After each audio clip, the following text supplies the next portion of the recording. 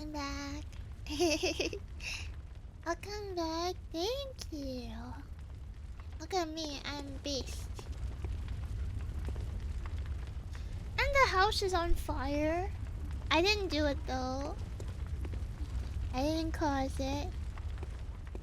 We didn't start the fire. Da, na, na, na, na, na, na, na, na.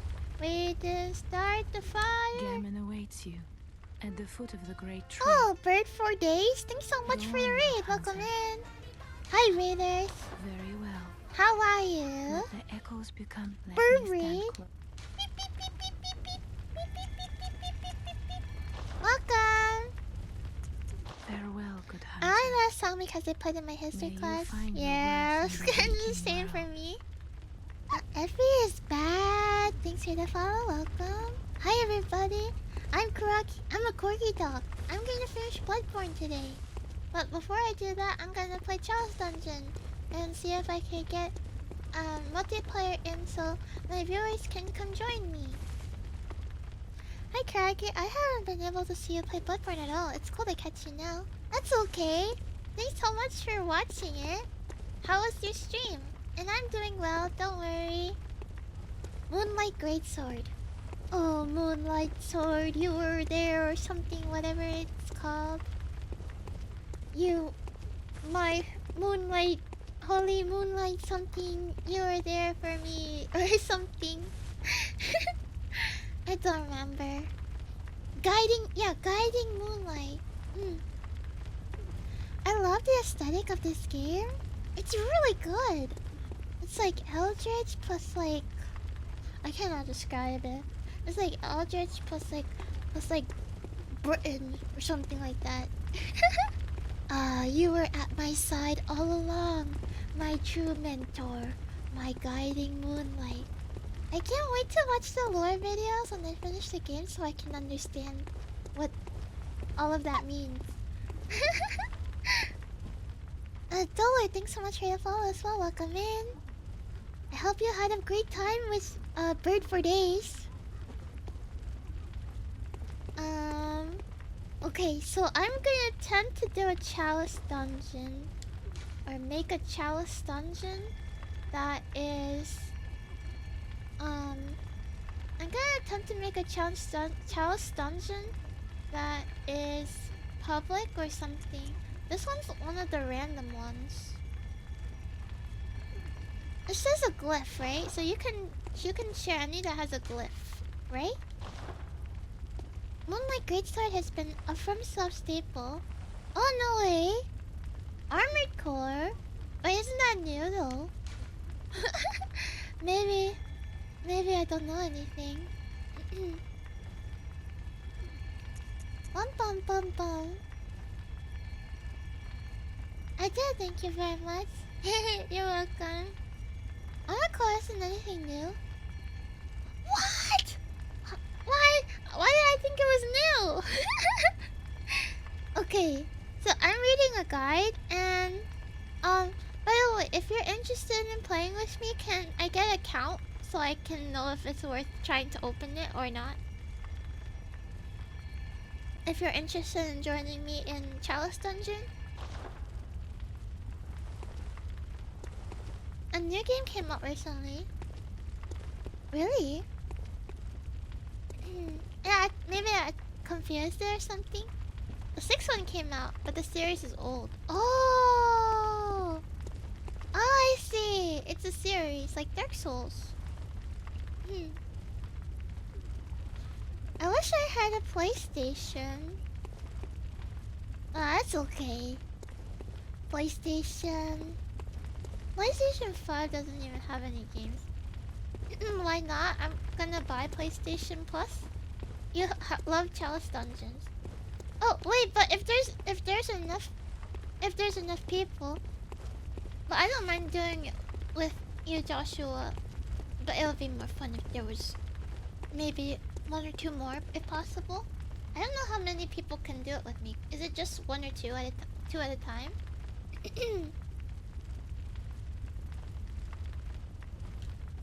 I feel like maybe it's just 2. I got it done, but I just started my second run, so I'm hella low level. Okay, this one's one of the first ones. This one's easy mode. Don't worry. Don't worry. I thought maybe there could be multiple at once, because I hear of people and they like group up and then they beat you. Like in Brooklyn or something. And then they stomp you like a gang. And you summon into their world, or they summon to your world as a group, and then they surround you and then they beat you up.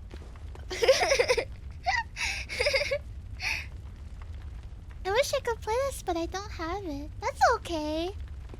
No worries about it. It's a really good game. But you gotta have PlayStation to play it, unfortunately.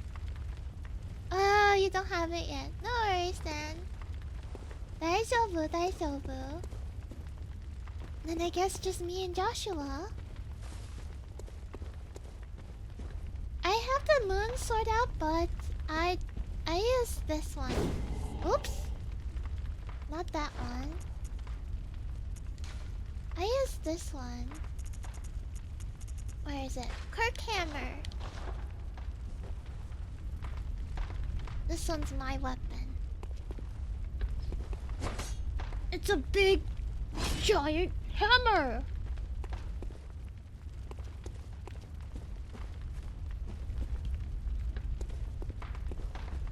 Hammer time. You're looking to getting it? It's okay. You don't need to. But if you want to, I would recommend it. It's a good game. Sorry, Koragi, I didn't bring my PS4. That's okay, Alice. I'm gonna do Chalice Dungeon another day too, or more days as well. I just wanted to try multiplayer and see how it goes. I need to use my fist. Oh, I do have a beast claws. Yeah, I have these beast claws. And it makes me like, I don't know, like this. Rah! Like a crab or something.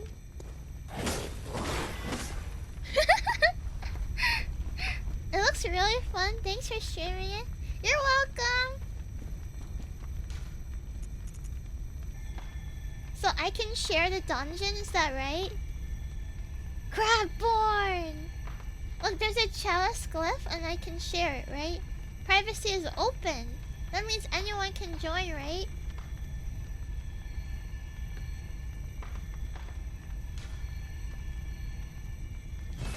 Okay, no problem. I have to use a beckoning bell to try to beckon someone. I'm covering the glyph. Oh, right. Sorry. Yeah, it is ZMYP. But do I have to enter first?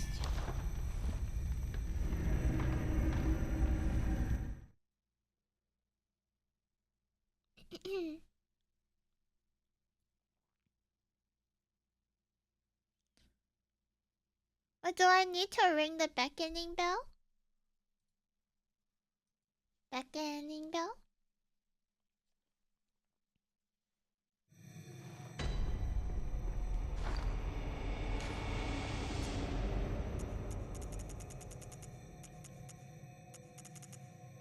Ring the bell? But how will you find me? I don't have you on my friends list.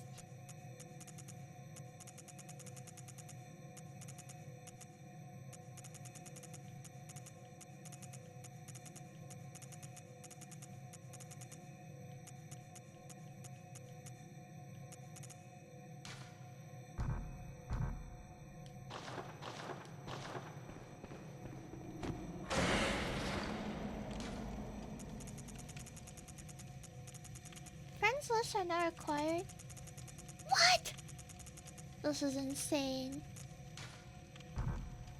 Why? Why can't I use you? Am I too close?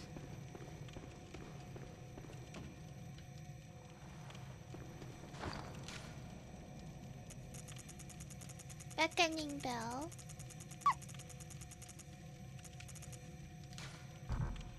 No!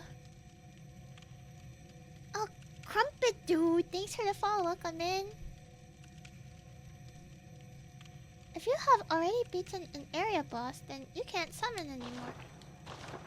No! Okay, maybe I have to go downstairs.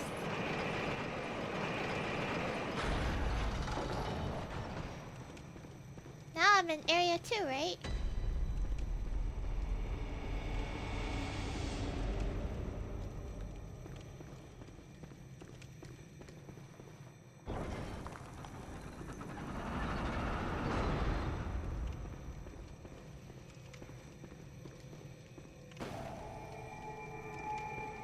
Ta-da! Beckoning bell. Aha!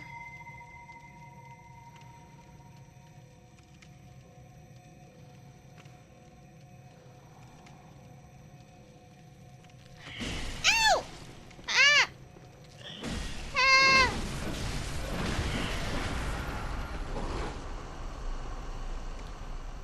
No! Go away! Go away! Go away! I'm waiting for somebody. Go away. The spiders.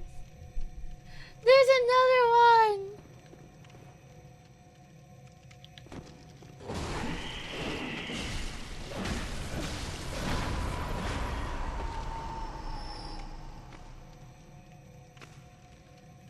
Cancel the bell. You need to set a password so anyone can join. Ow! Ow! Ow! Ow! Ow! Ow! No! No! No! No! Ah! Stop!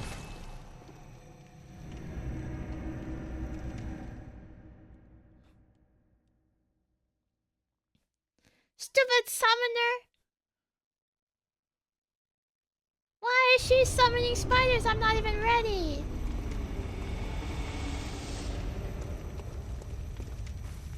Okay, I need to set up a password, you said? Ark Darkson, thanks for the follow. Welcome in. Hello. Hello, hello. Da-da-da-da. Dun, dun, dun. A password? Let me search on the guide.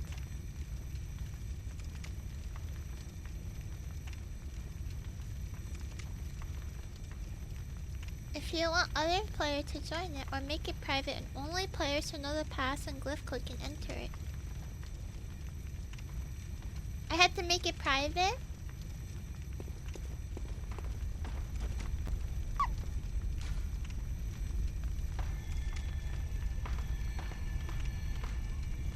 Hey, HTW, thanks for the follow. Welcome in. Good morning. System network option. Okay, give me a second. I'm back. I made up a password. It's Koragi. Welcome back. I'm back. Welcome everybody. Okay, and now, excuse me.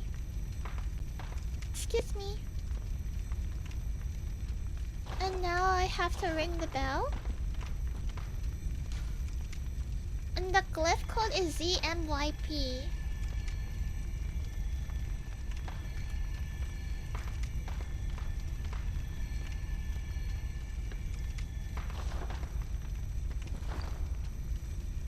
It's the cutest Bloodborne password ever. I wonder, is it really? Maybe usually it's 1, 2, 3, 4. And I ring the beckoning bell, is that right?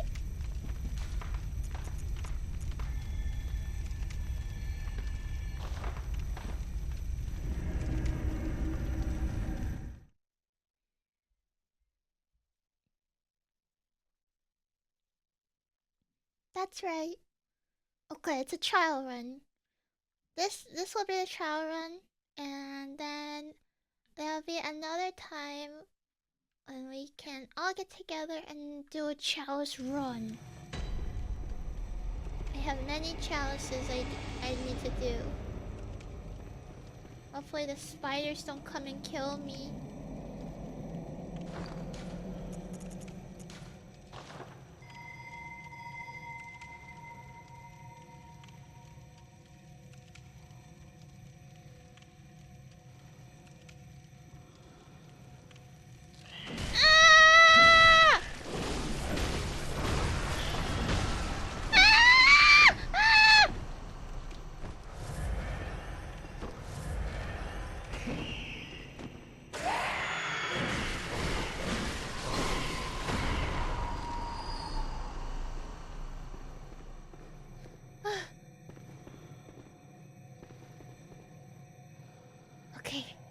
We're safe for now.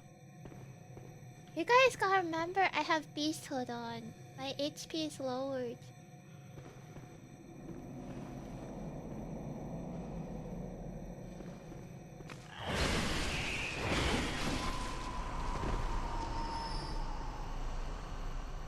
Yeah, I take more damage now. Yeah, sorry. I said it wrong.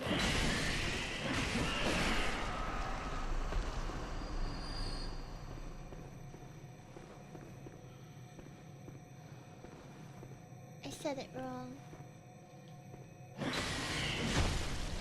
Oh my goodness!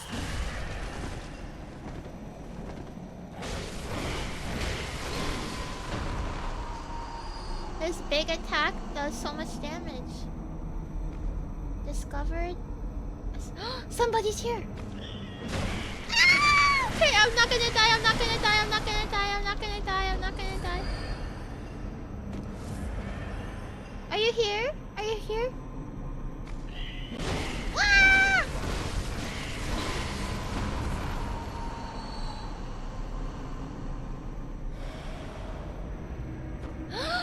Oh my god! It's a person!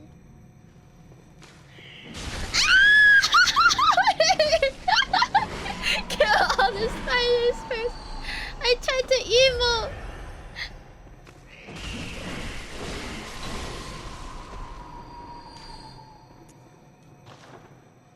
Salutations.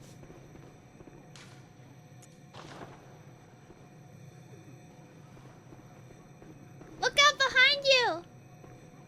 Look behind you! We have to kill the bell lady.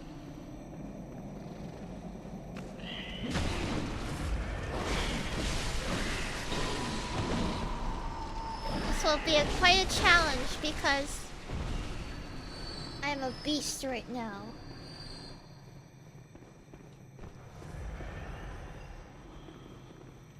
Ah!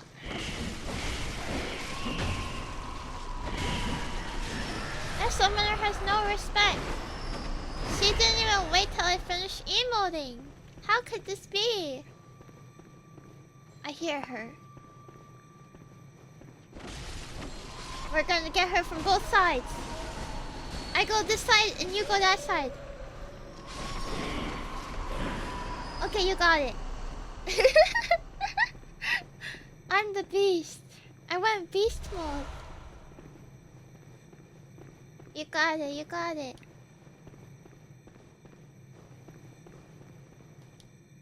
Whee! Pick up all the stuff. Wait, can you actually pick stuff up? I don't really know how this works that well. Look, there's another guy. This guy. He's... Friend waits ahead. That's where I came from. I guess we go this way.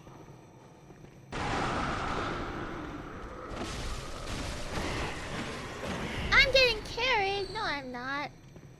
I'm just extremely weak right now because I'm a beast.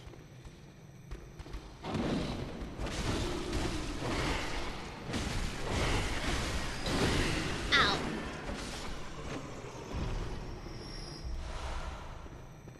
Maybe I should use my hammer while being... Oh, I hear a bell lady again. Maybe I should use my hammer while... Wait, is this a booby trap? Whoa, you have a bow? Ah! Ah! Ah! Ah! Get him away from me! Kill him! Kill him! Kill him!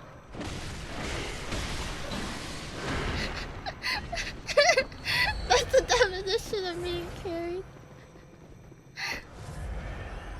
Why use a bow when you have guns? Cause the bow is freaking awesome. It's like one of the humanity's most early weapons.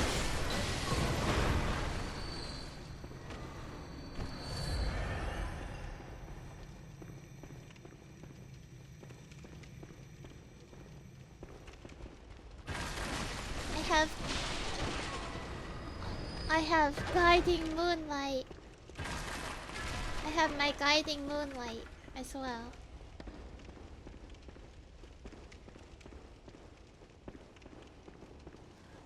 Some believe the bow began as an instrument before becoming a weapon. I could believe that. Oh! Oh, it's a hidden wall. Oh. No, it's not a hidden wall. Nothing but grief here. Just a dead end? Do I like the moonlight sword? What was that? Hey, are you okay? I heard like a... some kind of...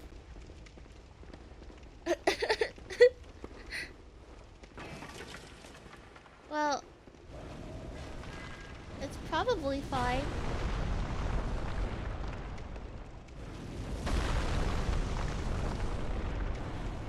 Wait, there's a guy up there! He's throwing stuff! Look out! Look out! Look out! Look out! There's a guy up there. I think the moonlight sword's pretty good. But I prefer... As always, I prefer the Kirk hammer. Can you shoot him from here?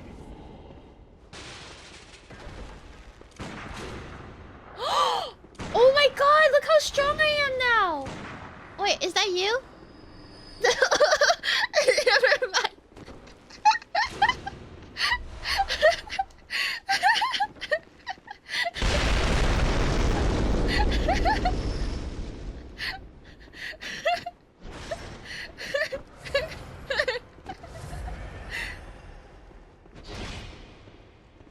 Well, if this way's not the right way and that way's not the right way, which way is the right way? Now we're back in here.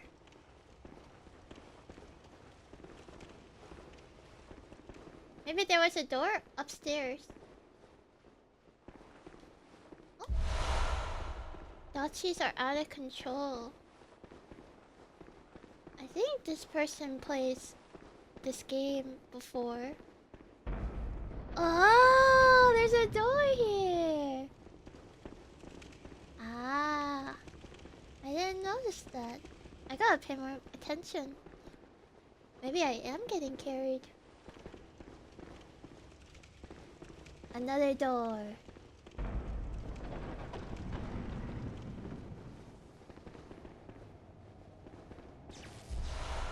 Ritual Blood 5.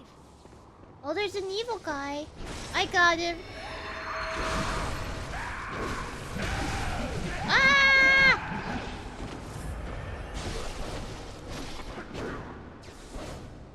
Yeah, I got the last hidden. Yay! Wait, did he drop something good? That looks pretty good.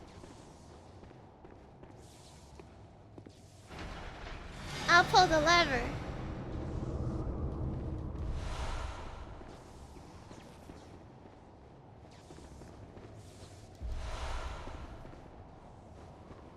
This is fun.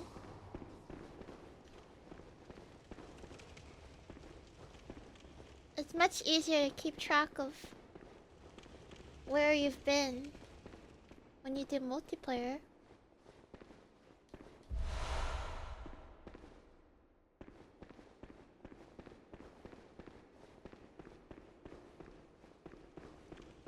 My guiding moonlight.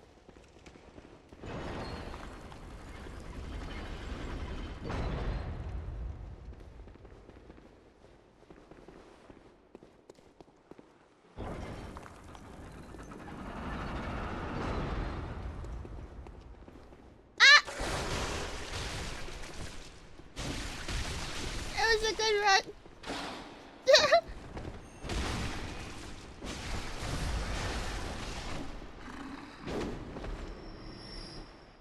Yeah, we got him.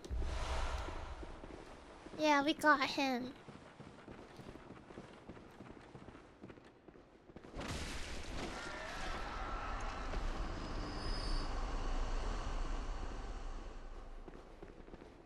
I was the decoy.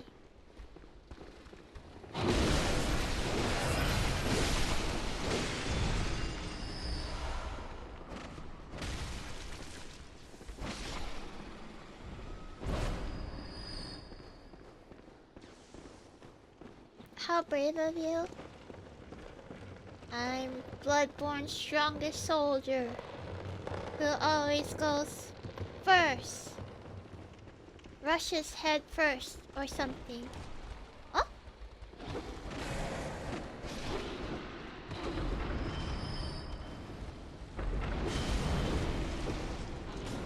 What is going... yeah, you're probably fine. I'm gonna see what's on this side.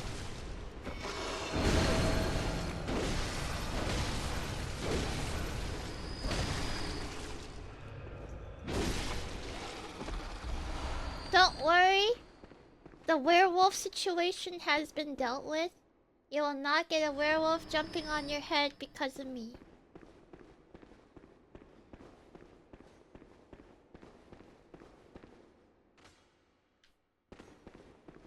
I see stairs. There has to be a way down there. I'm gonna go down and try to find... I think I found him. Yay!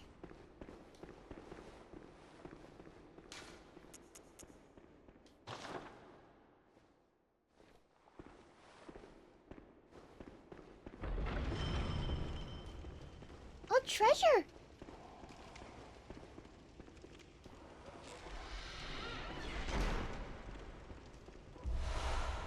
Bastard of Lauren? What is that? Ah! Be careful, there's traps everywhere.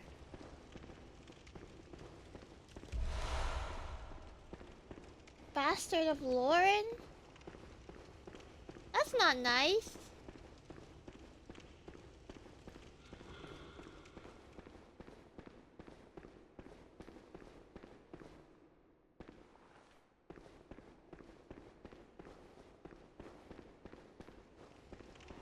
Over there?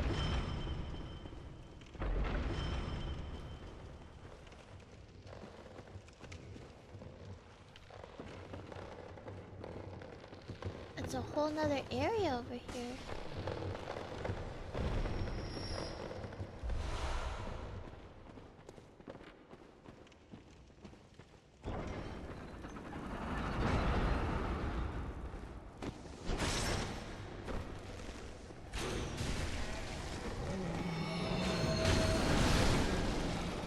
Yay!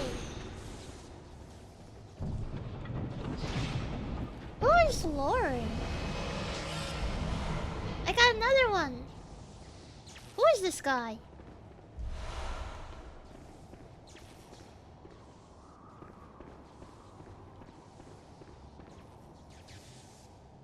Oh, thank you. Bastard of the camp. How'd you find my nickname? I don't go by that in years.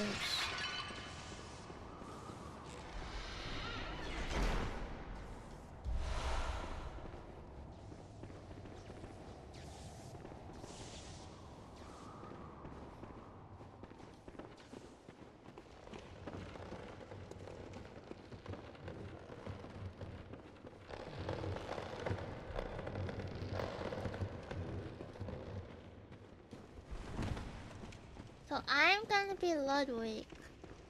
Because I have the holy sword.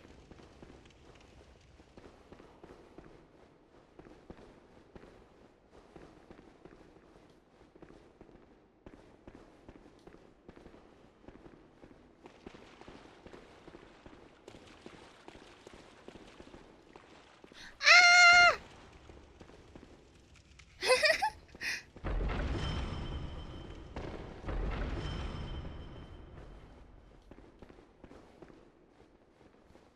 It was a trap. An awful trap.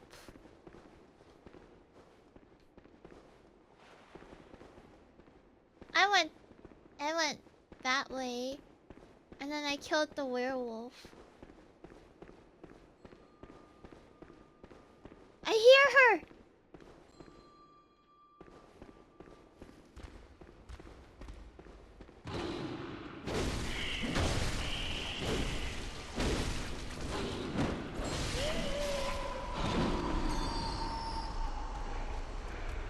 Ah! There's guys in the dark.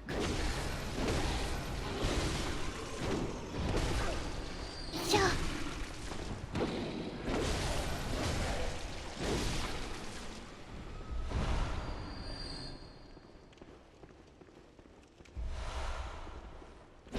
If I was really getting carried, would I be doing that much damage? I don't think so.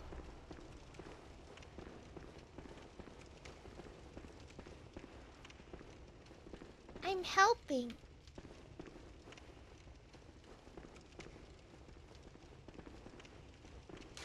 Don't be fooled. I guess it's just nothing down here.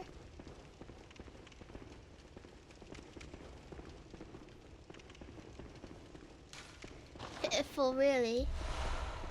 Pitiful, really. For a beast, you barely can see in the dark. I barely can see in the light. I have glasses.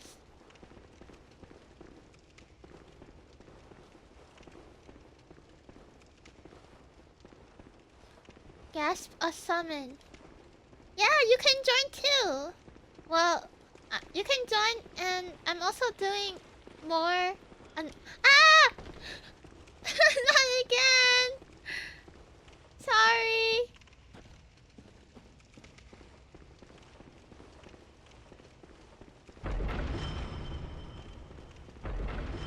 And I'm also doing more another day too. Aw, man. You gotta be careful because there's a big hole there on the floor and nobody fixed it. Thanks for waiting.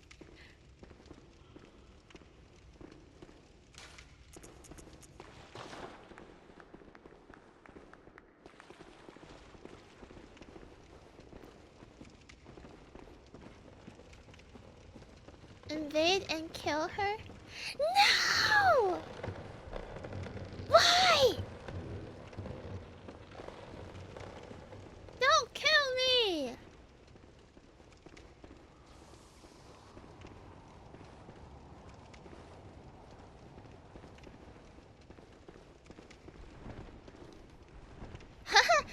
You fell? Or did you climb? I guess we both fell. Even times now.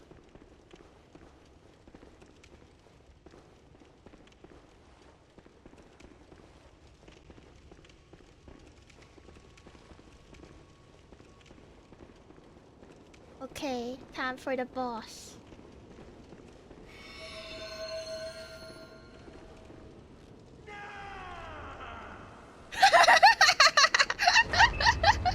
What does that mean?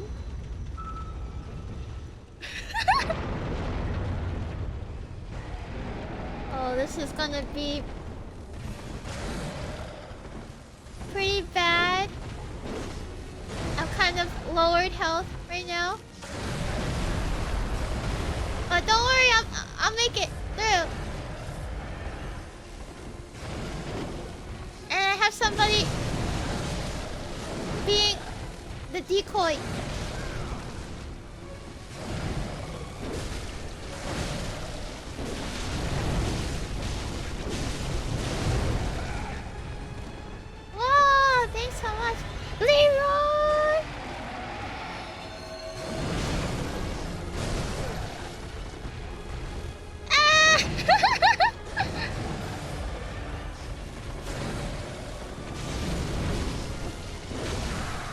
It's okay, Fluffy.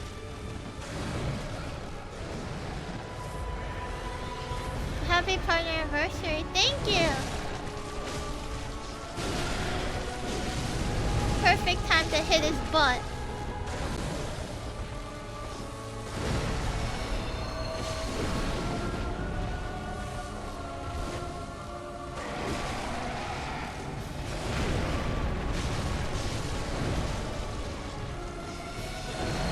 Yeah.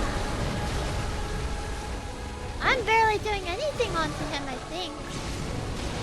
I gotta get my hammer out.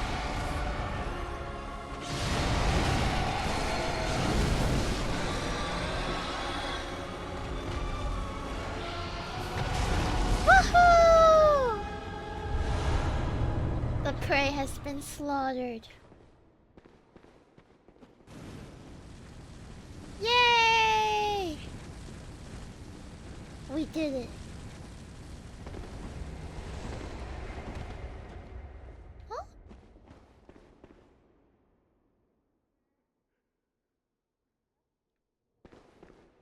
What?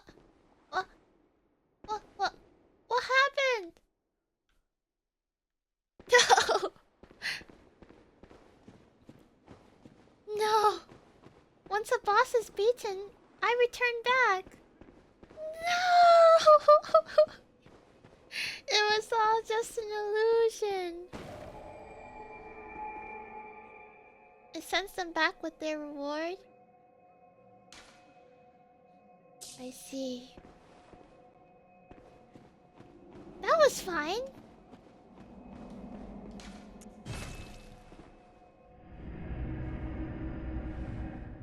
So each layer, you gotta keep summoning a person? Was it more fun? I think it was way more fun.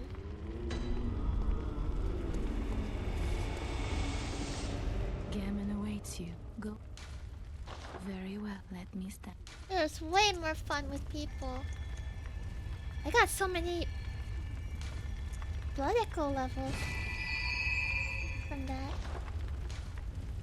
Farewell, good hunter. May you find your worth in the waking world. Let's try another one then. Perhaps one more. I just need to set up the Chalice stone. And I want my Kirk hammer back. So you can rotate from people wanting to join. Was there somebody who wanted to join besides Joshua this time around? There will be more. And I think more than one can join at a time as well. I think I could like take this one off, right? Because this one was the random one. And it kind of sucked. And then this one was the random one.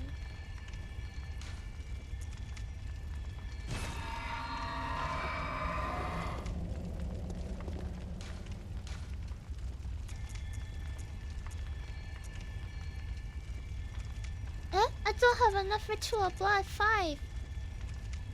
Aye. Where do we get that?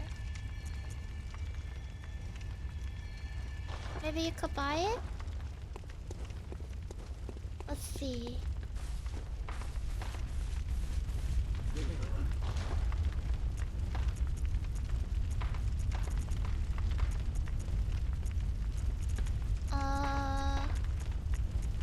I think not. Not here. Let's see here.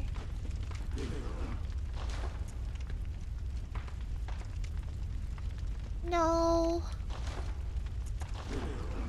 Not here either. There was one area I did skip. And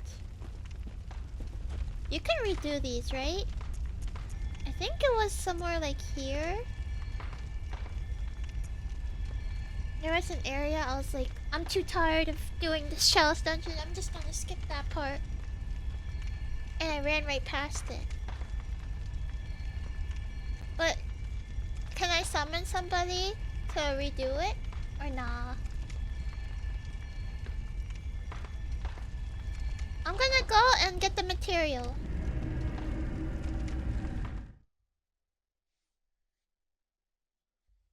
Farming method, easy farming.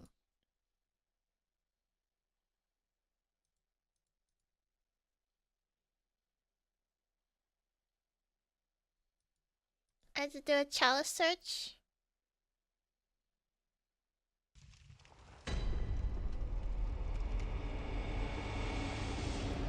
Wait, can you summarize the video for me? Cause I don't know how to do it. There's a chalice search, and then what?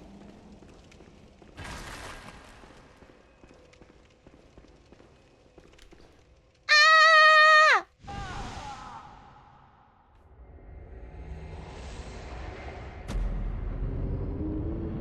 No!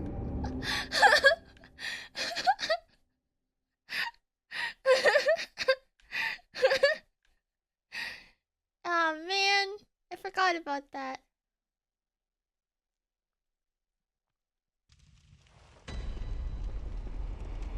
Maybe it was this way. There was like, yeah, here I was like, nah,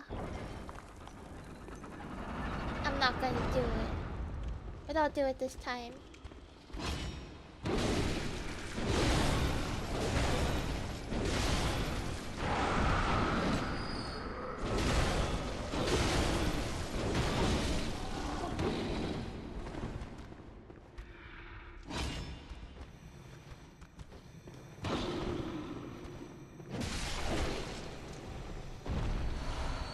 Okay, we need to take a small break from the multiplayer so I can get the material. Very sorry.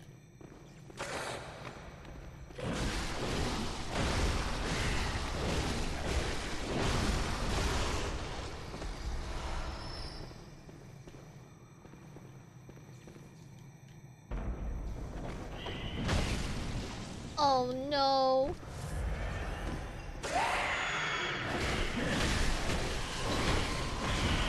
Oh my god! What the heck?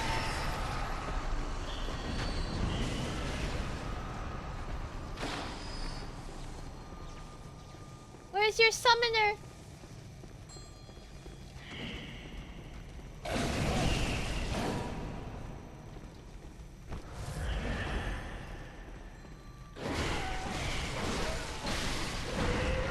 Plan B, run! Wait, she died! Why are you still alive? Go away, go away, go away, go away, go away, go away! Go away, go away!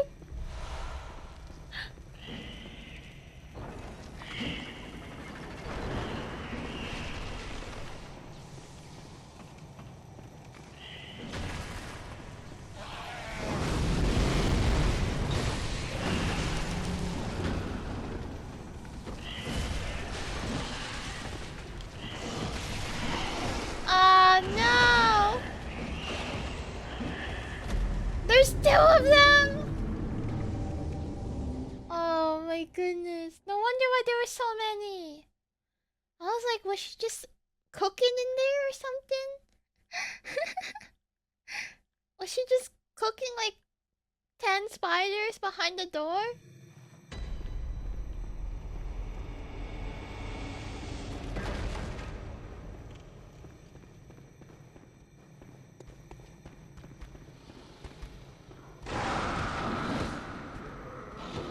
I have no time for you. I gotta find the summoner lady.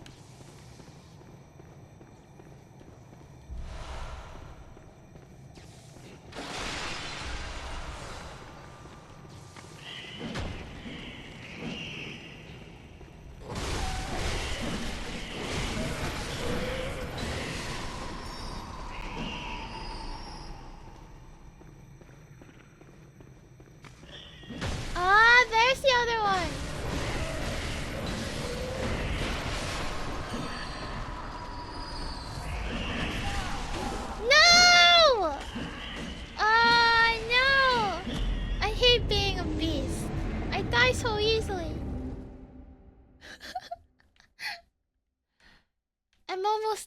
I just need to get to the thing, and maybe it will have Ritual Blood 5. I'm literally almost there. I'm almost there. No! Oh.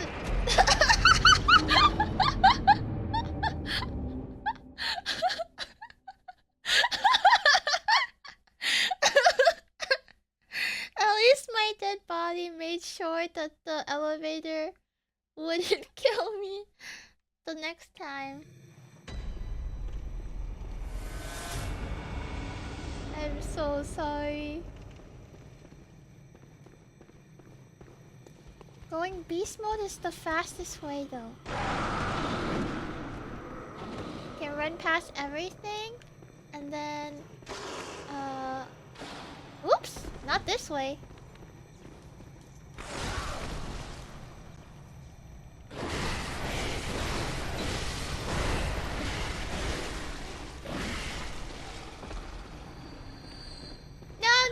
No, get those spiders out of here.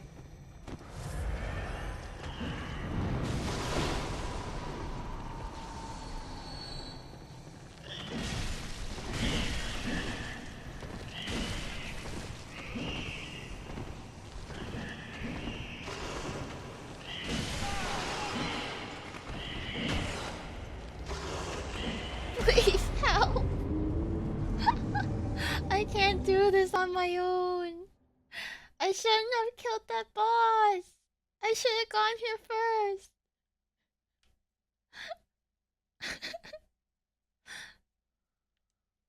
Oh my goodness.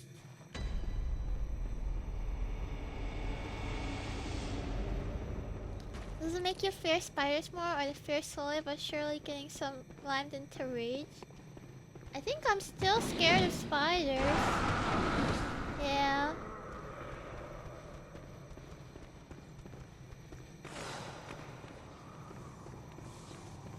I have to be fast.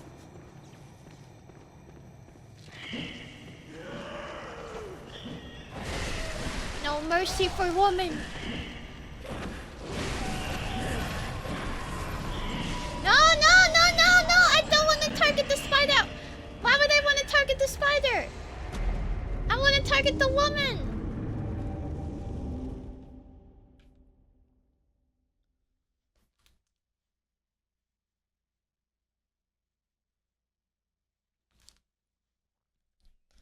Okay. I don't think beast mode's working out. But I can't take it off without going back to the dream. And that wastes precious time. We just have to keep trying.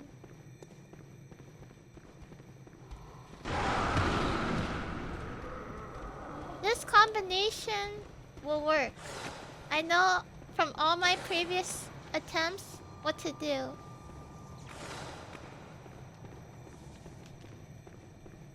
Target the woman this time.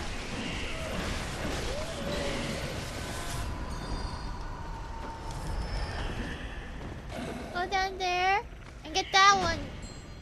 Where is she?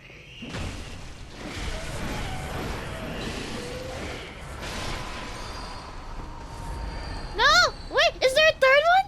No, this can't be. You should be dead. You need to die.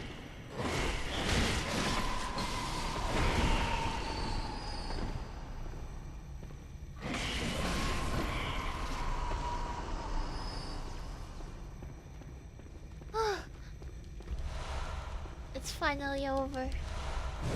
No!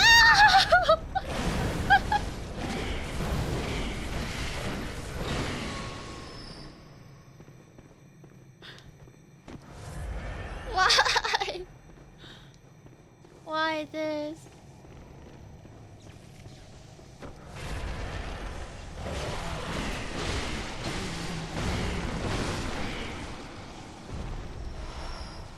Okay.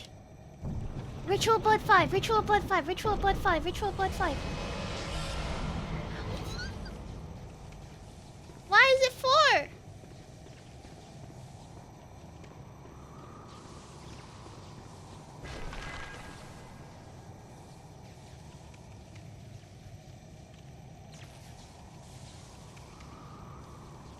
It was all for nothing.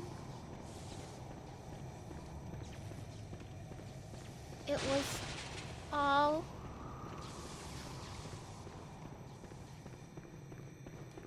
Why would I need Ritual Blood 4? I need 5! The next level is 5, so why are you giving 4? I don't get it. We had to be on depth 4 or 5 for Blood 5? Oh man. But I can't go on depth 4 or 5! Because I need Ritual Blood 5! Oh wait, you mean in another Chalice Dungeon?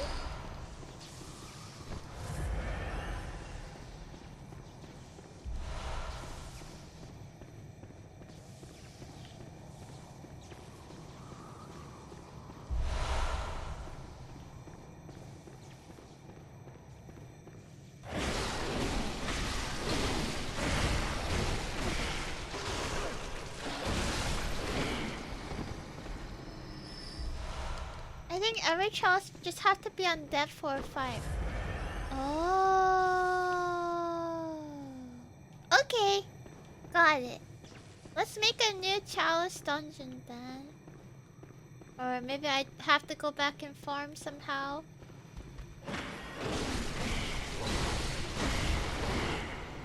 Sorry about that. I was not aware.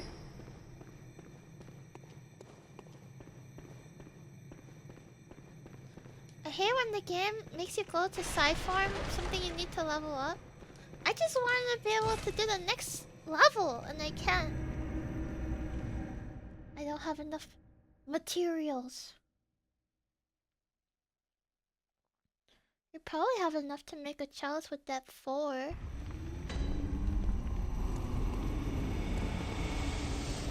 Now this one goes to... Huh? Wait, where? This one... No. This one... No. Which one was... here! This one... But this one only goes to 4. Do I have to? Or can I make a random one and then... Oh yeah, that farming video, Chalice Search.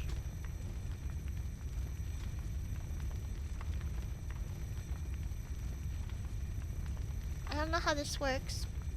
Chalice Ritual. Search.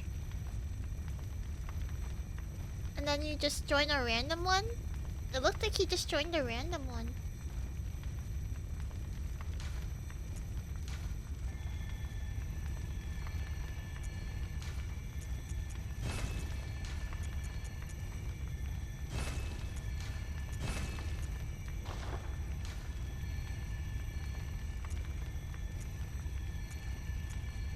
Why is there like 4 or 5 of these guys? What does that mean? Is that the difficulty level?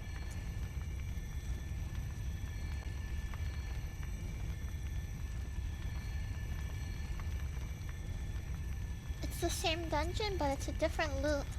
Oh, but can I invite people to join me on this? So I could get carried. You can? Okay, I will invite you.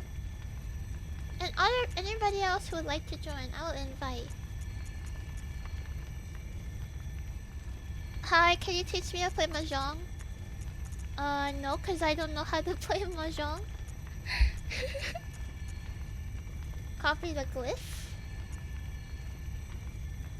Oh, for whichever one that I pick?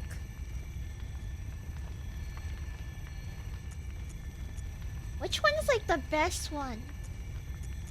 There's so many. Maybe I'll follow the one that guy showed me in the video. Huh?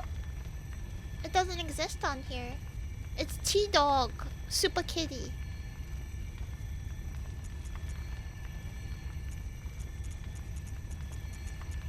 I don't see T-Dog Super Kitty. His had one guy. Does that mean only one guy can join you? This one lets 3 guys join you.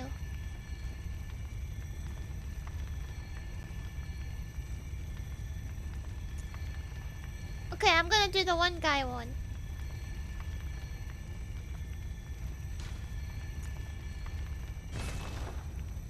Wait, I forgot the... no. No!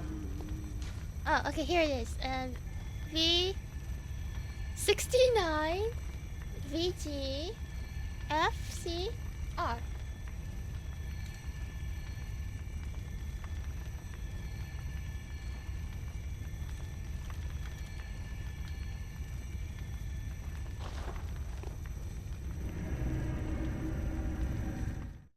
She's a monogamous type of dungeon raider. No! The more the merrier. Join the search. I have to kill.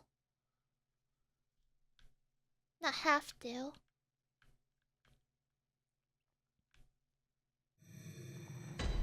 Concern? This dungeon's really boring when you're just by yourself.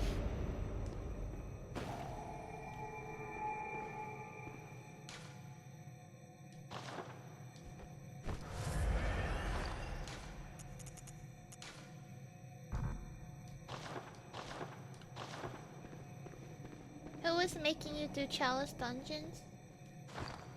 Nobody, I just want to kill bosses. I want to kill bosses. And plus I only have the last part left. So I don't want it to end yet. I like how you put the phrasing making you though, cause I totally get it.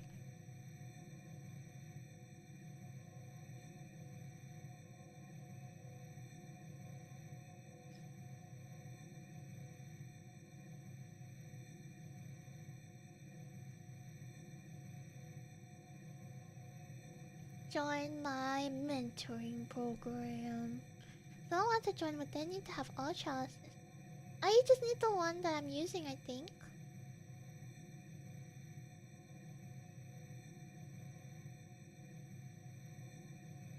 Join me. Join the Beast Man. I am the Beast Man.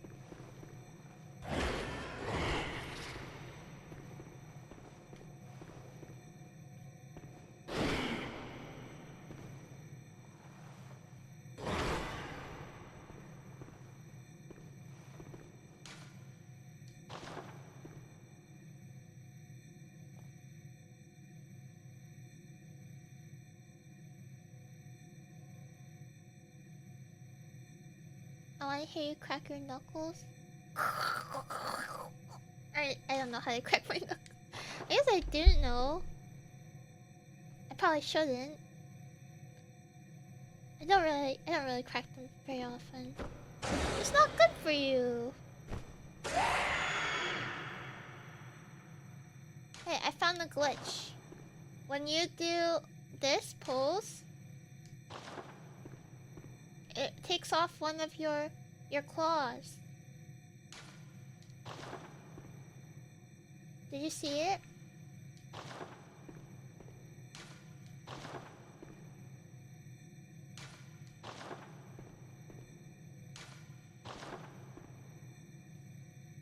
Literally unplayable. Why did they do that? It doesn't do anything if you crack them. Hey, what if there's a new study? What if there's a new study and it turns out it does do something?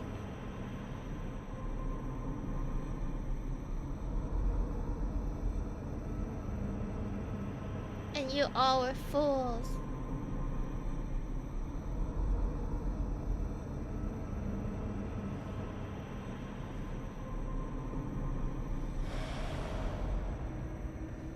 Welcome back!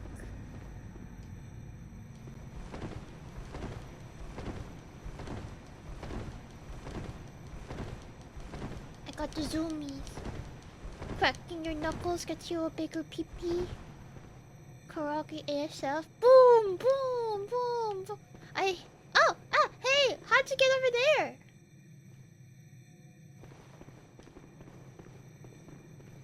I didn't even see you. I think we gotta check this place out, right? Or no? Friend? Anybody's welcome to join. We're going cave exploring. We're looking for treasure. Look out, there's a monster behind you! I heard his footsteps with my... there's another one! Rah, rah, rah! I heard his footsteps with my sensitive dog ears.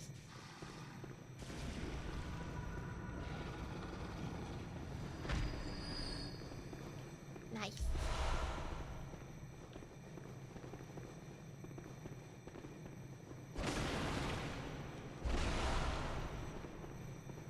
There's a booby trap.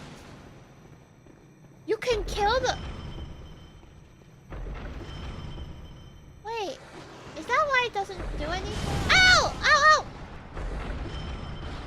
I'm sorry!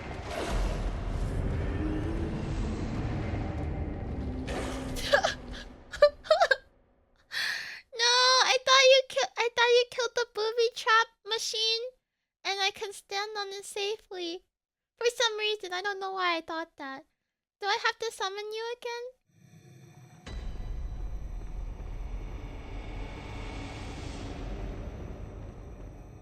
Why would I test out that theory? I don't know. I guess I didn't kill all of them. Whoops. Are you still in the instance? Wait, it looks like these enemies are back. I guess I have to summon you again, right?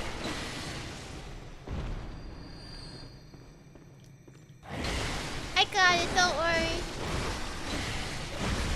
I'll summon you right now.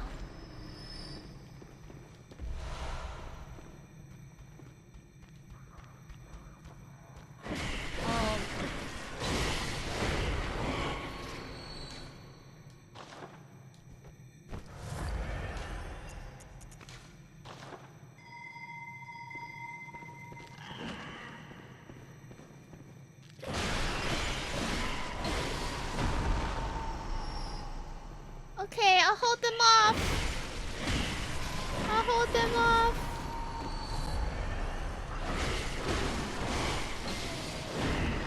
Okay, I'm gonna run back. I don't want to die again.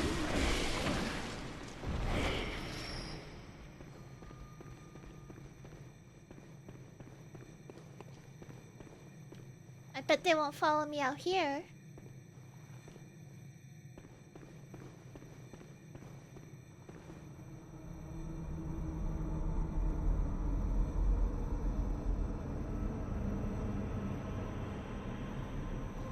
I die, you die in real life. Oh, welcome!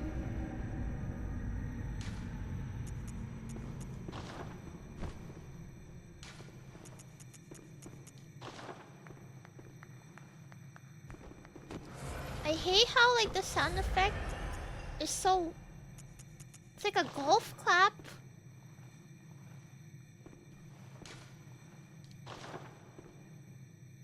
But like, I have gigantic hands. Doesn't even make sense.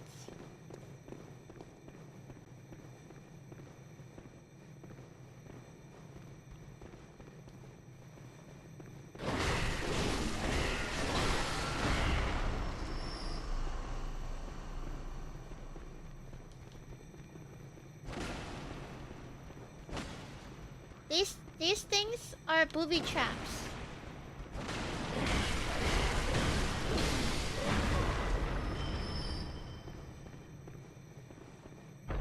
And now nothing happens. Good work.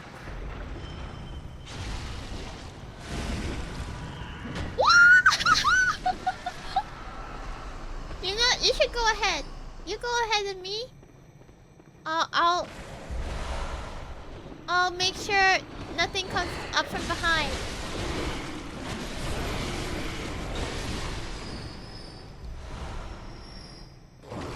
Spider!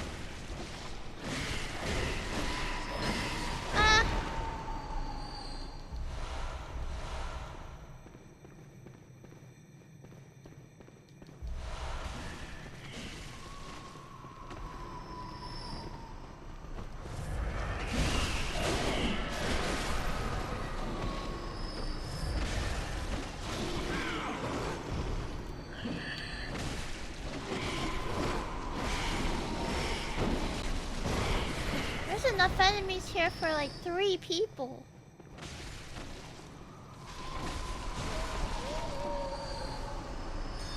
Yay, you killed her. Wondrous day.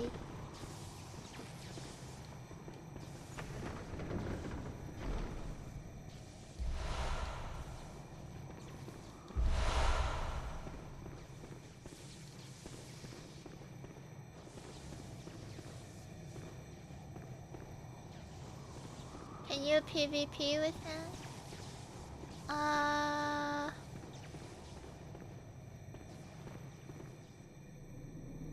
someone's coming! Who will it be? Who will it be?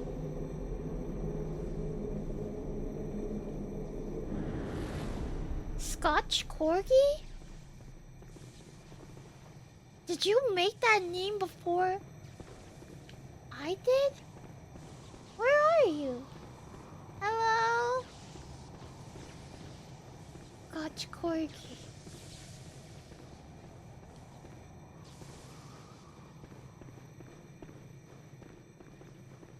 When they get summoned out here. Oops, that could have been bad.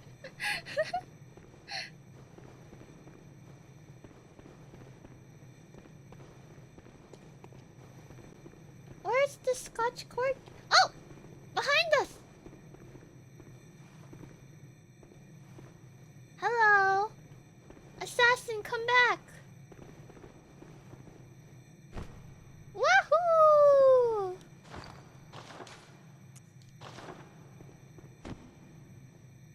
How are you doing that? What's that?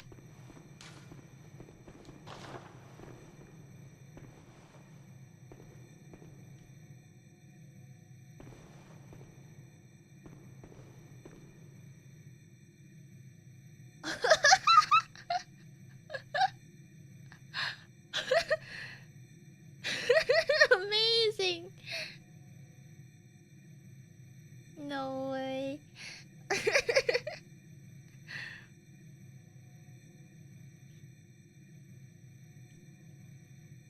This was incredible.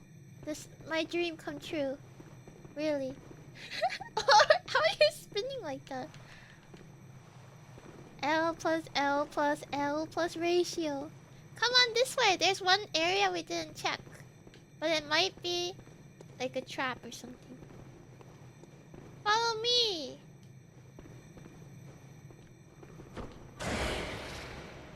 Da da da da da da da da.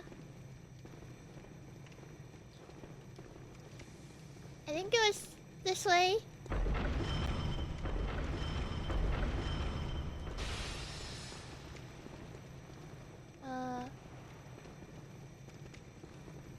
Wait a second. Was it this way? Wait. Wait a minute. Oh, here it is! This way! Ta-da! I found the door.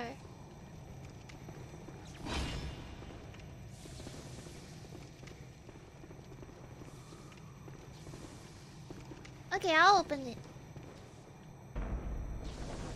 Watch my health? Oh yeah! That could be bad.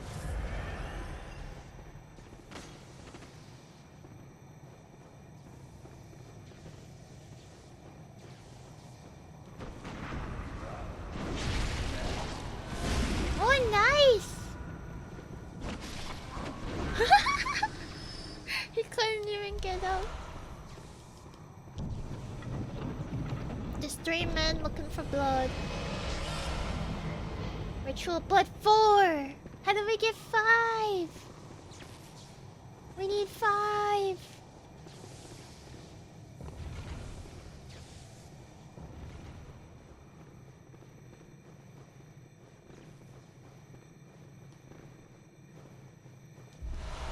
This is floor 4, right?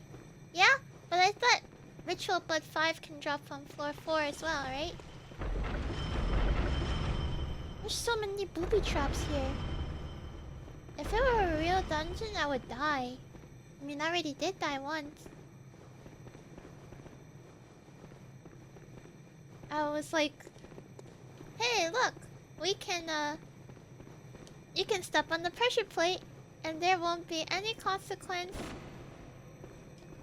Because the booby traps are disarmed. Then I got hit and I realized there was still one left over.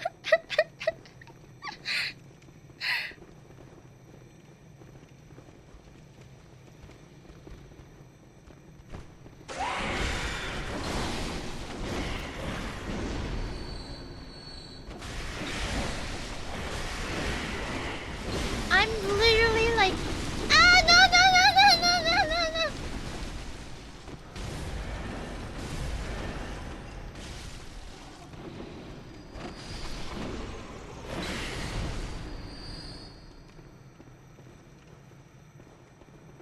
I'm just pureeing this place was a dungeon. I think there has to be some lore that comes with it too. I just don't know it. Gotta climb up the ladder. What? Wait, there's a... above the ladder, but then down there's something too. I guess we'll check the ladder first.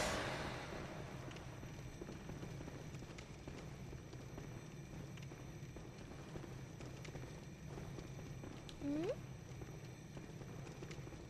Literally looks empty. Ah! There's a hole here.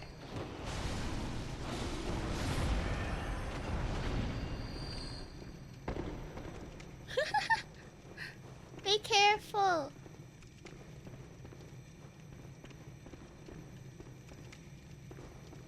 Oh, hello. I'm basically a NPC that you have to protect. Ah! No! No! No!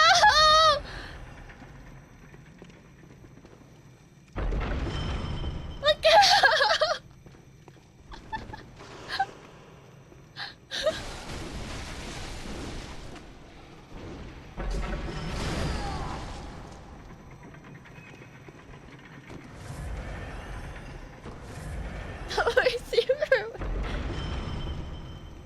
Oh my god.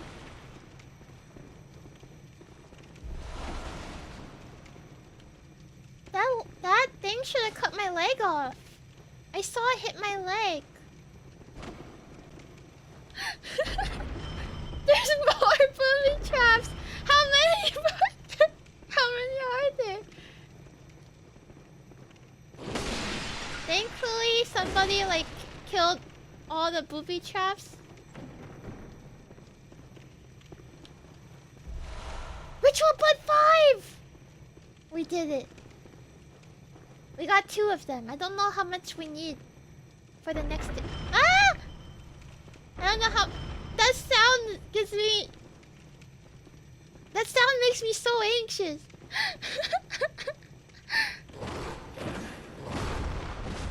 Happy partner anniversary. Cute Rocky. Oh, thank you. Cute Rocky. Do we really have to go through the...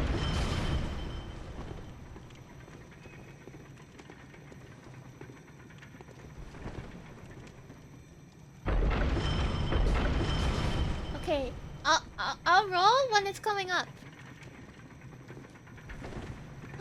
Okay, we're safe.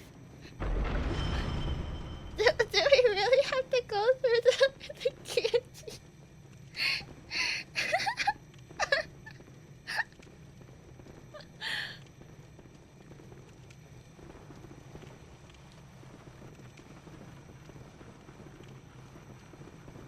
Happy partner anniversary, boing boing, Princess Koragi.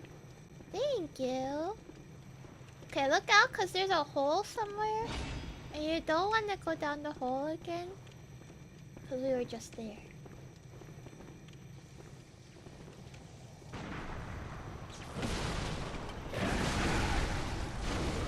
Oh, F him up! F him up! Yay!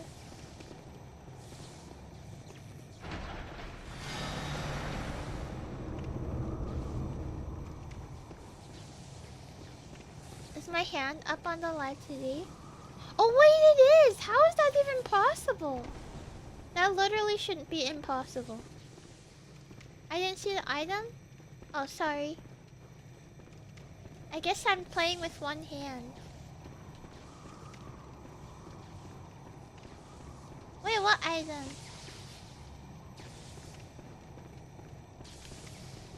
Ah. Sage's hair. I think that was the item I needed.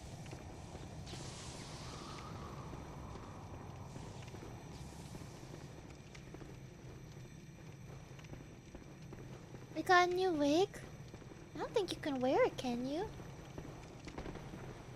Challenge mode one-handed? This literally should be impossible. I don't even know how that works like that.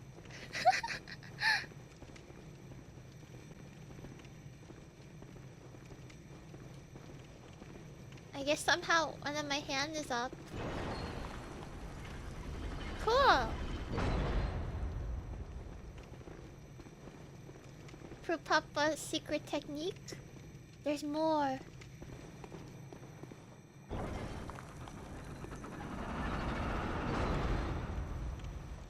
Oh my god.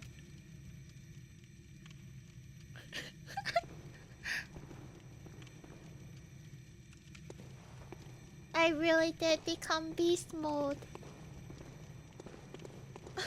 Angelic. I really became beast mode. Huh? Oh, there's a booby Oh, you killed it! Yay! I almost got myself killed again. Maybe I am like an escort NPC. Leave them alone!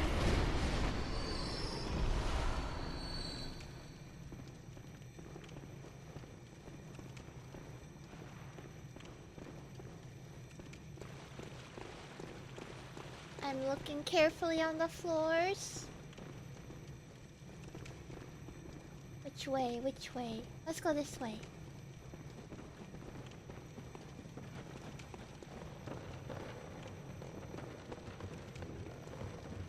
Escort NPCs are painful. I've been setting off trap after trap. I think I set off every single trap I possibly could. And the only reason I haven't died from it is because they kill the booby trap the minute they get into the room, so that I don't die.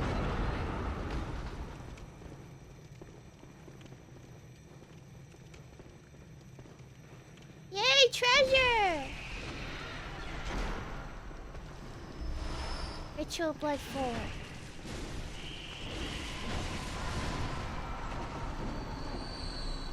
Ritual Blood 4.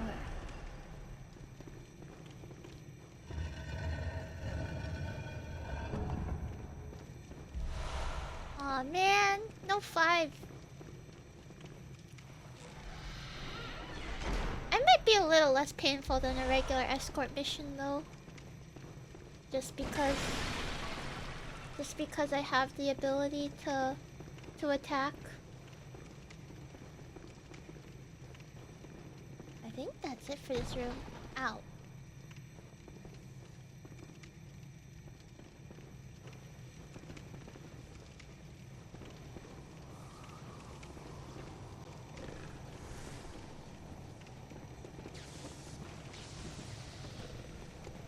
There's some kind of creature. I hear it. It was like, "Urgh." Or maybe that's just a bridge.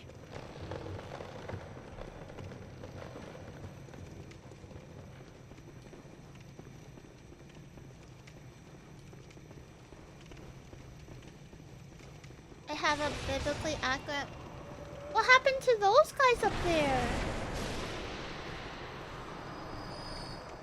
Is that their hands? Why are they like that? Whoa, cool weapon. Oh! Oh, whoa, whoa! There's a... I didn't even see it.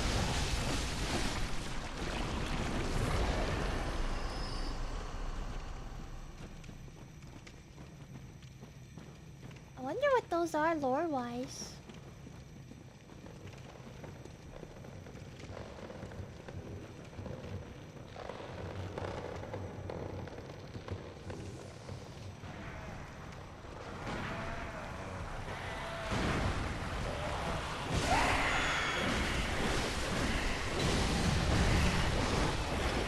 Yeah! I flanked him. He didn't even see it. We got the ritual blood. It was 4 though. But still. I think all that's left is the boss now.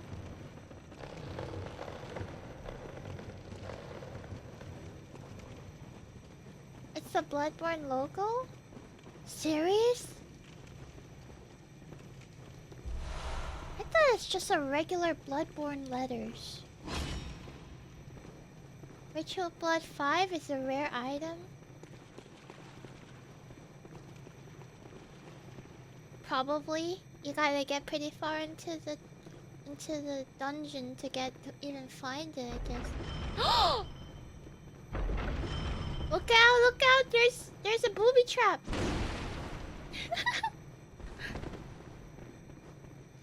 Assassin, you could have been assassinated.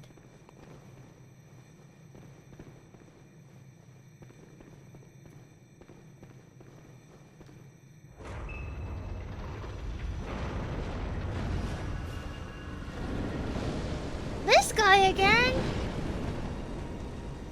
But this time I have beast claws. I wonder how... If I could... I gotta stand back on this one a little. Because I might actually die. Oh, a nice one!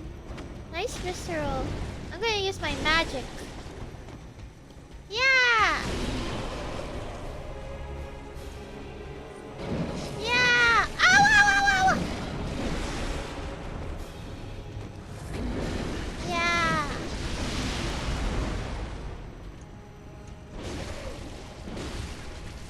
Yeah!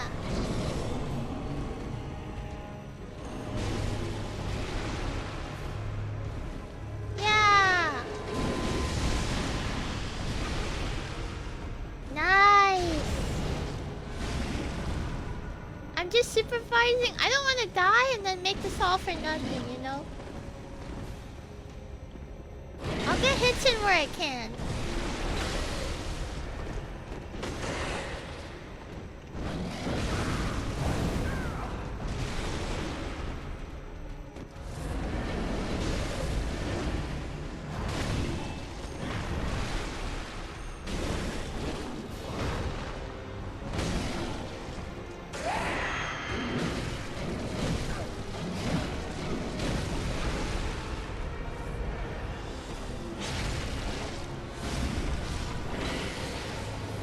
Yay! We did it! We managed to get, I think, some Ritual Blood 5. Very nice.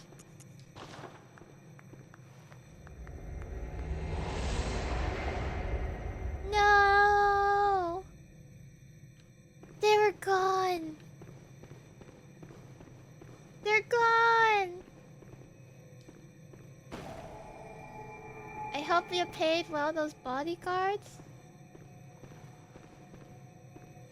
They're not getting paid, they're getting experience. They're interns. They were banished to the Shadow Realm.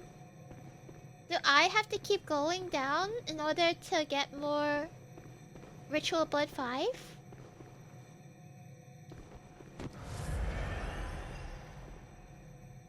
They're getting paid in exposure? Yeah, they're getting paid in exposure. Okay, let's summon them again. Let's summon the bodyguards again, but I only have 7 potions. So maybe I gotta go back. I think I should be able to go back and then just go down the elevator. Right? If it works like a regular chalice, I mean. You return and come back. Okay, got it.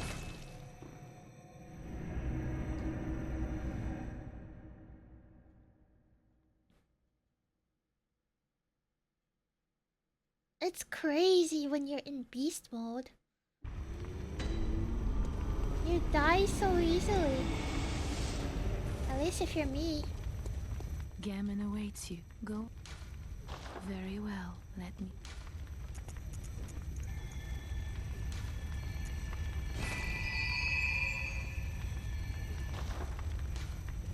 Farewell, good hunter. Okay, let me just get the last little bits from this place. The last little bits of blood echoes. I'm always a beast. Heck yeah! I am a beast.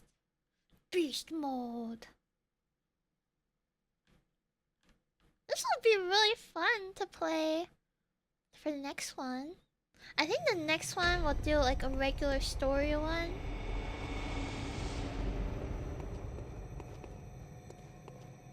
Cause we'll have the materials for it.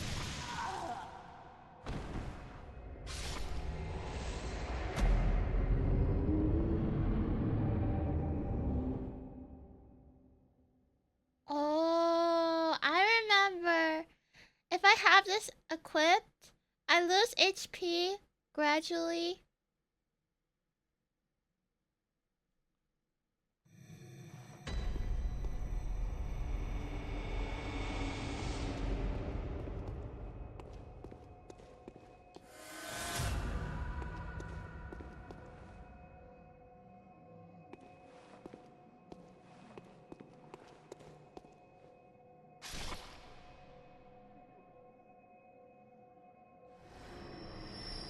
Yay! Did you put a damage over time gem or something? Yeah. I have it on my beast claws.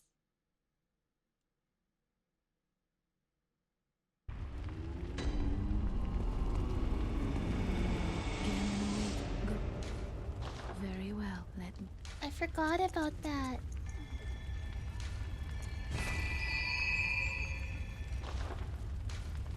Farewell, good Okay, hunter. we hit the goal for Arcane. May you find your worth in the waking world. Let's go back to this one. Oh man, it's kind of like there's still a lot to go for it.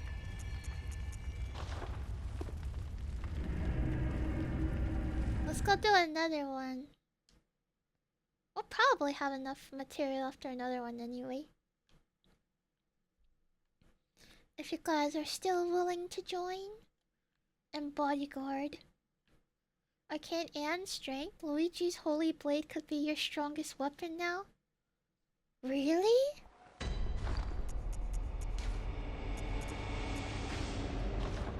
I could plus 10 it.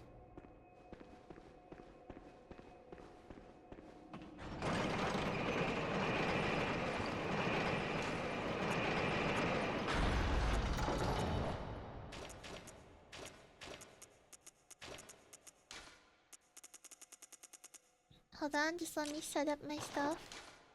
I like that. I like this one. I like the eyeball. I like the Ebitorius. There we go. You mean the replica? Oh. Isn't the real one gonna be better because it's real?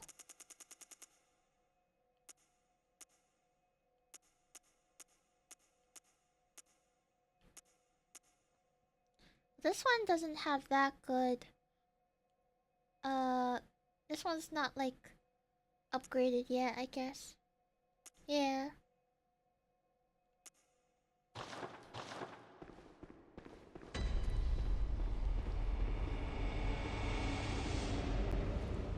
Okay. Time to summon more bodyguards. Who will join this time? I forgot what the glyph was though.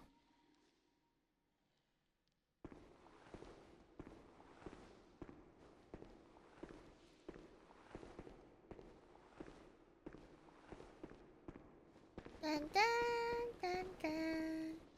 Dun dun dun. I guess I could. Oh, thank you, Mercury.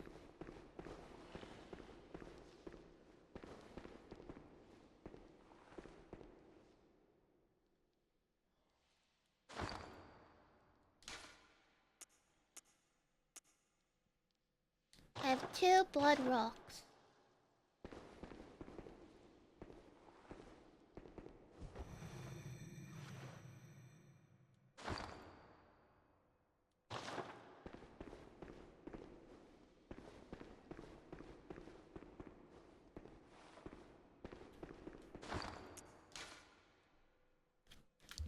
I have 270 beasthood.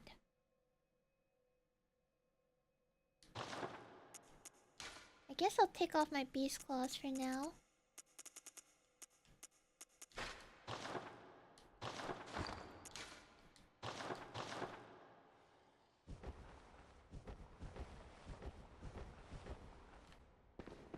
Dun, dun. Dun, dun, dun, dun, dun, dun.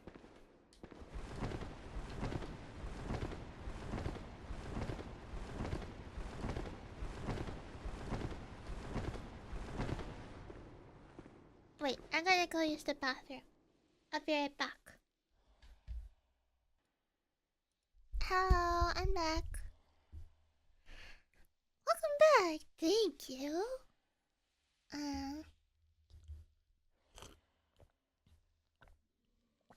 Good. Welcome back. Okaeri. Arigatou gozaimasu. Let's see. Ah, assassin. Thank you for coming. Thanks for waiting.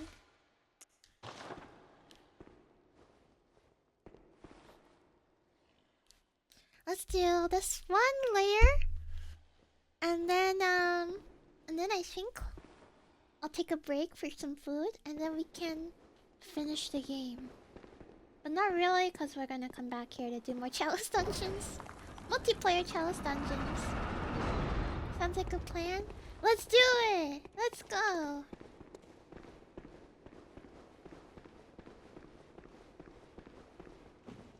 Wait, so is the, like, replica still, like, a super good weapon? Like, it's actually a really good one?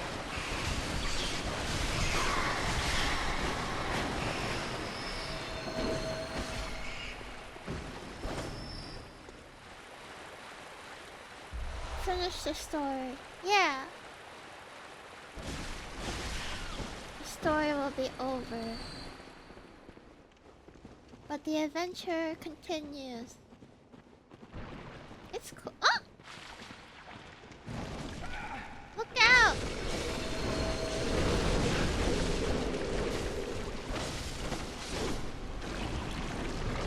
Big blobby.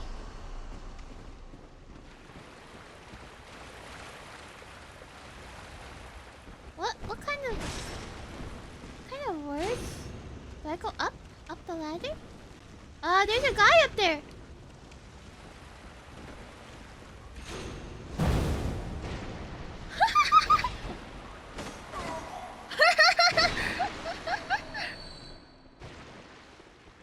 Nice. There's a room up here.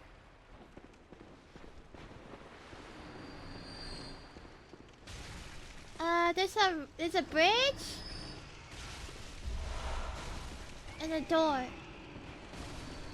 And down there are like monsters. I'm not going down there.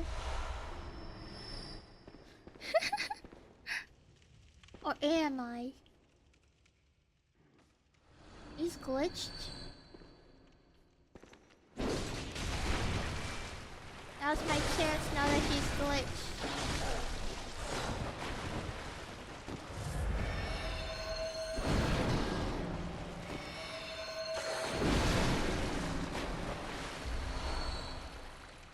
Evil characters, happy anniversary. Thank you.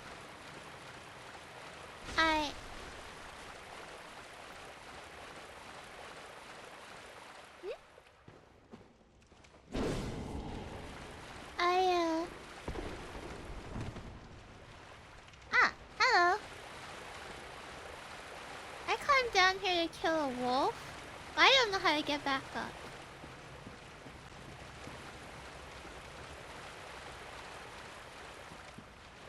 Oh! Cool!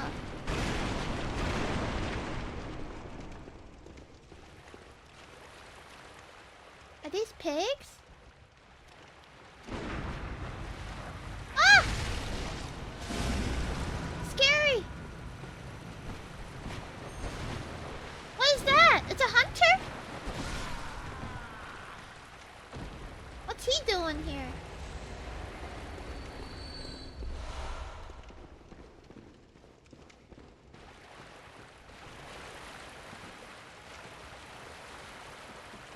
I found Voldo?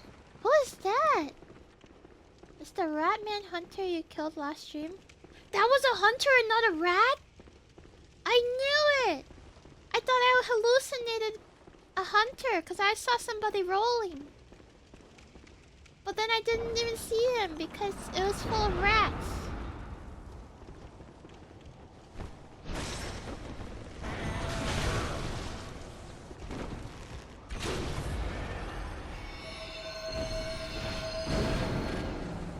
Awesome.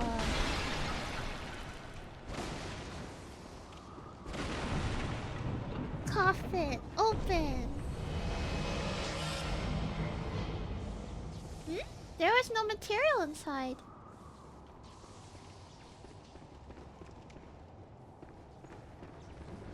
Can that happen?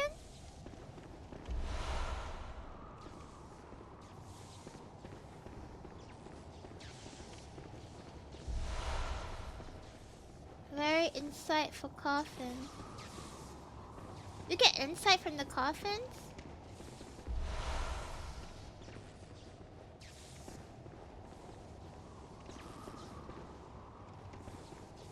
There's spooky stuff in it. Wait, so it's not a finite resource. You can just keep doing Chalice Dungeons and opening the tomb stuff to get insight back. Right?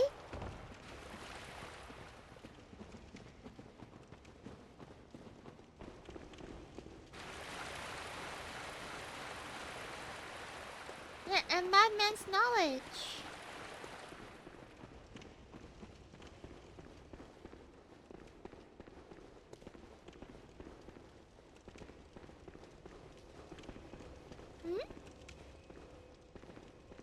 Is this where we came from? No, it's not. How did that happen?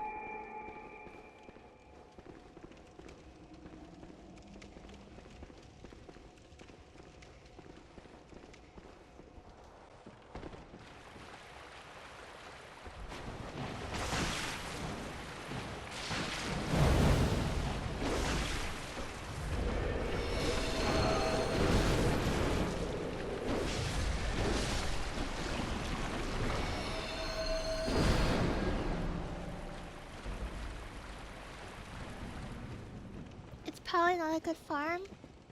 It's the first time it happens and you open like 40 or more chests. Oh, wait. It either gives items or insight?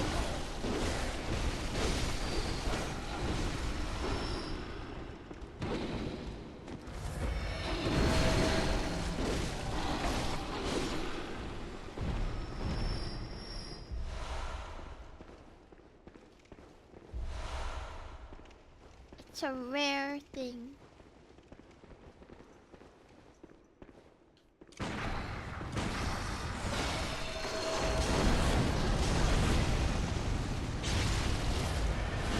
Look out!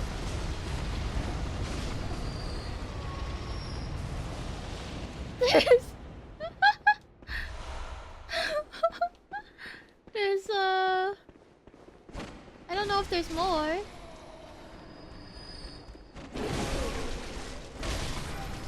It was just him.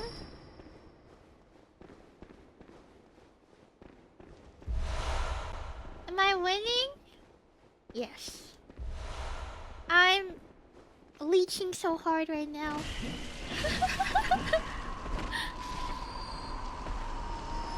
I'm getting all of the items.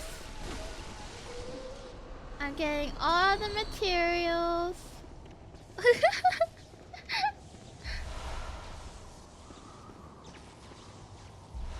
It's very fun. Look out, there's a shaman. I'll get the shaman. My magic's better than your magic.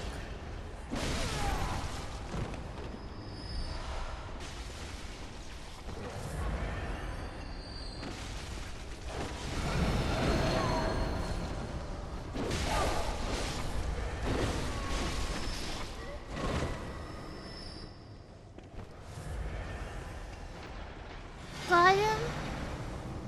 He only knows fire. I know everything.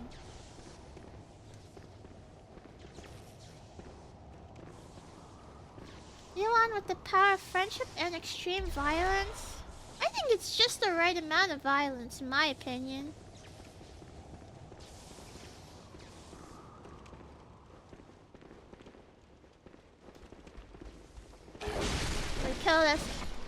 We killed and we attacked as much as we need.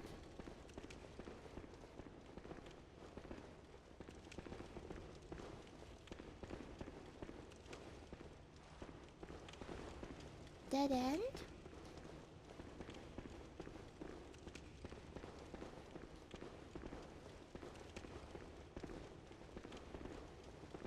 I want extreme violence. I would be using, I don't know, the pizza cutter? Does anyone use that?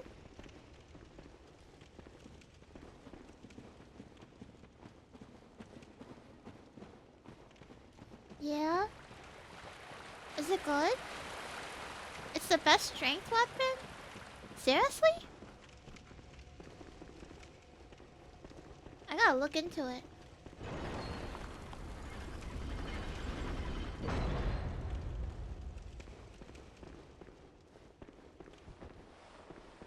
Another side room.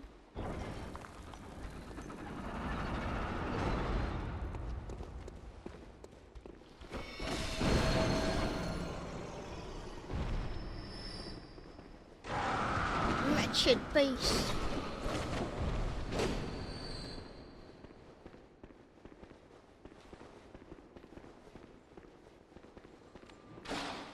This layout feels familiar.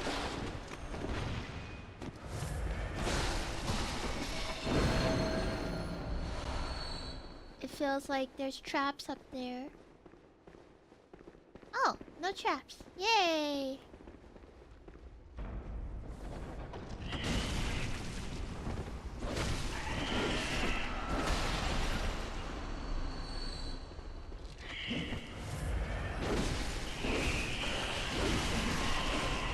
Right, there weren't traps, but there was spiders, like a million spiders.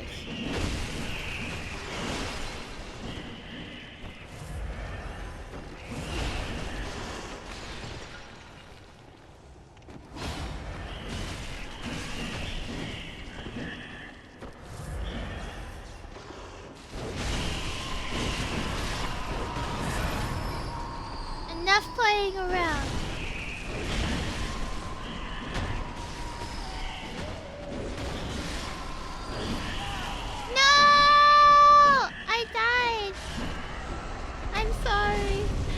Goodbye.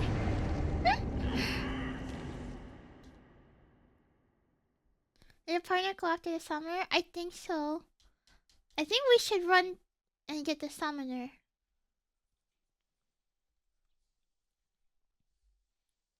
It's okay, we didn't even make it that far into that area anyways.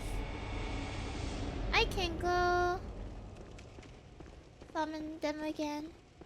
Yeah, come back. Join again.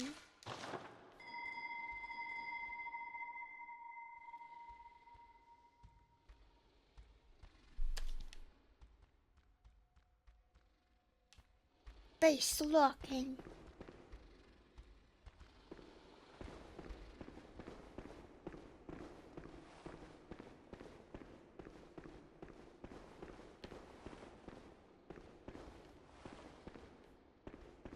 This is very fun with people. I would join, but I'm too busy watching Koragi channel. There was definitely some Looney Tune moments. Or Three Stooges moments. Except I was the only stooge because I was setting off every single trap in the dungeon.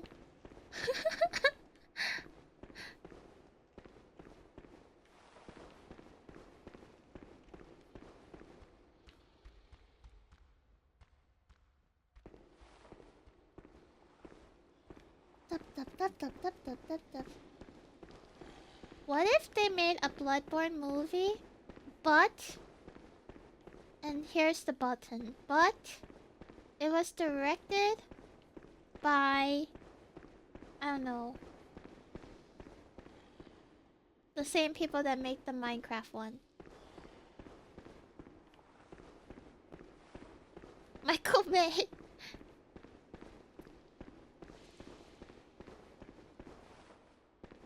What if it was Michael Bay?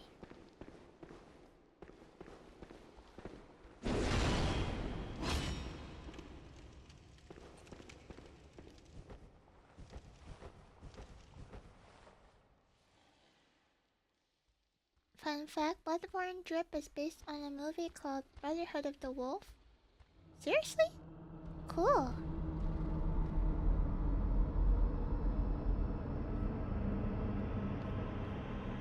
I think there's an imposter among us. What's the movie studio that makes like... I don't remember who they were. But it makes the Sonic movie and maybe the Nintendo movie. The Mario movie.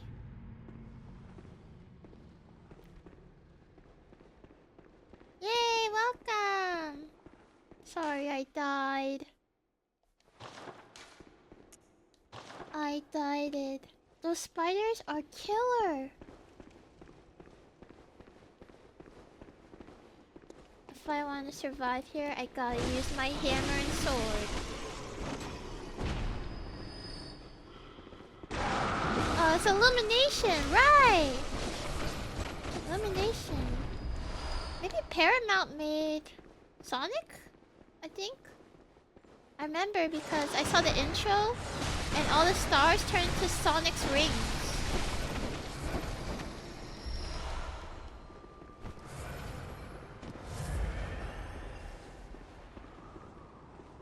It's this way that has the spiders coming from. Oh no, I'm sorry.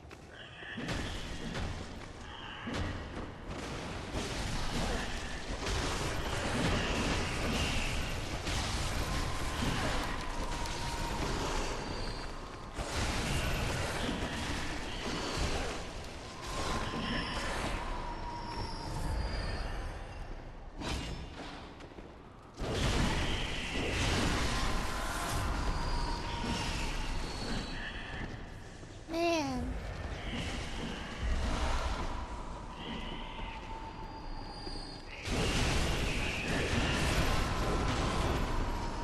Okay, let's go. I think she's gotta be this way.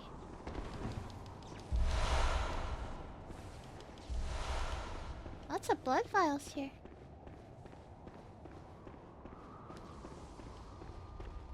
I hear her, she's down here. Ah!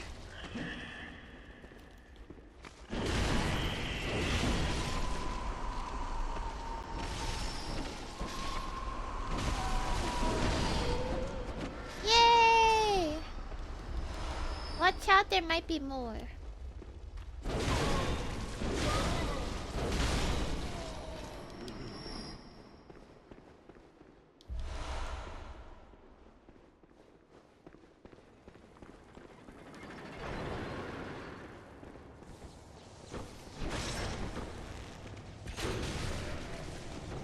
That bow is incredible.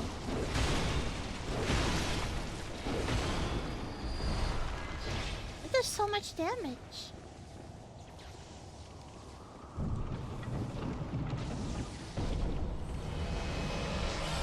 Wahoo! More ritual but 4. This is a cursed glyph.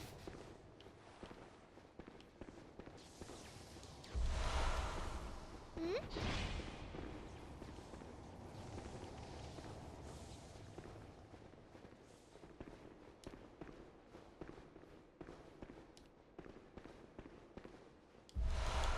The bow is one of the strongest 4 blood tinge weapons. I wonder what it's like to have good blood tinge. Like, incredible blood tinge. I didn't, like, level mine up past what I needed it to be. Maybe I didn't even level it up at all.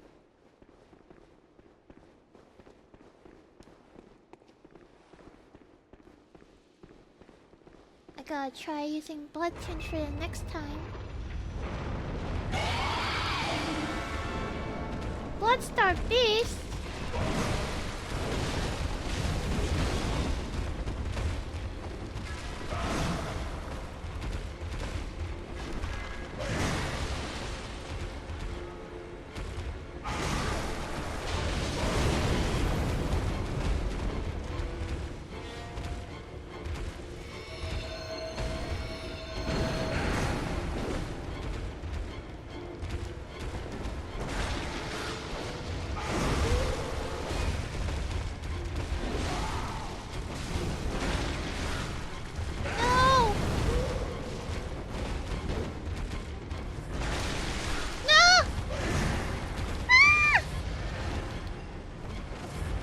Be careful.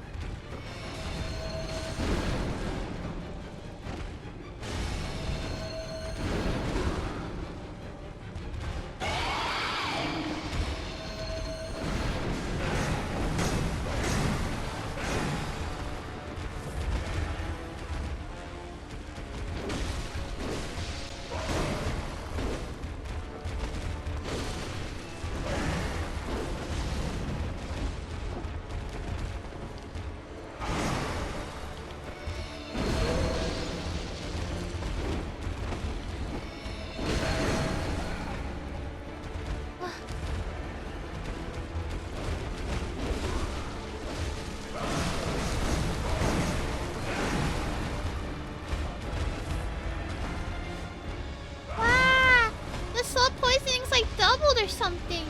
Why is it so fast?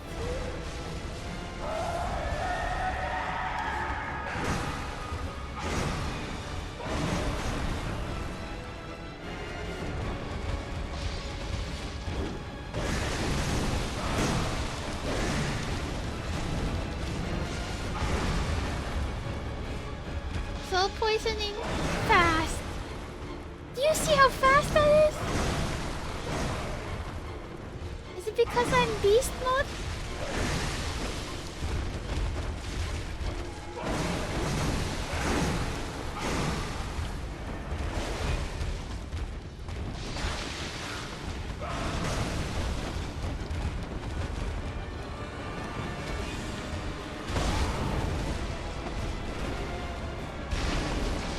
Yay!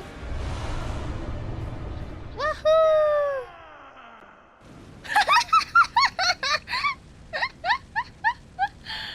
That's so good. Thank you.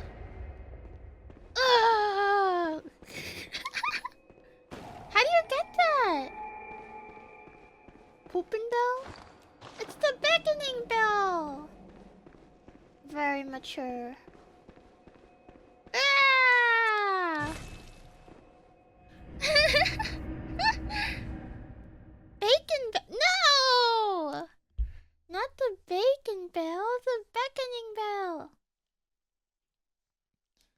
some bacon though. Okay, that's gonna be the last Chalice Dungeon for tonight. But I will take a break, get some food, and then I'll do all the last things that I need to do in the game. If I use Pungent Blood Cocktail, it'll go after and you'll be able to get lots of good hits on it. Whoa, really? I almost never use these. It does attract bees. Stinky. Uh-oh, stinky. I never used it before at all. Gehrman away. Go. Very well. Okay. Where should I dump my last bit of points into?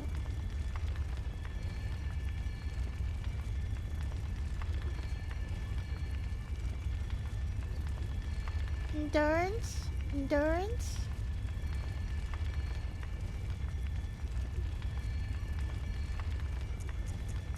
Strength? Endurance, endurance. Let's do a poll.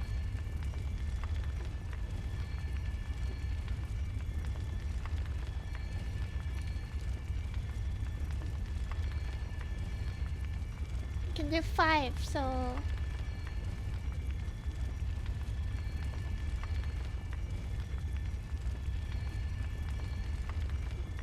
I guess I won't do blood tinge.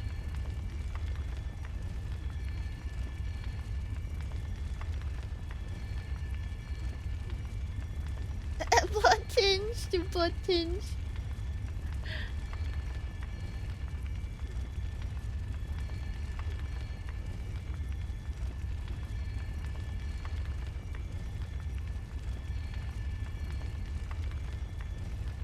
Seems... Oh, let's see how the votes go. Seems endurance is one of the more voted ones. Voted goaded.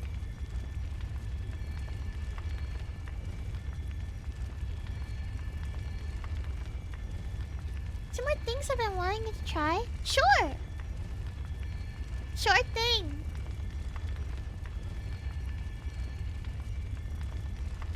I'll do like all the stuff I gotta do before, like whatever the last bit of the game is.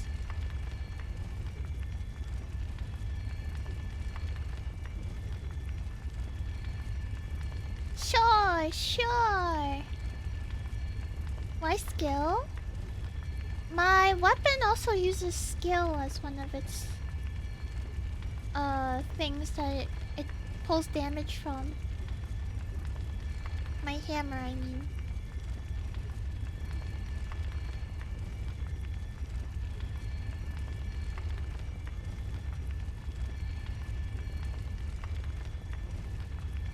I could be like god level hammer person if I put all the arcane that I had into skill, but I just wanted to do arcane to have some fun with it. I didn't want it to be too easy. Only condition, have no blood echoes, you will lose it doing it. Okay. I'm gonna put it into oh, it ended up being a tie. I'm gonna put it into something anyways. I could get blood tinge so that I could try weapons I haven't touched. If I put blood tinge on there... Okay, let's do another quick vote then. If I put endurance skill and then blood tinge. I think it's less impactful if I like even it out.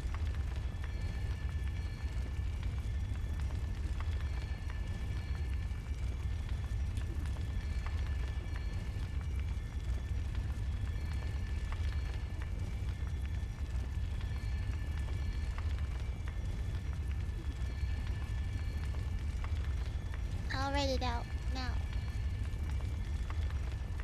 1 minute.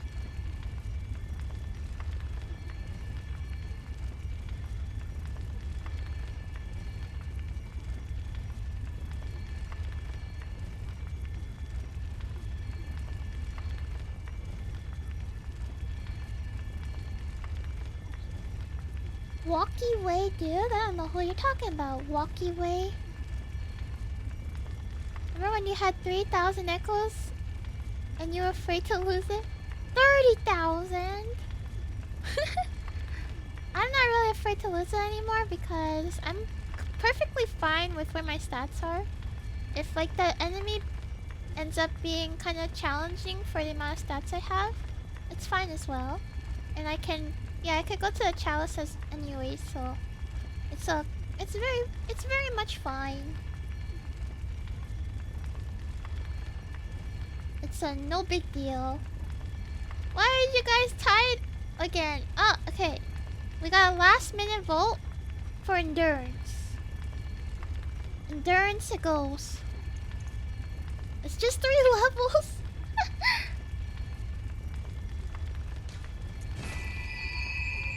That's kind of like underwhelming.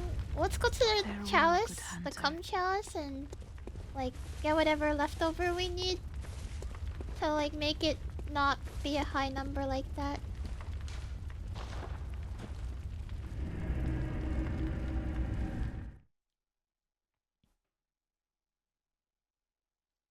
You have to wait till the last second to vote. It's suspenseful that way.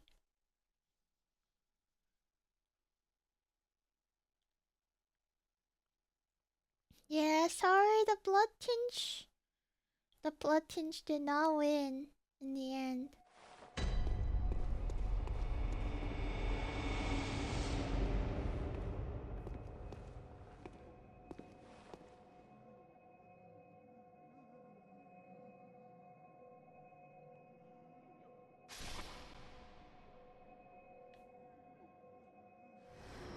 It's so funny how like you do literally nothing and you can get blood echoes. That's crazy.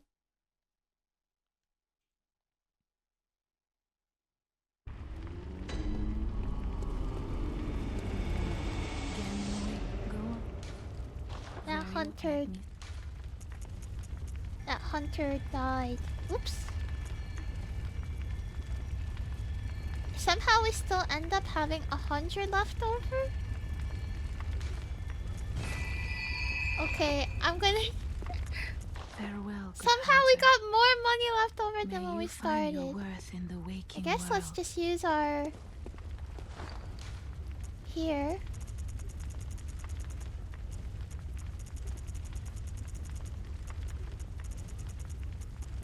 In cold blood. Good evening.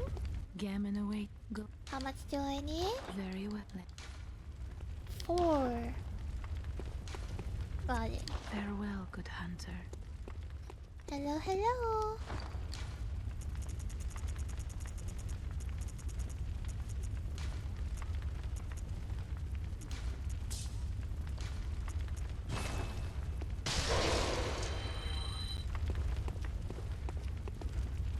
Gehrman away. Very well. There we go. Farewell, good hunter. May you find your worth in the waking world. Okay. We've used up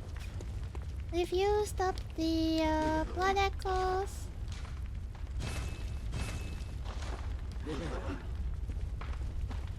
We can do the thing now. Maybe I'll eat first. Depends how quick it is though.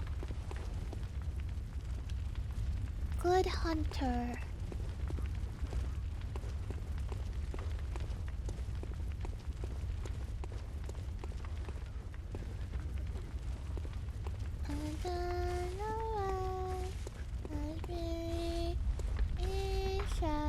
You can do it after you eat. You can wait. Okay. Then I'm gonna take a quick food break then. My tummies are rumbling. Be right back. I'm back. I still have my third arm. Welcome back. Thank you. Thank you. Thank you.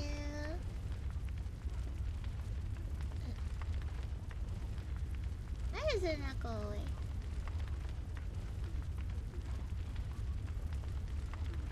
Hi. Hi, welcome in. Welcome back, thank you. It's supposed to be from my... Oh, whatever. I don't know how to fix it. Yeah.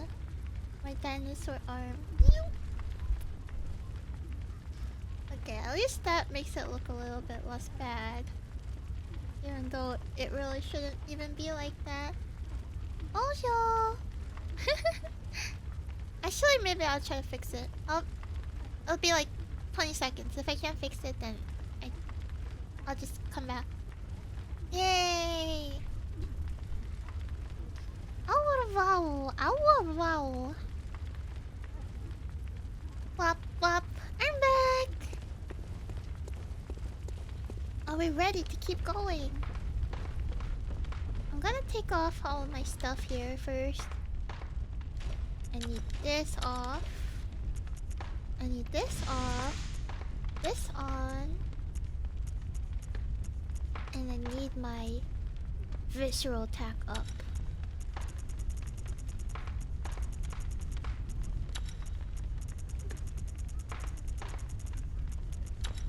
Ready for the finale? I thought there was 2 other things to do before then.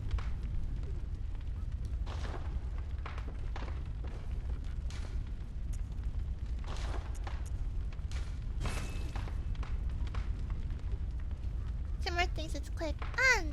No problem.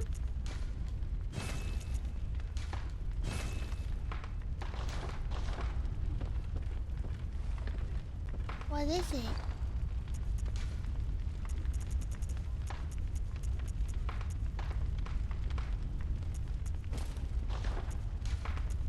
Put on my outfit.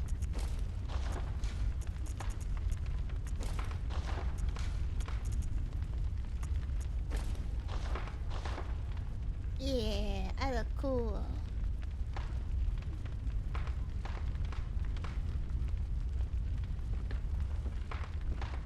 It's related to Chalice Dungeon? Okay.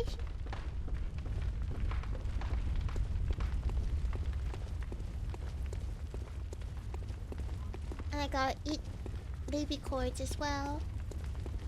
That's true.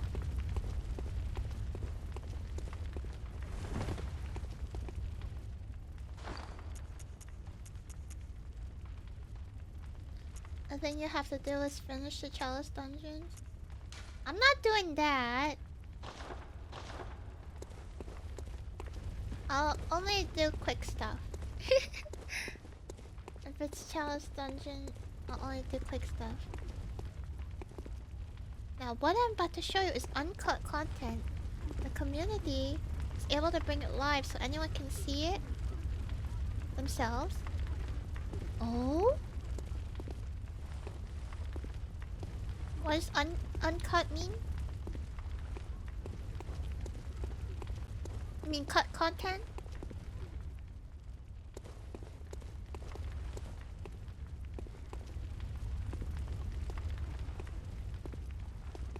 Something that didn't make it into the game. It's like they wanted to cut it, but they forgot. They lost where it was? Okay, okay, I'm curious. Let's see it.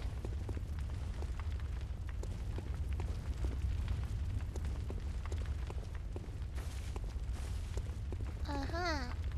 I'll take off this first one then. Remove the first chalice.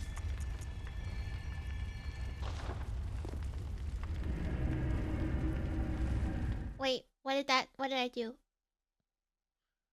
I didn't read that correctly.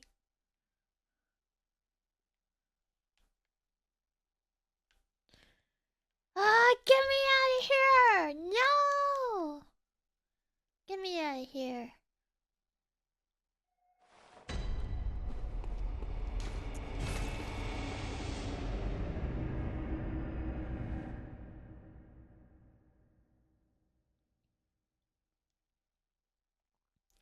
Archive to Visa? This boss is unfinished? Wait, it's a boss? Remove chalice.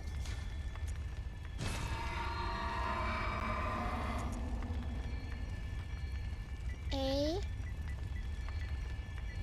R K H V 2 V S.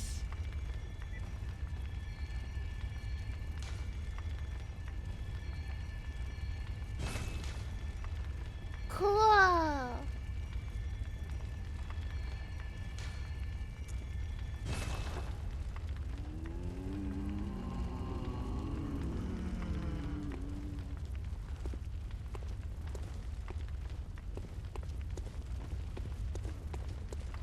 Don't fight it right off the bat. Got it.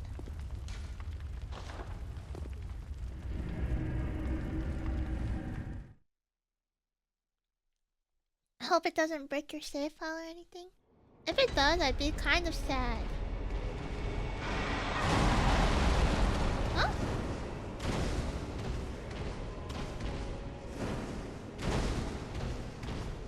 Wow!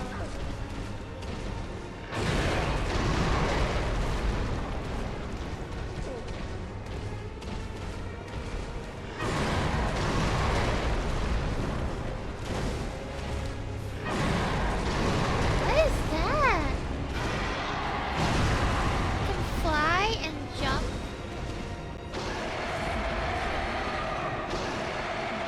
Ow! What is that?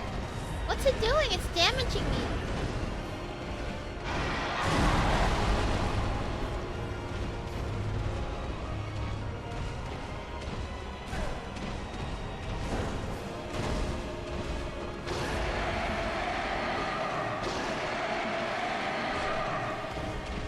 I'm gonna fight it now. Ah!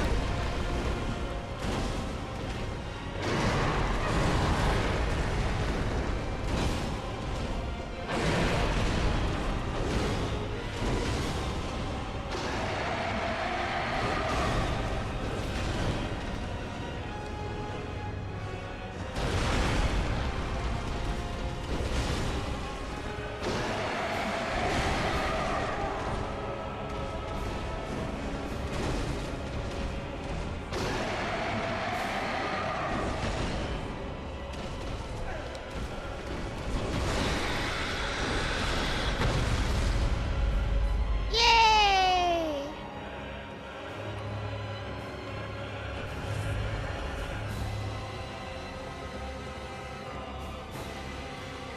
I did it!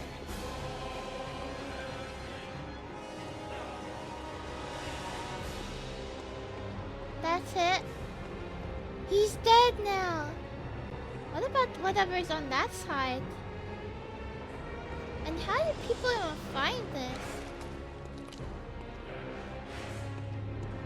Is this music new?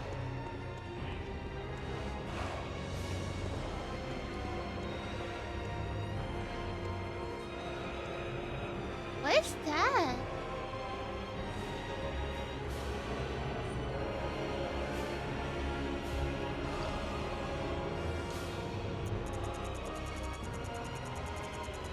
Cool.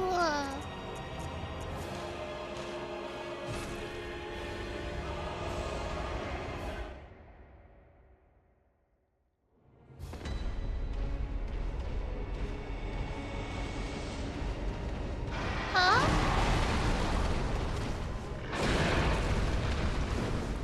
Wrong one? Hunter's mark? Oh!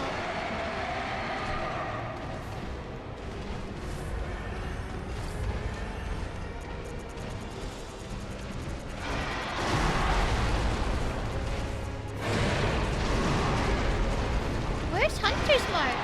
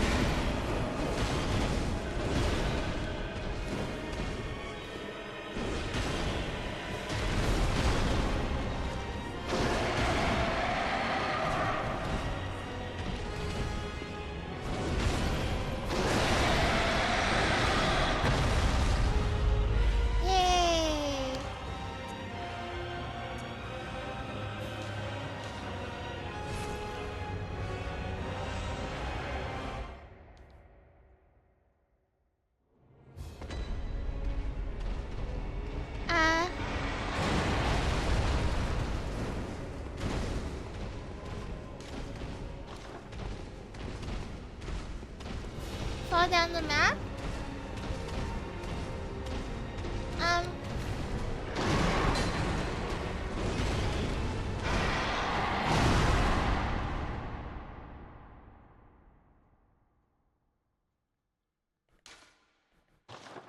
Uh-oh.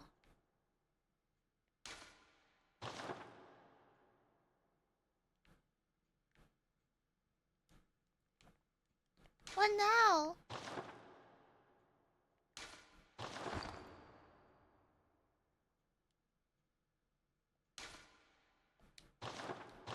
Now I fall?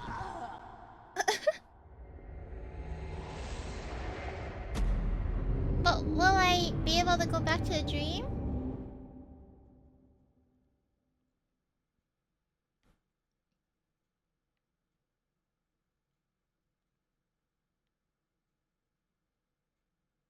Dun dun dun. Yay!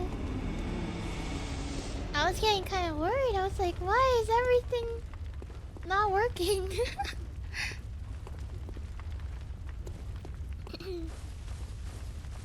Yeah, we're not gonna go back there, but that was cool.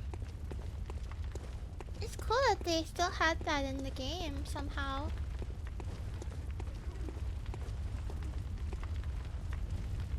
I definitely thought you were stuck. I was starting to sweat. I was like, oh no.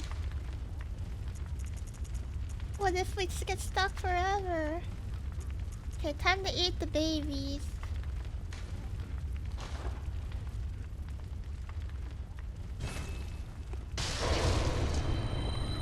Yum yum yum.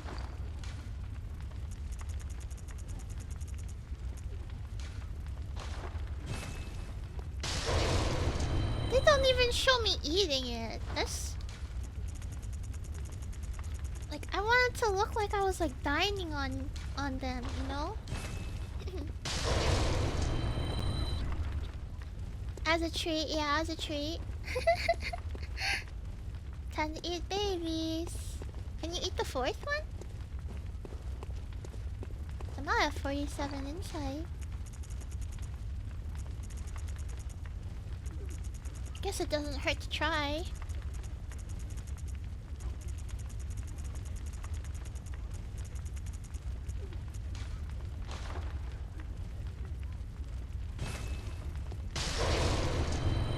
Nice.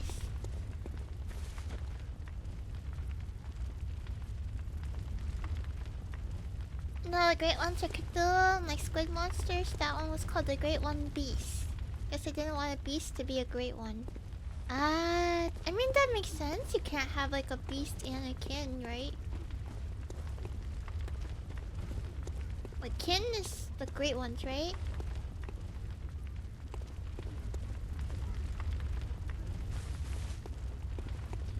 For the first patch, the umbilical cord's description. Suggestion, you don't eat them. Funnily enough. That's terrible. Imagine how many people... Imagine how many people didn't eat it because of that. The next one you're skeptical about? How come? Cause it could break my game? Cause I'm too under leveled?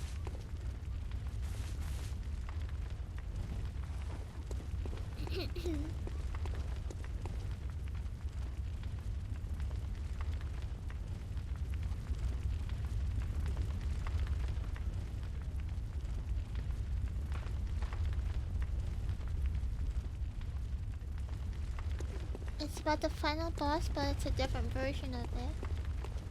Oh?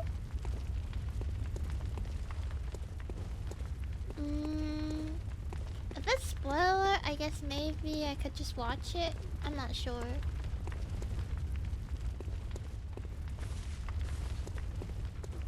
I'm not sure what to do. All I know is I have to talk to Gehrman.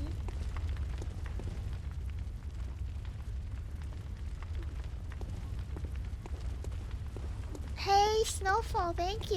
Happy partner anniversary, thanks. I am super ready. Are you guys ready?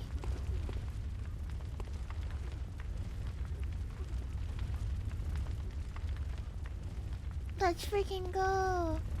Okay. Let's RP walk.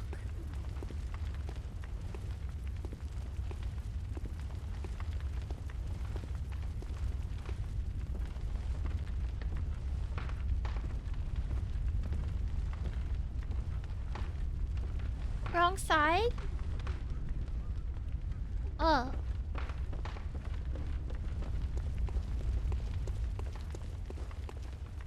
Where is it?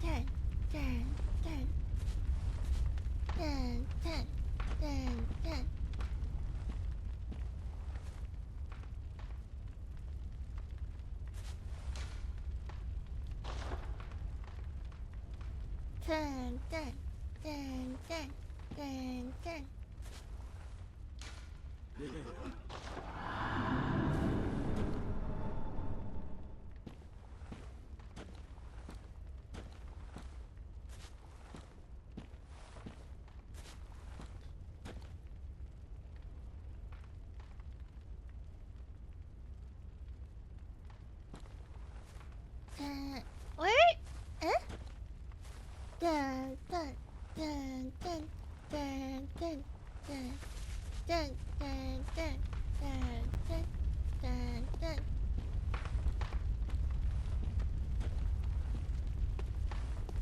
Dun dun dun.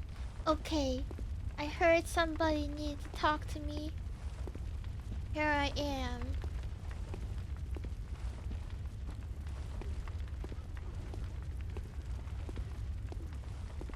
Dun dun dun dun dun dun dun dun dun dun dun dun dun dun dun dun dun. It's gotta be that way.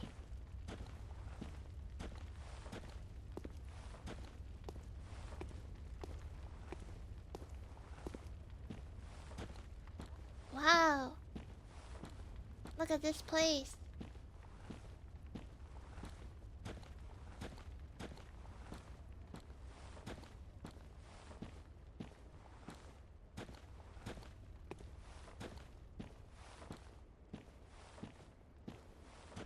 It's really nice here. Look at all those flowers.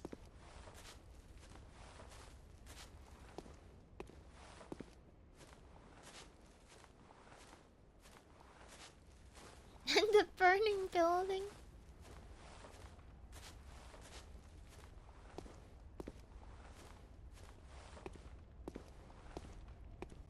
Okay. I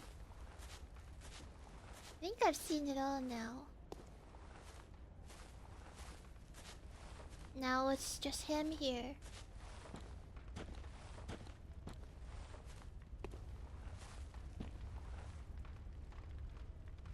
Good hunter, you've done well. The night is near its end. Now, I will show you mercy. You will die, forget the dream, and awake under the morning sun. You will be freed from this terrible hunter's dream.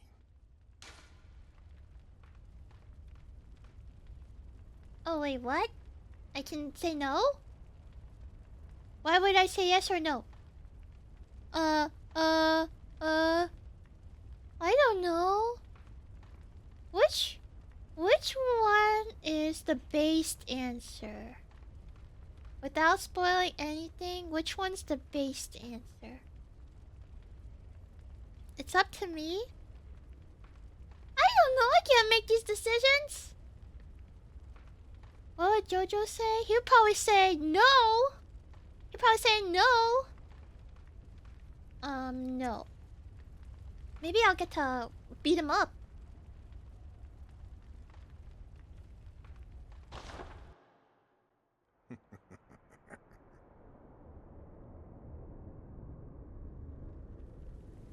Dear, oh dear. What was it? The hunt? The blood? Or the horrible dream? I've done it now? Look, I'm not afraid to throw hands with the wheelchair man.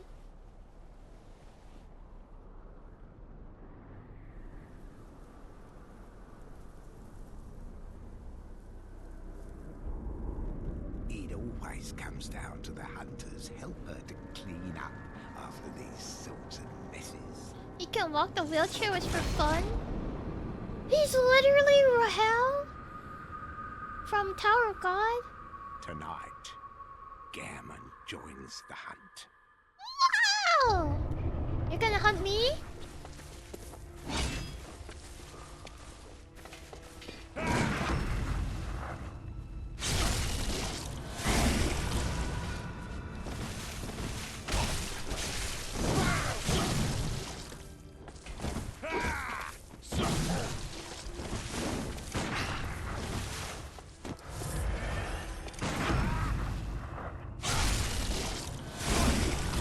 Oh my god!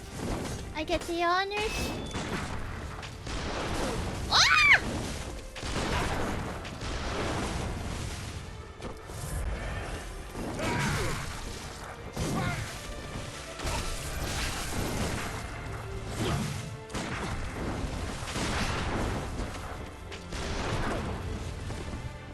Ow, ow, ow, ow, ow, ow!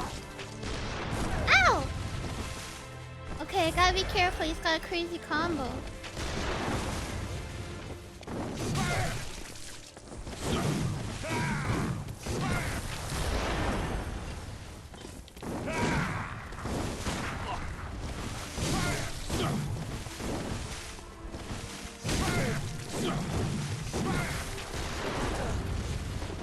Alright, let's eat one of these.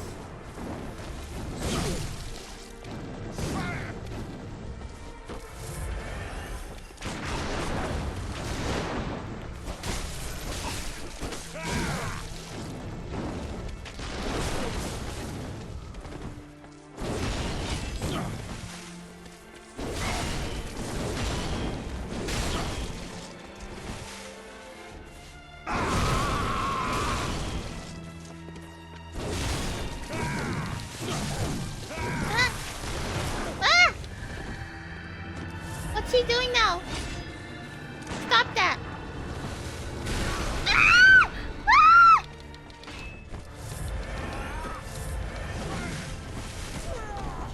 What's he doing?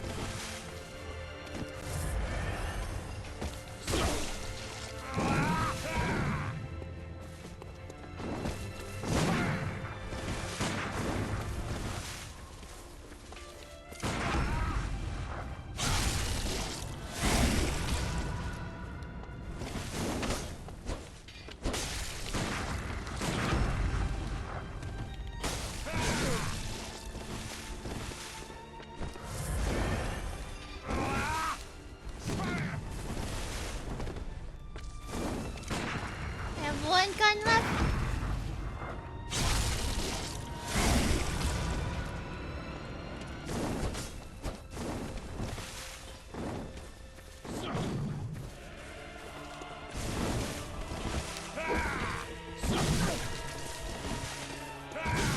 No, no, no, no! Ah! He's gonna be a bit more defensive now, I guess. Wow! We killed him! Yippee!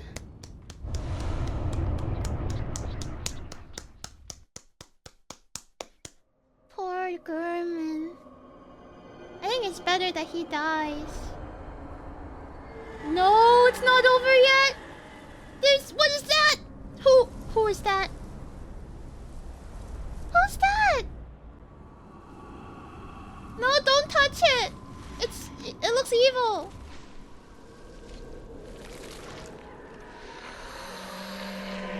Ah! Ew! Unhand me!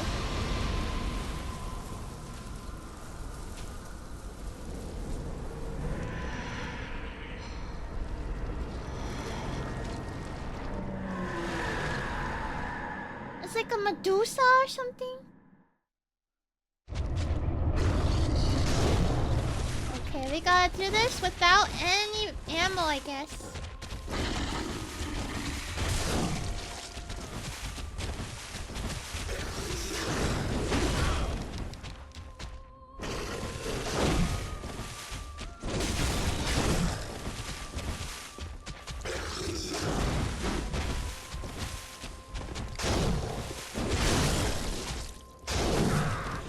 It's got a pretty big range. Oh my god, it's got a huge range.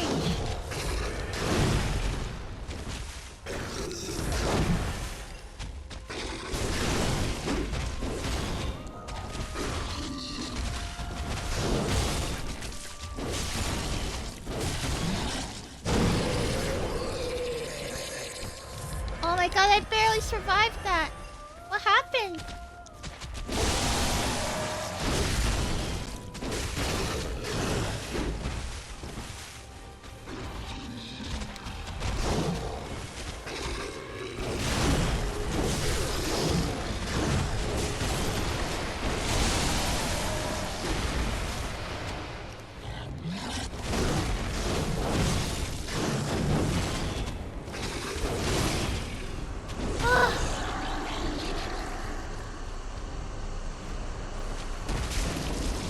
Yay! We have slayed the nightmare. But is there more?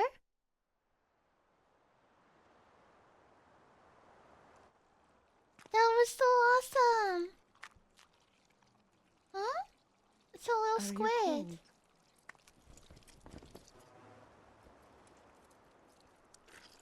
Huh? Oh, now I can see her doll joints. Oh, good hunter. What? Is that me? I became a squid? Damn, she would love me if I were a worm.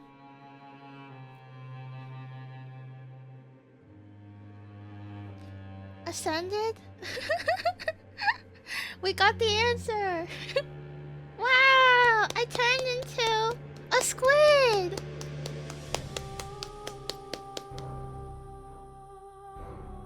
That's fine. I think that's the best ending. I turn into like a little squid and she takes care of me.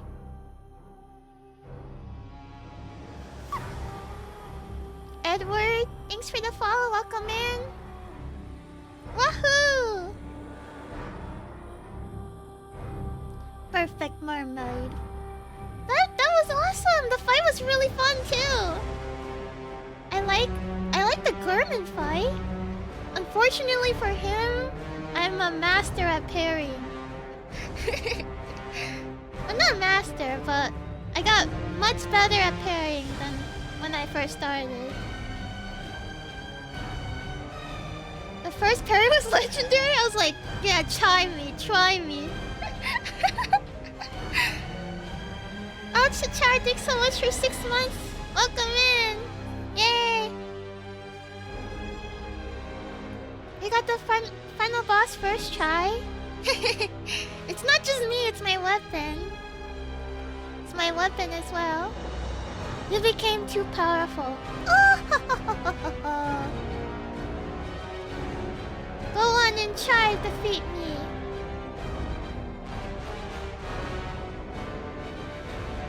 The Bisa color is way better than the Kirk hammer? Do not say such nonsense. We don't say that in this house. I think the best ending is one where Gehrman cuts you loose. What's that? Gehrman cuts you loose?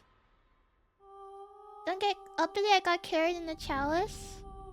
Yeah, but remember I had Beast Hood on. I was taking 50% more damage. There will be no slandering the hammer in this chat. Yeah, and I was trying not to get into combat very much because I didn't want to have to redo the the beckoning bell and stuff. Otherwise, I would have let loose.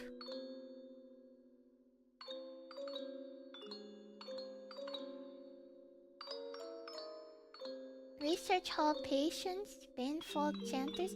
Wait, why are there so many voice actors for like? Are these voice actors or are they like people who worked on it or something on that part of the models? I was like, why? They all sound the same to me. Why you hire 12 people to voice the students? I think it's not voice actors. I completely missed what that was.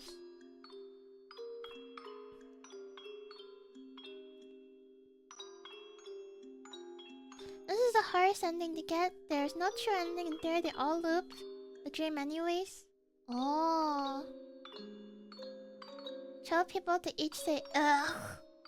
Probably cheaper than paying one to do everything. Ah, maybe.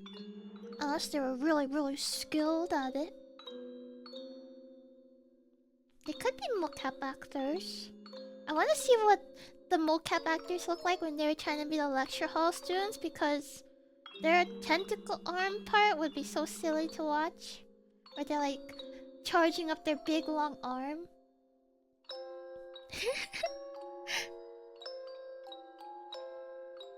This game 10 out of 10. 10 out of 10. I really like it.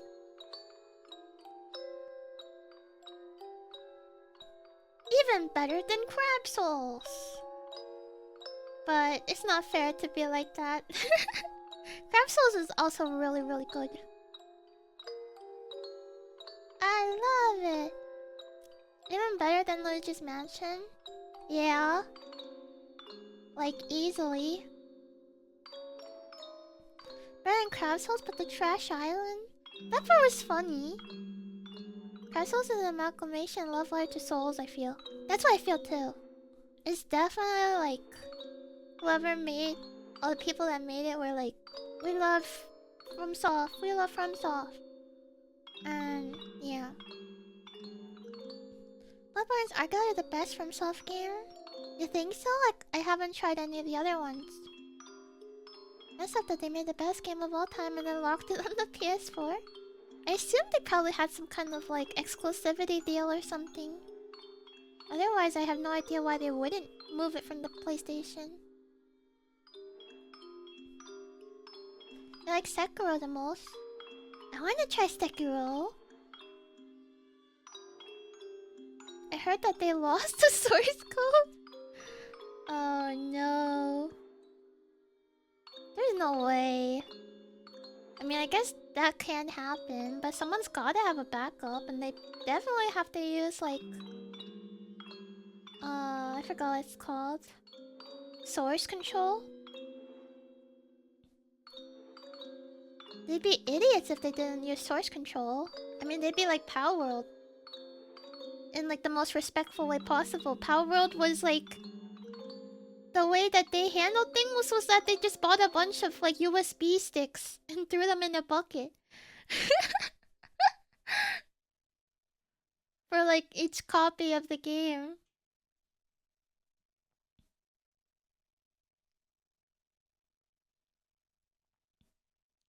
Am I ready to watch the lore videos? I'm super ready! It's gonna be really comfy. Might be kinda long though. The videos are all like... I mean, the one main one to watch is like 30 minutes or so. So, yeah, strap in. Good. Huh? All signed and sealed.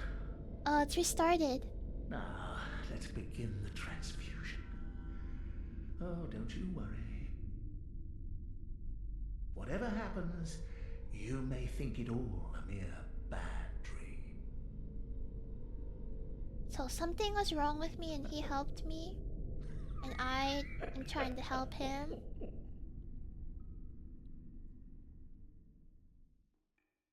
Now it's New Game Plus time. At least it's all set up. And I can watch this again.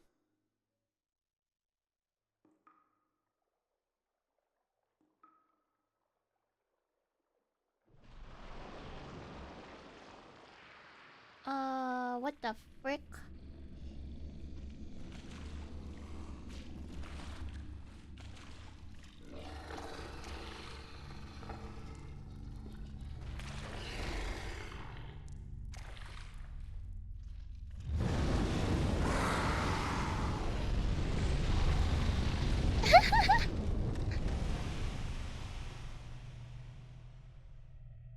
I'm saved.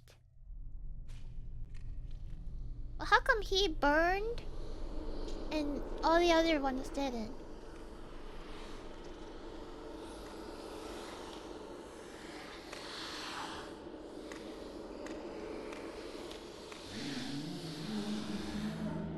Friends. Ah, you found yourself a hunter.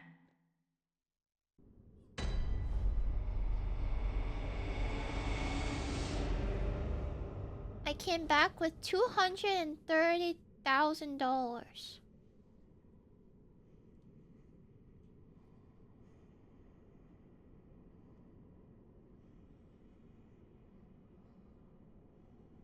Enough to buy a house? That's not too bad. I still have my hammer. I still have my torch. Let's buy Wagyu! Wagyu! Wagyu!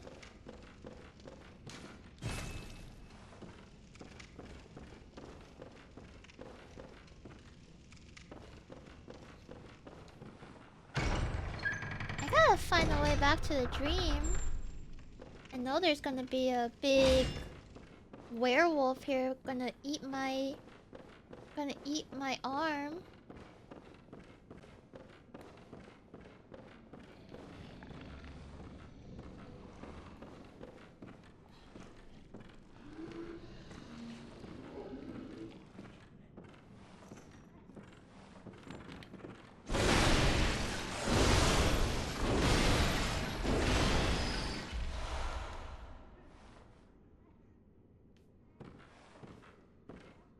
Wait.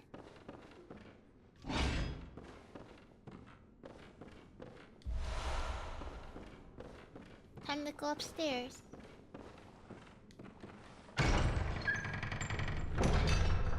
Actually, I think.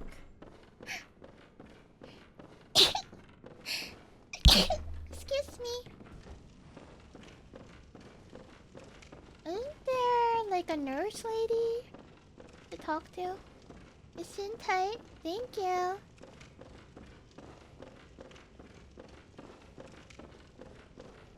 Eofska? Yeah.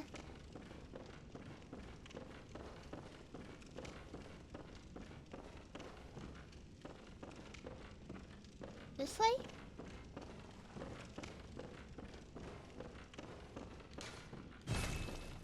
Where is she? I know I talked to her. You can talk to her after you reload the map? Oh, okay.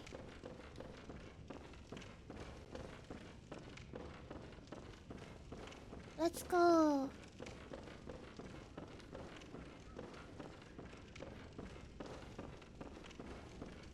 To the first lantern, wherever that is.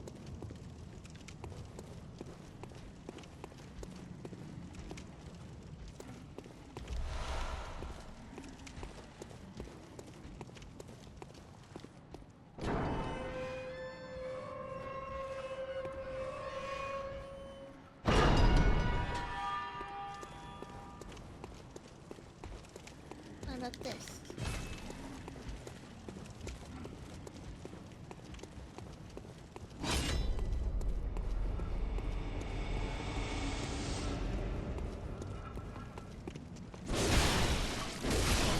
Goodbye.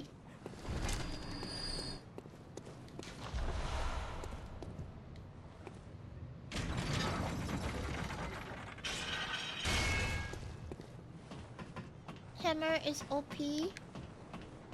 Super OP.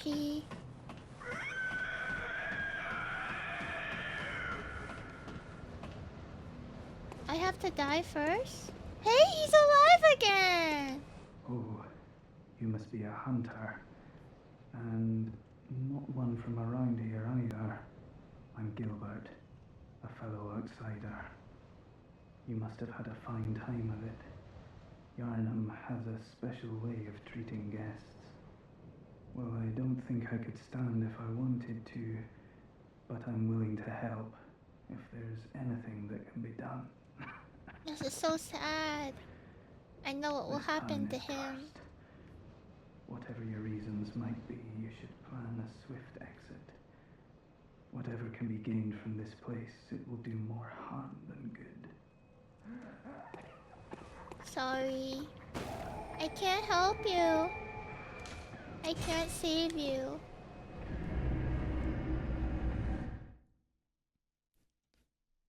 The entire Gascoigne family.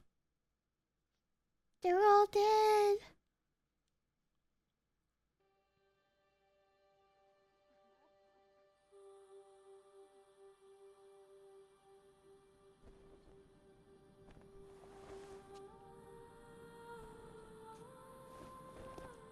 I'm here.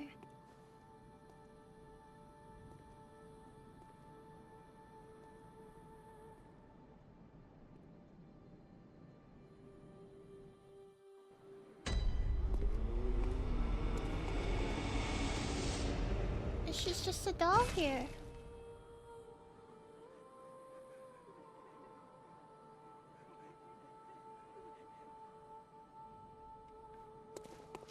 I'm back home. Let's check the store.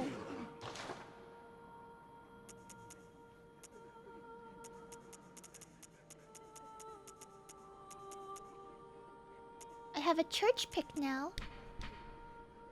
I don't remember where I got that. I have a burial blade as well. Cool. That one must be it, right?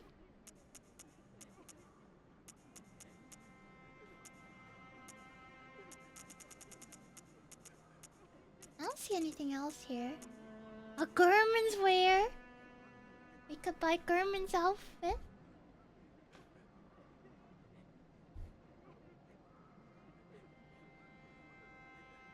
Let's buy it all.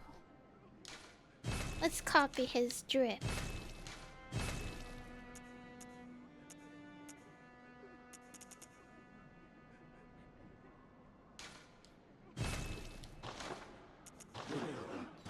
Make sure to read the descriptions. Okay.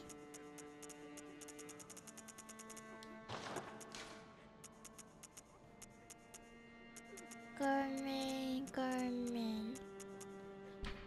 Hunter attire of Gehrman, the first hunter, created before the workshop existed by making adjustments to everyday clothing and later became the basis of all hunters' garb. Hunters' emphasis on engaging beasts with speed and therefore of selecting lightweight attire no doubt traces back to Gehrman's old combat style.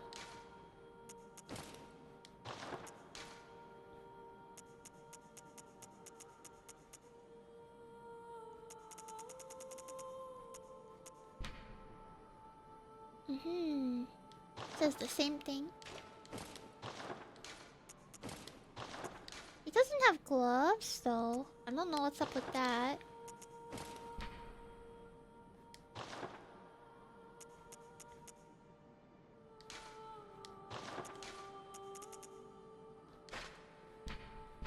Trick weapon wielded by Gehrman the First Hunter, a masterpiece that defined the entire array of weapons crafted at the workshop. Its blade is forged with side right, said to have fallen from the heavens. Gehrman surely saw the hunt as a dirge of farewell, wishing only that his prey might rest in peace, never again to awaken to another harrowing nightmare.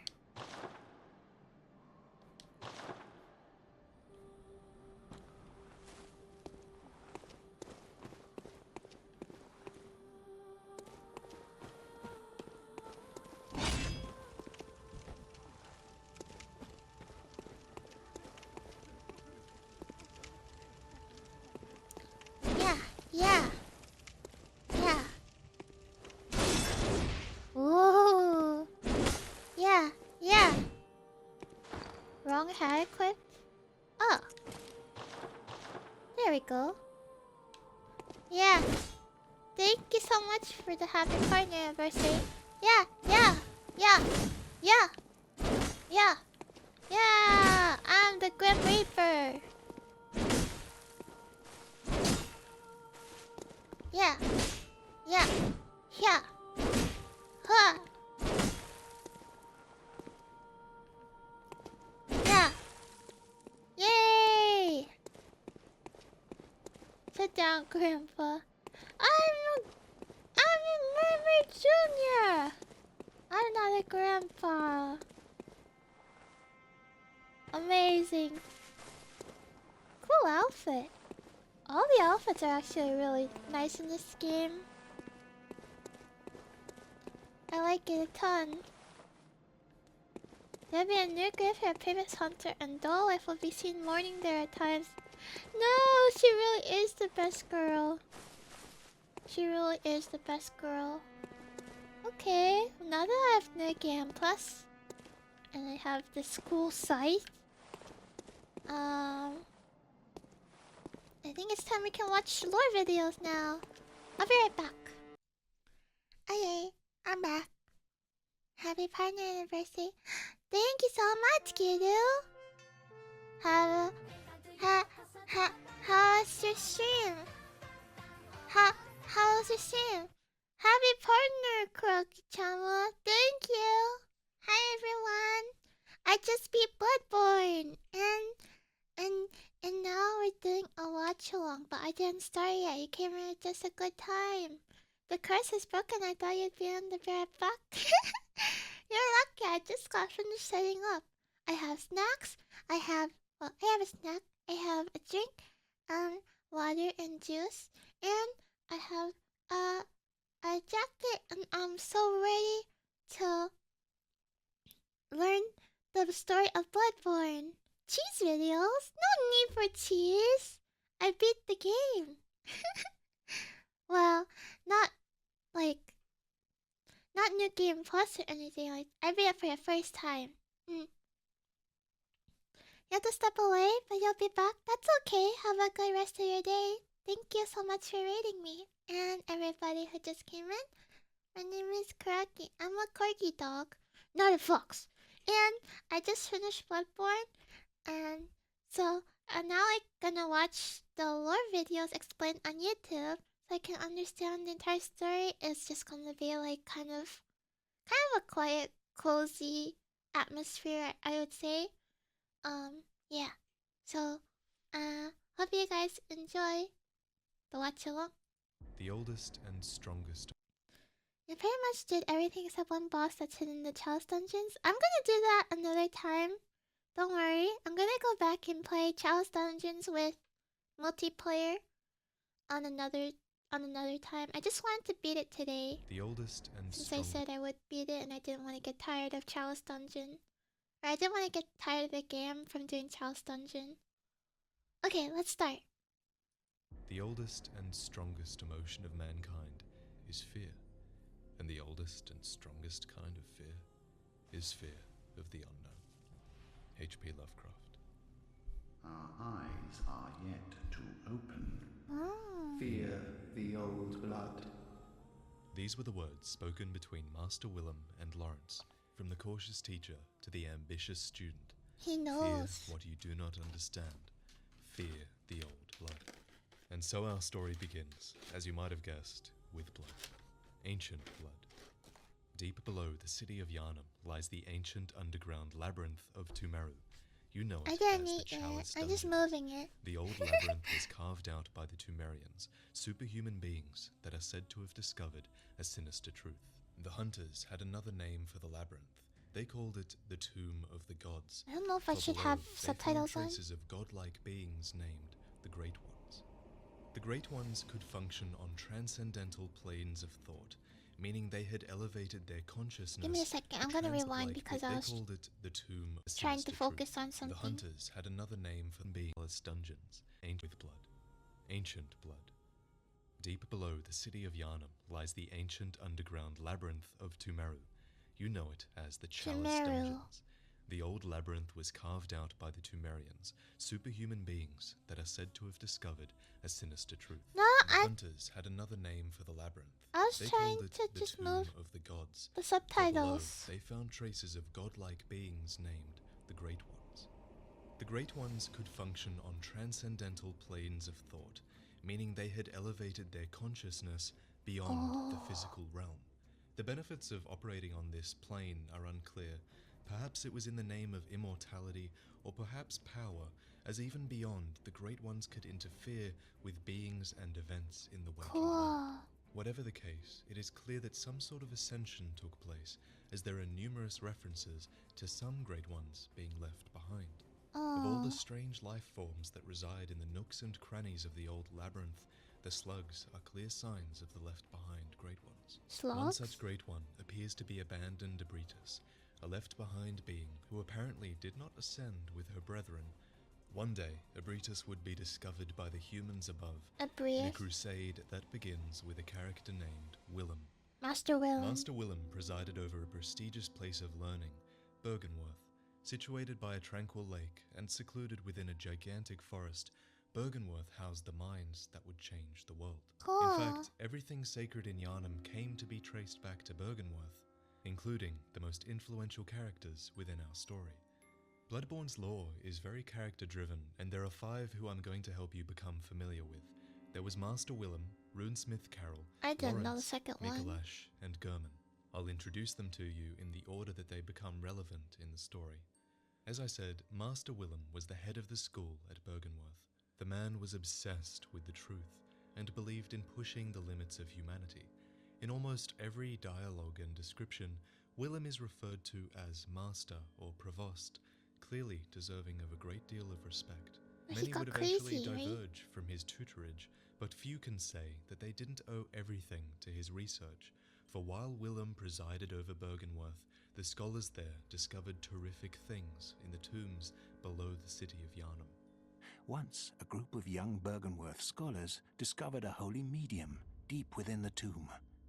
This led to the founding of the Healing Church Medium? and the establishment of blood Are they talking healing. about the Great One It's down hard to there? be sure exactly what was found, but we do know it was related to the Great Ones. On the ground floor of Bergenworth College, we find the Pearl Slugs, remnants of the Great Ones, and at the very top of the college, we find the empty phantasm shell, an empty Oh. invertebrate shell that is said to be the familiar of a Great One. Cool, I After didn't know this the items discovery, had whatever anything. it was that showed them to that do the with Great it. Ones existed, the Bergenworth scholars launched an inquiry into the Great Ones and the Old Blood. For from this point onwards, there is an explosion of lore and history and references to what the scholars found in the tombs below Yharnam. Many of these So it was a references mistake come they from found Runesmith it? Carol, the second character of our story. Carol transcribed the inhuman utterings of the Great Ones into what we now call Carol runes. Oh. In true Lovecraftian fashion, it is really likely that it's impossible for humans to comprehend the speech of the Great Ones, but Carol apparently had a knack, a talent, for creating a visual representation of the Great One's words.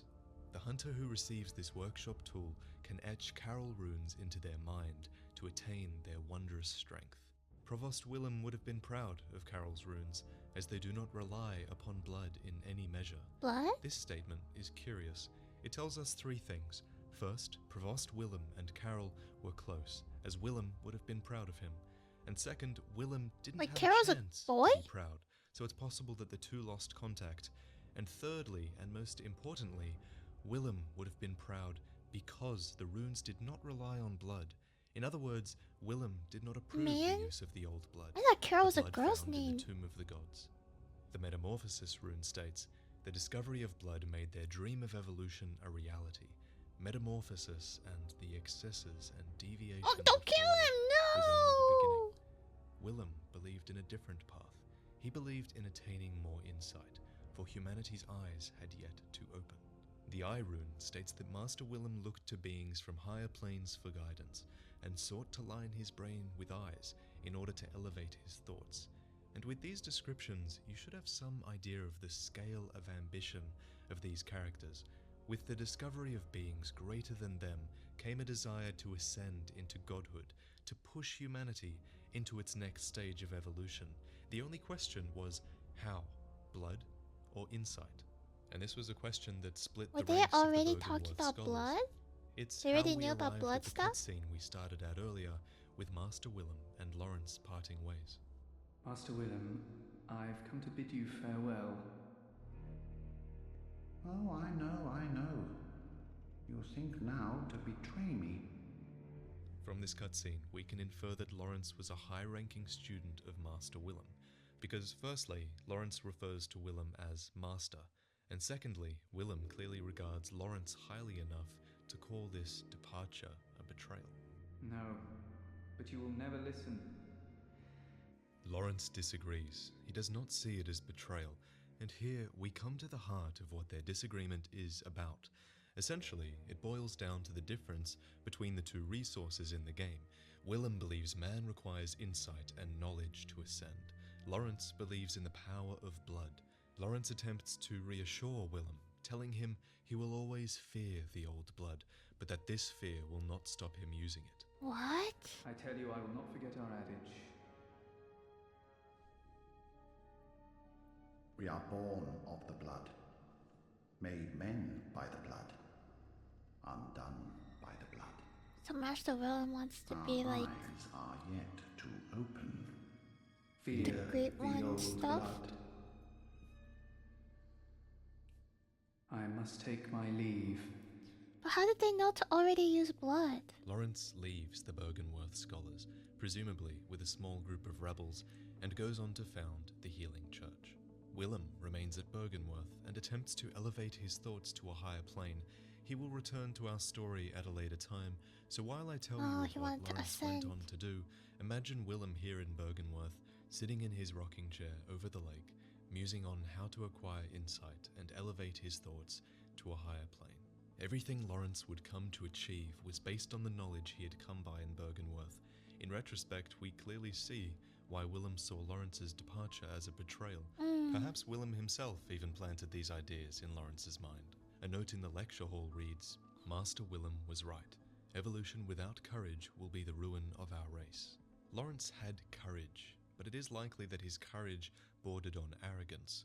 The Byrgenwerth student uniform states, "The Healing Church has its roots in Byrgenwerth and naturally borrows heavily from its uniform design. The focus not on knowledge or thought, but on pure pretension would surely bring Master Willem to despair if only he knew." So Lawrence threw caution to the wind and put his faith in the old blood. Think Oh. on human history. Imagine if, in any era, a Oh, church sorry, was founded I that was had access to a bumping the substance that microphone. could cure any illness. Imagine if this church gave it freely to a city, how powerful that city would become, and how powerful the church would become within it. This is exactly what happened in Yharnam.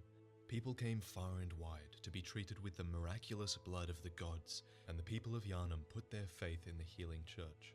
In fact, what happened in Yharnam is eerily similar to what happened in the tombs deep below, where the blood was originally found. And as you know, many Chalice Dungeons, especially those of Loran, are now overrun by horrific beasts.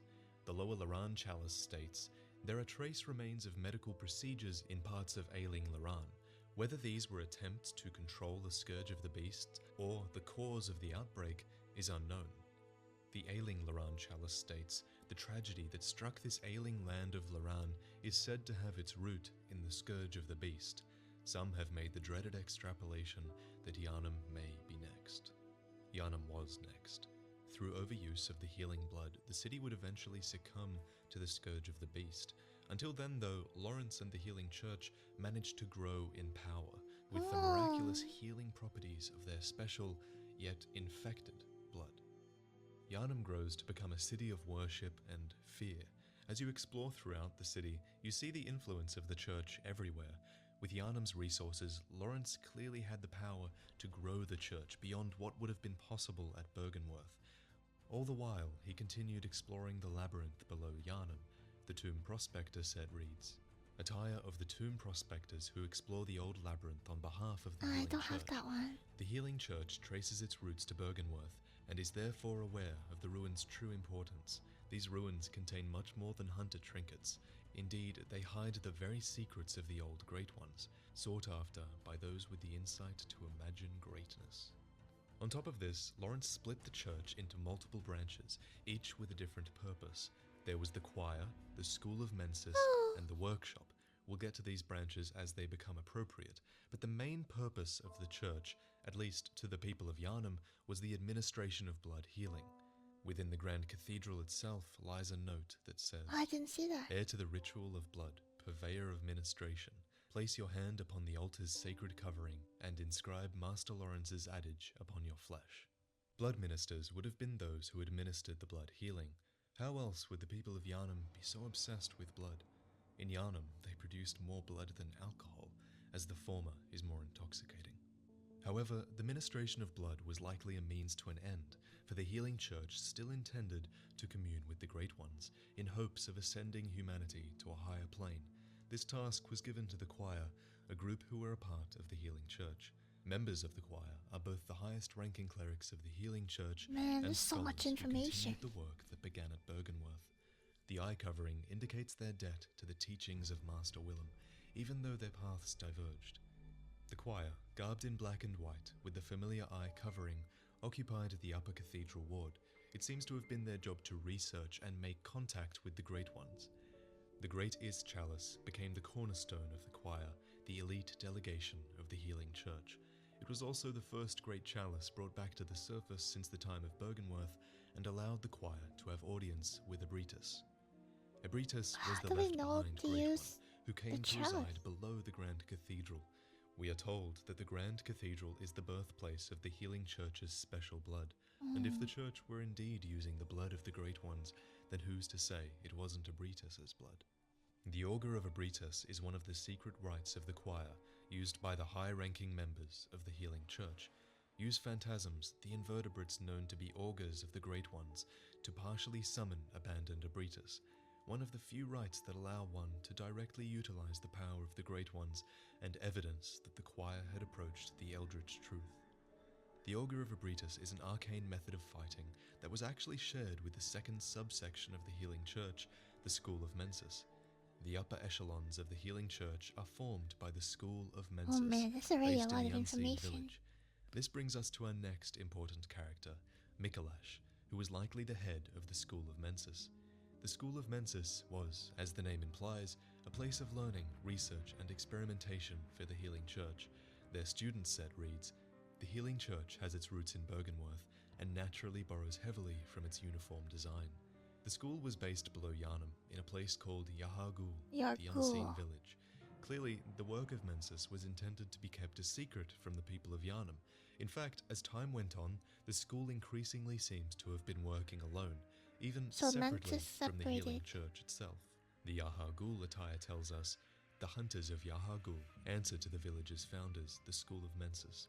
Hunters in name only, these kidnappers blend into the night Kidnappers? wearing this attire." These were not true hunters. That title was saved for the third subsection of the healing church, the Hunters of the Workshop. Oh, there's so many These sections. capable warriors of the church appeared as the Scourge of the Beast began Thank to you show in for Yharnam. the happy The workshop partner. hunters served under Gehrman, the first hunter, who you're all familiar with.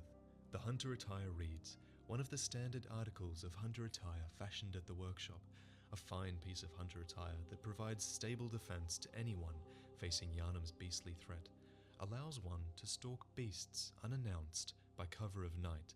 It's possible the unannounced part of that sentence is to do with killing beasts without them noticing you, but it could also be because the workshop was a secret institution. The original workshop is located in a very hard to find part of Cathedral Ward, and think about it, you don't want the townsfolk believing that the blood is turning them into beasts. When that information is floating around, you want to avoid panic at all costs. So the hunters hunted beasts under the cover of night, but the hunters and the beastly scourge couldn't stay a secret forever. In what would come to be called Old Yharnam, a new disease appeared. It was called Ashen Blood. I call it a disease, but the small medicinal tablets used to treat it actually counteract poison. A tablet used to treat Ashen Blood, the baffling sickness that ravaged Old Yharnam long ago. These tablets only provide short-term relief. The Ashen Blood ailment eventually triggered the spread of the beastly scourge. Think about that. We know that the old blood It wasn't heals safe and every effective. illness. I guess it We know healed, that but the then it old had a blood side effect. causes the beastly scourge, and we now know that the ashen blood caused the beastly scourge to spread. In short, it seems like people were infected with the ashen blood, and the medicine that they had only provided short-term relief, and they were forced to imbibe the old blood instead. Wait, It's what's the even difference possible between that the Healing ashen and Church used this Great ashen One blood blood? to gain power, swooping in with this miracle cure and liberating the people from the ashen blood disease. Since ashen blood seems poisonous in nature, perhaps the church even poisoned the populace just for that excuse to use the old blood, because that excuse to get the populace to believe in you, that would have been so powerful. But whatever the case, the beastly scourge was triggered overwhelmingly in Old Yharnam, we know that much, to the point where they actually had to burn it down and cordon off Old Yharnam from the rest of the city. The Dang. red moon hangs low, and beasts rule the streets. Are we left no other choice than to burn it all to cinders? With this, the hunt became known to It's all. oddly familiar. It's Perhaps kind of the like church Outlast, feared an too. uprising from the people of Yharnam, for a note in central Yharnam reads, "When the hunt began, the healing church left us, blocking the great bridge to Cathedral Ward, as Old Yharnam burned to the ground that moonlit night." As a result, Gehrman's workshop was sealed and closed. With the scourge of the beast known to all, perhaps there was no need for secrecy anymore. The Saw Hunter badge comes to read, "Badge crafted long ago at the workshop, attests to one's prowess as a hunter of beasts. The workshop is gone, and no group recognizes this meaningless badge." Oh. At this point, the church retreats. They block themselves off in Upper Cathedral Ward and come up with a new strategy for dealing with the scourge of the beasts that is spreading throughout Yharnam. Eventually, the workshop hunters would disband, and the church founded the Church Hunter Workshop in its place. Ludwig was the chief hunter of the Healing Church, which consisted of hunters garbed in black and white. The Black Cool. Church Hunter attire reads, "Most Healing Church hunters are elementary doctors who understand the importance of early prevention of the scourge, achieved by disposing of victims, even potential victims, before signs of sickness manifest themselves. Their black attire is synonymous with fear and that peculiar Yharnam madness. The Black Church Hunter's job was clear. Remove any sign of the scourge of the beast, even if it hasn't manifested itself yet. So they like The fear that it kill inspired in people? the citizens shows. Most in Upper Cathedral Ward are deathly afraid of the church. The White Church Hunters' jobs were a bit different. These doctors are superiors to the Black Preventative Hunters and specialists in experimentally backed blood ministration and the scourge of the beast. They believe that medicine is not a means of treatment, but rather a method of research, and that some knowledge can only be attained by exposing oneself to sickness. Their experimentation might explain the monstrously large church giants who would have been particularly useful in the fight against the beasts. Ludwig's Oh. greatsword exhibits several departures from the workshop's design, suggesting that the church anticipated much larger, inhuman beasts. On top of this, Ludwig took a much more overt approach to beast hunting. Nightly, he would embark upon central Yharnam, across the Great Bridge, to fight back against the beasts. But he was not alone. The population of central Yharnam joined the hunt as well, swelling the ranks of the hunters. Ludwig, the first hunter of the Healing Church, once recruited Yharnamites to serve as hunters. This hunter's attire was made for new recruits and has excellent I straightforward see. defense, but not nearly enough to allow an ordinary man to stand any real chance against the beasts. It sounds like a very clever move, as it probably stopped the populace blaming the church and likely formed more of a us versus them mentality. Meanwhile, in Bergenworth, Master Willem had an epiphany. We are thinking on the basest of planes. What we need are more eyes. Willem took this very literally. The What the remaining heck? students of Bergenworth appear to have been transformed into multi-eyed, fly-like creatures, and more importantly, Willem himself found an umbilical cord of a Great One, which was a very significant and powerful artifact. Provost Willem sought the When cord did in order to when did he even elevate his get being that? and thoughts to those of a Great One by lining his brain with eyes, the only choice he knew if man were ever to match their greatness. Used to gain insight, and, so they say, eyes on the inside, although no one remembers what that truly entails. So that really It's was a difficult to know student. exactly how Willem came across or created an umbilical cord, so we'll have to go into that in another video. Just know that he has one for now. When we encounter Willem, he directs us to the Great Lake. The power of great bodies of water is actually referenced in a few runes. Great volumes of water serve as a bulwark guarding sleep, and an augur of the eldritch truth. Overcome this hindrance and seek what is yours. Oh. The lake and what lies within it hides the truth. Rom, the Byrgenwerth spider, lies within, and there's a lot we don't know about her, but I'll tell you what we do know. The Byrgenwerth spider hides all manner of rituals and keeps our lost master from us, a terrible shame. The spider is certain to reveal nothing, for true enlightenment need not be shared. I believe this is what the vacuous part of Rom's name refers to. This creature is somehow hiding the true nature of the world, and when you defeat it, you don't need insight to see the world for what it truly is. The night moves forward. The blood moon The descends, spider and needs after to be killing Rom, alive. we are finally granted access to what remains of Yahar'gul, home of Mikolash and his School of Mensis. The School of Mensis appears to have grown apart from the Healing Church and the Choir.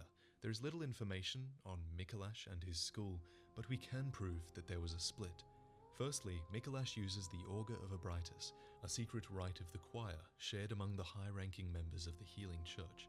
This suggests he was trusted with this information and was once a sane member of the church.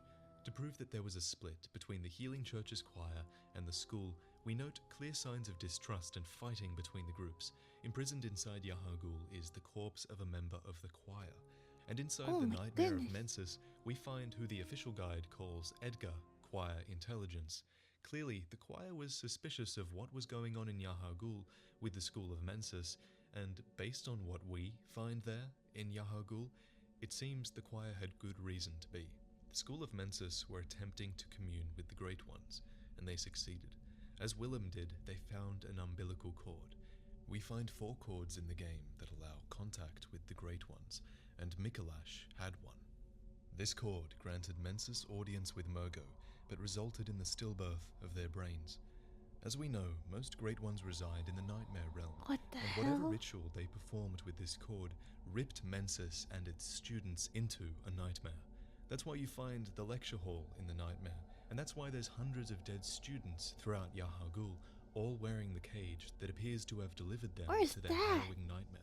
Mikolash's corpse provides a gateway into the nightmare, and we find him here, clearly insane, wandering the halls. Mikolash believes that it's possible to ascend towards becoming a Great One, citing Rom as his example. Rom, however, is not fully developed, rather she has the blood of their kin. And let's just go back to Rom for a second. When you defeat Rom, thank you so Queen much for Yharnam the appears. She's a Congratulations. Temerian woman who has clearly suffered a childbirth gone Wait, horribly I saw wrong. her. She is linked to the Nightmare of Mensis, to the ritual that Rom was hiding, and she appears in this Wait, nightmare go as back. clearly suffered. When you defeat Rom, Queen Yharnam appears. Queen She's a Yarna. Temerian woman who has clearly suffered a childbirth gone horribly wrong. She is linked to the Nightmare of Mensis, to the ritual that Rom was hiding, and she appears in this nightmare, looking up towards Murgo's loft, where Murgo and his wet nurse reside. Queen Yharnam hails from the Temerian civilization that was in power long ago, and she was blessed with a child of the Great Ones. From the way she appears outside Murgo's loft, it is clear that her consciousness, her spirit, was pulled into this nightmare as well. Even She when you almost gave encounter birth to an Queen Yharnam's eldritch? real self in the Temerian tombs, the baby Murgo screams whenever you hit her, and even when you kill Yharnam in the tombs, it is clear that she is not actually dead, but her horrific consciousness is only asleep, and it stirs in unsettling motions. Her consciousness seems to be showing That's up here in the scary. nightmare, completely separate from her physical form. The same thing is happening with you, with Mikolash, with the Great Ones in the nightmare with you. You all exist in this nightmare that Mensis created. So your next question is, which Great One impregnated Yharnam with Murgo all those years ago? I believe it is formless Erden. The Great One Erden, lacking form, exists only in voice.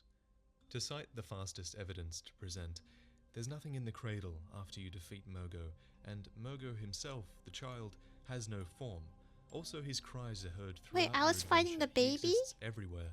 Additionally, Murgo's wet nurse has no form under those robes, and also, the women that are impregnated when this blood moon descends are all related to Erden, but we'll get to that in another video. What's a wet nurse? When you defeat Murgo's wet nurse, you get a message unlike any other that you've received thus far. Instead of prey slaughtered, you get nightmare slain. You defeated a true Great One that's elevated its consciousness to the nightmare realm, and the game is nearing its end. However, all of this should make Nurse you who think, nurses the the baby. Nightmare of Mensis isn't the only I see. dream world I've set foot in, is it?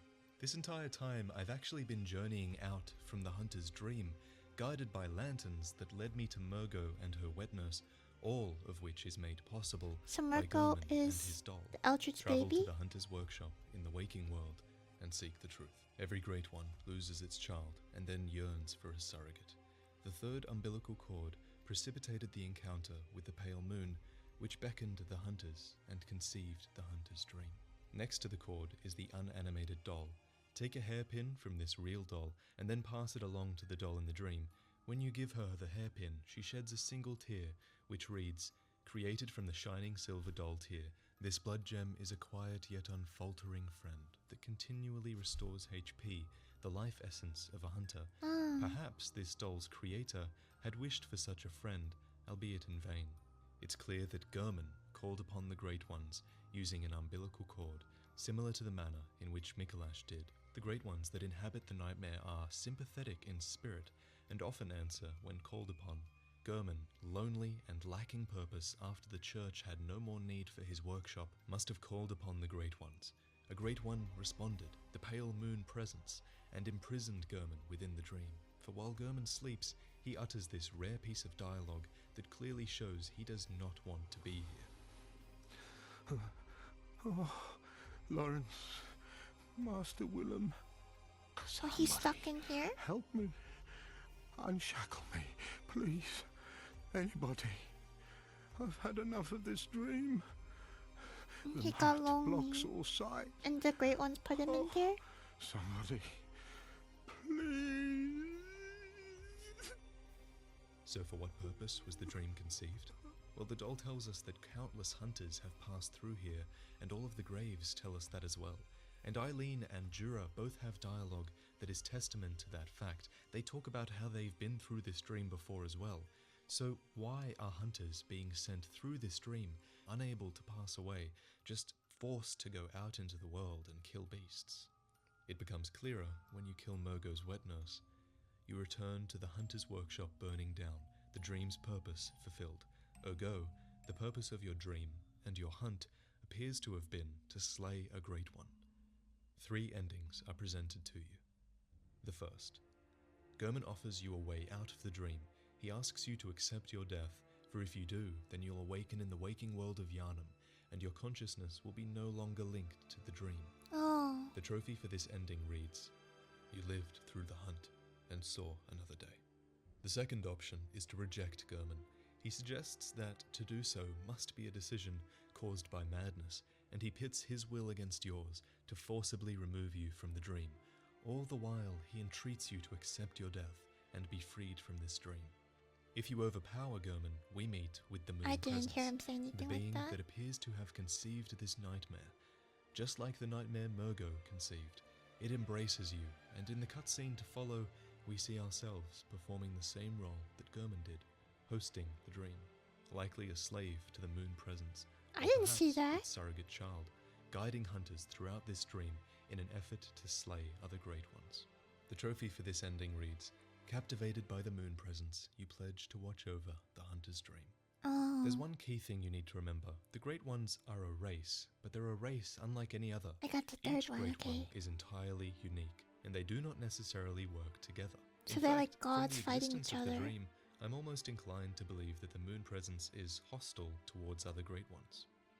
In the third and final ending, you consume 3 umbilical cords and resist the will of the moon presence. Oh. You overpower it, and in the cutscene to follow, the doll coddles the being you have become.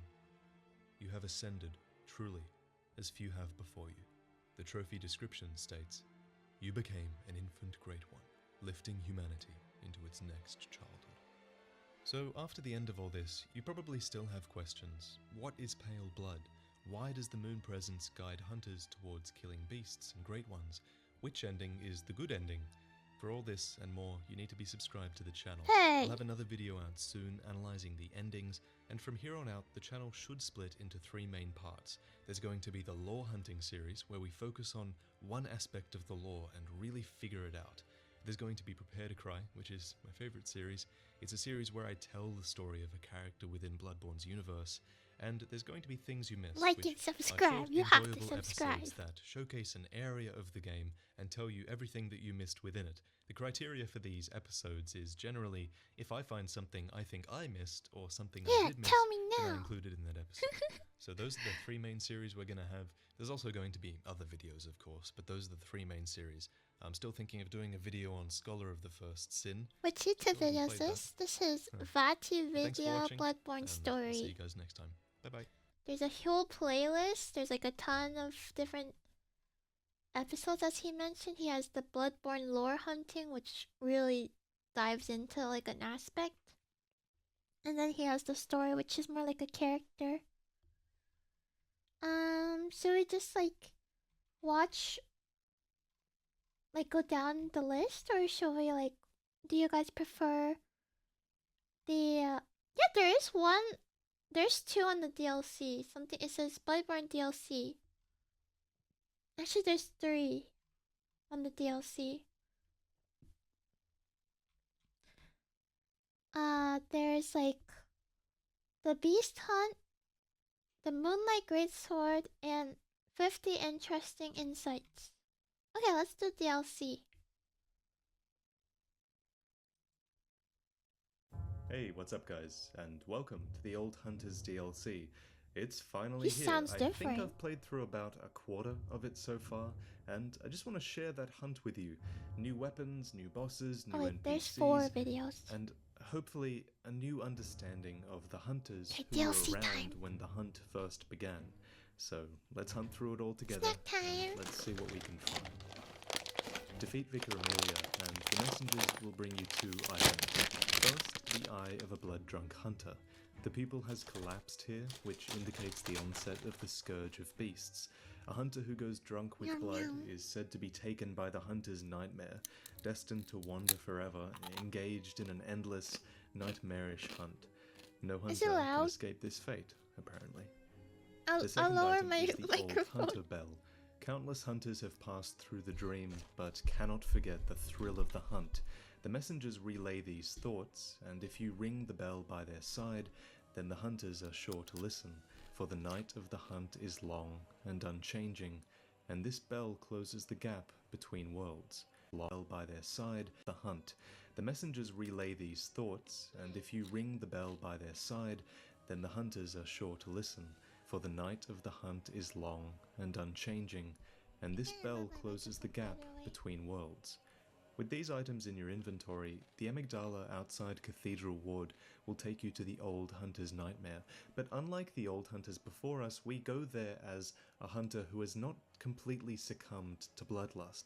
That's not what sucked us in. What sucked us in was this creature that we know is capable of teleporting you. Cursed fiends, their children too, Oh yeah, forgot that. and their children forever true. If there's an answer for that dialogue, I haven't found it yet. I don't know who it belongs to. Who is this woman to place a curse upon people? And what curse is she placing? We should remember this for another episode. We arrive in a distorted version of Cathedral Ward and its surroundings. And maybe distorted is the wrong word though. To me, this area strikes me as badly remembered. Imagine if you had to construct Hey, a place sorry. from memory. I You know wouldn't you get because it the crunchy's so 100% correct, would you? It's so And to me, I kind of spicy. like to think that whatever hosts this nightmare had trouble remembering the towers in the distance, so the towers appear tilted Tilt the and illogical, towers. and gaps in memory are replaced by these rocky hills where there should be Sorry man-made about the paths crunching. instead. I'm gonna move my But this world, self this away nightmare, when it's I'm inhabited crunching. just like all the others were. You know, Mikolash's nightmare was inhabited by the puppets that he pulled into the nightmare with him, and also by random hunters who made their way in as well. The geography might be a reconstruction from somebody's memory, but the people within it aren't. This nightmare is full of old hunters, some of the first people to ever fight against the beasts in the first hunts that ever happened. Hunters who, according to the Eye, lost themselves to bloodlust and were pulled into a nightmare where the hunt never ends. And this shows in the gameplay. The hunters and the beasts So they're actually here alive are and constantly they're not like fighting one ghosts or another, something? and you can use that to your advantage. The beasts are weak compared to the hunters, but there are so many, so I like to take out the hunters while they're distracted with the beasts, and once you're done with the hunters, you can equip a torch and deal with the beasts. They'll rarely attack you. No. All of these hunters stuck are in wielding there? weapons and They never wearing die? a garb that isn't seen in modern-day Yharnam. You'll find pieces of their equipment throughout the early level, and the old hunter garb in particular is funny. Its description details the superstitions of the first hunters, how some hunters believed that the beastly plague crept up the right leg, so they wrapped a bit of belt around the right leg of their trousers. Some thought that bits of metal on their gloves like the could ward plague. away the beast blood, and you get the picture. They were a superstitious bunch Cool. back then. The chest piece tells us that one day the hunters disappeared. Drunk with blood, they would pass on to the nightmare, every last one of them. I wonder what's pulling them in. Regardless, these hunters were around in the first days of the hunt, and this nightmare contains people and the places that existed when the hunt first began, and I really think that inside it we'll find the answer to what started the hunt and why. On this little crop of land, we find our first new weapon, which is the Beast Cutter. It's like a crude, more brutal version of the threaded cane. The weapon is they're old described as stuff. regrettably inelegant, which suggests that the earliest hunts were clumsy and bloody and brutal, which certainly wouldn't have helped these hunters resist the bloodshed. Perhaps the refinement of weapons wasn't just so you could deal with beasts efficiently, it would be so you could deal with them more cleanly. Anyway, the world here is full of twin bloodstone and later bloodstone chunks as well, so if you want to choose a new weapon to upgrade, it could easily be one of these you find in the early DLC, and the DLC continuously bombards you with new weapons, which I really like. It's not like the core game that gives you all the cool weapons at the very end. There are some good weapons at the very start of this DLC, and you find a new one what feels like every 15 minutes or so. Yeah. So far, most of my enemies have been humanoid, not beasts or monsters, so as a result I definitely recommend the blunderbuss over something like the pistol. I've always found that the pistol misses too much against human enemies, like you can't riposte them very well, so you might want to go with the blunderbuss, and I find the blunderbuss is better at taking out all the hunters. And if I'm making this look easy, it's because I've been through here before. I accidentally played through all of this stage on a New Game Plus character, and holy shit, this area in New Game Plus is tough. Enemies have so many more hit points. I actually got up to the first boss on my New Game Plus character and completely forgot that I was in New Game Plus, but the first boss really reminded me of that. I still haven't beaten the first boss on my New Game Plus character, It must be and super I was hard, going to show you guys that playthrough, but my PC decided to corrupt the footage instead. So this character, who's not in New Game Plus, is so much easier by comparison. My recommendation to you guys is that if you have a New Game Plus character, and if it's below level 60 like mine was, don't expect to get past the first boss without a hell of a fight. Choose your character wisely. And look, it's the Cleric Beast. The Here what? comes a boss That's not fight, him, right? Any second now. Okay, maybe it starts when I pick up the item? No? No? Okay then. Maybe it starts when I leave. No, it doesn't. Didn't expect that. Maybe later? Anyway, the eye pendant the Cleric Beast was holding reads, "Unlocks the Surgery Altar." The next weapon we find is the Boom Hammer, and it's waiting for you in front of this old guy, who is the guy that shoots you when you pick up the item in front of him. I'm sure you all remember that trap. I was like, you're not gonna fool me again. Oh, this is different.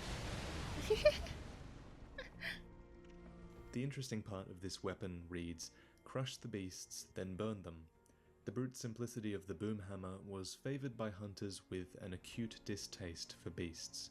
This was crafted by the Powder Keg Hunters, one of the first hunter groups, and a lot of descriptions do reference these groups. Bloodborne already has a fairly straightforward timeline. It's not like Dark Souls, which spans hundreds or even thousands of years. Bloodborne's timeline seems like it happens within a century or so, in my opinion, So this DLC answers a lot of questions about the progression I through somehow all avoided the the explosion different by hunter rolling. groups and their I history. got the weapon and got we out of the even way learn that there is because I a heard the group that ticking came pretty before quickly. the Powder Keg Hunters. And it's this beastly enemy we fight next that gives us this information. Hey, He I has saw this him. enhanced beasthood that I've still yet to learn about. He has a way bigger moveset than the beast claws should give you. I think it's a rune that lets you get into the beast form he's in. Anyway, he's where the central Yharnam lamp would be, where Gilbert would be if this was the real world, and he drops the firing hammer badge, which I believe unlocks the timed Molotov cocktails that you saw being thrown around before, and also the piercing rifle, So these guys which love was, explosions. and I quote, developed by the Michael Otto Bay. workshop, which was the workshop that came before the Powder Keg Hunter workshop. Oh, what You're about a this hunter guy? with your sanity, I want aren't to know you? about this guy. Must have taken a wrong turn then, eh? Well, we're more alike than you think. This is the hunter's I'm nightmare, eating tempura where hunters end up when seaweed. drunk with By the way, blood. you're wondering why the crunch is You've so seen them loud. before. Aimless, wandering hunters slavering like beasts. This is what the poor fools have to look forward to. So, don't be brash. Turn back before it's too late. Unless you've something of an interest in nightmares. Yes, as it should be. Hunt your beasts and think no more on the secrets of the night. That is the very best a hunter can do. Just don't let the blood intoxicate you. You can say no here. You can say, I'm not interested in nightmares, but then you can also talk to him again to give what is supposedly the right answer, which is Pokemon apparently, moment. yes, I am interested in nightmares, because he stops talking to you after you say yes. What now? Oh, take my word and turn back before it's too late. Unless, I suppose, you've taken an interest in nightmares. Yum. Oh yes, I see. You sense a secret within the nightmare and cannot bear to leave it be. As if the spirit of Bergenworth lives on within you. Such inquisitive hunters will relish the nightmare. But beware. Secrets are secrets for a reason, and some do not wish to see them uncovered. Especially when the secrets are particularly unseemly. This guy will appear later, and he tells us to carry on further into the nightmare, but he warns us that some secrets aren't meant to be found. Why does he tell us Secrets to go like in and then down the tells Blood us to River stop? is the Gatling gun hunter who attacks you in the pitch black with this brutal weapon that will stun lock you if you stand anywhere near him. I found the best way was to rotate around this rock until he takes a break from firing, then you get a few hits in and you rinse and repeat. His gun can't fire forever, so start your assault on him as soon as it stops firing.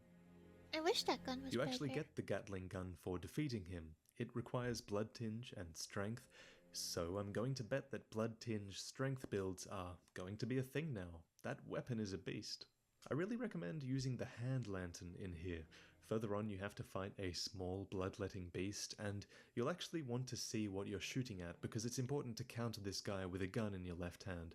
This room holds the Amygdalan Arm, a gruesome little trick weapon that you can use as a short hammer or a sinewy scythe thing where one of the limbs just flows around with the Wait, so ligament attached Amygdala to is it. not a great From one? is so creative with their weapons. The next two weapons is the Beast Hunter's Safe, which is way better than I thought it would be. It just looks like a short saw cleaver, but its simplest attacks include a lot of little dashes, and everyone knows how I don't think I important saw it that is one in before. Souls games to quickly close distances. It's a really underestimated weapon, I think. It's a The next whip? weapon is the Whirligig I tried Saw. using I it. love it. Just look at how you can grind down an enemy by holding L2. This weapon belongs He's a to cutter. Valta, the Beast Eater, Don't leader do it of the near the League, doll. and he's the old hunter you meet in the Forbidden Woods if you went and joined the League when patch 1.07 hit.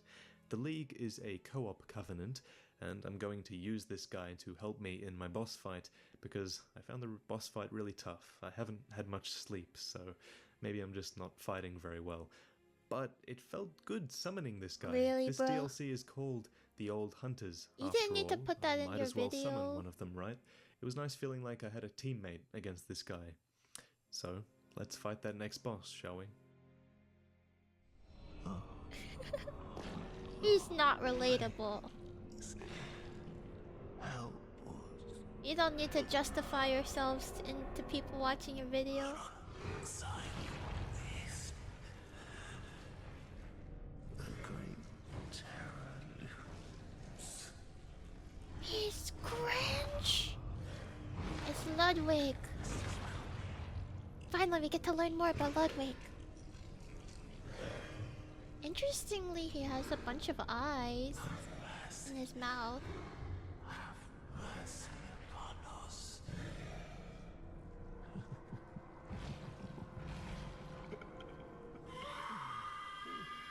Or is that his tea?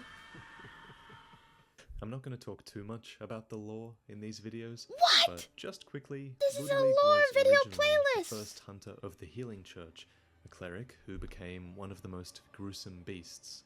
In the first phase of the fight, it's vitally important that you kind of become familiar with his moveset, and most importantly, I think you have to learn where it's We safe barely to hit learned a him thing. and where it's I'm safe done to with your heal. stupid I video. find the best place to You're be not attacking even is telling his anything. left side, because if you get behind him, I he'll don't- bucket I you already like a beat horse. him. If you get under him, he'll stamp around and likely kill you. And if you get in front of him, he'll do these I quick beat little him already. slashes that Stop are hard telling to me. predict and dodge. Inevitably, you do have to dodge through these front-facing dashes. Guys, and should that's we what's watch- So tough. Should we One of keep these going? Are we dashes too has a deep really in? long Or shall we wind-up move that will catch you to if you Bloodborne dodge too Story, early. where he roleplays? But you have to dodge early against most of his dashes because they will combo you Move? if you just take the hit. So it's a Uh, tough there's fight like- because of that. You can't dodge too early and I you can't guess dodge too 4 late. minutes Your left. reflexes have to be on point This if one? you're soloing this guy, which is why I brought Valter in. I decided that this companion hunter was going to be my win condition. He's fantastic for distracting Ludwig. Oh, I don't But care he only how has you're a limited using. amount of blood vessels, I don't so care how once you're he's using healed that. I don't like care that you 5 didn't times, sleep. he'll stop healing Tell and me the about boss will kill Ludwig. him and you'll be in trouble. So, He didn't even like I said, mention. my win I- condition was he to put- keep him alive. He put this in his playlist called Bloodborne Lore. So I was thinking he was gonna talk about the Bloodborne lore of the DLC. But he's just telling me about how he can't beat Ludwig.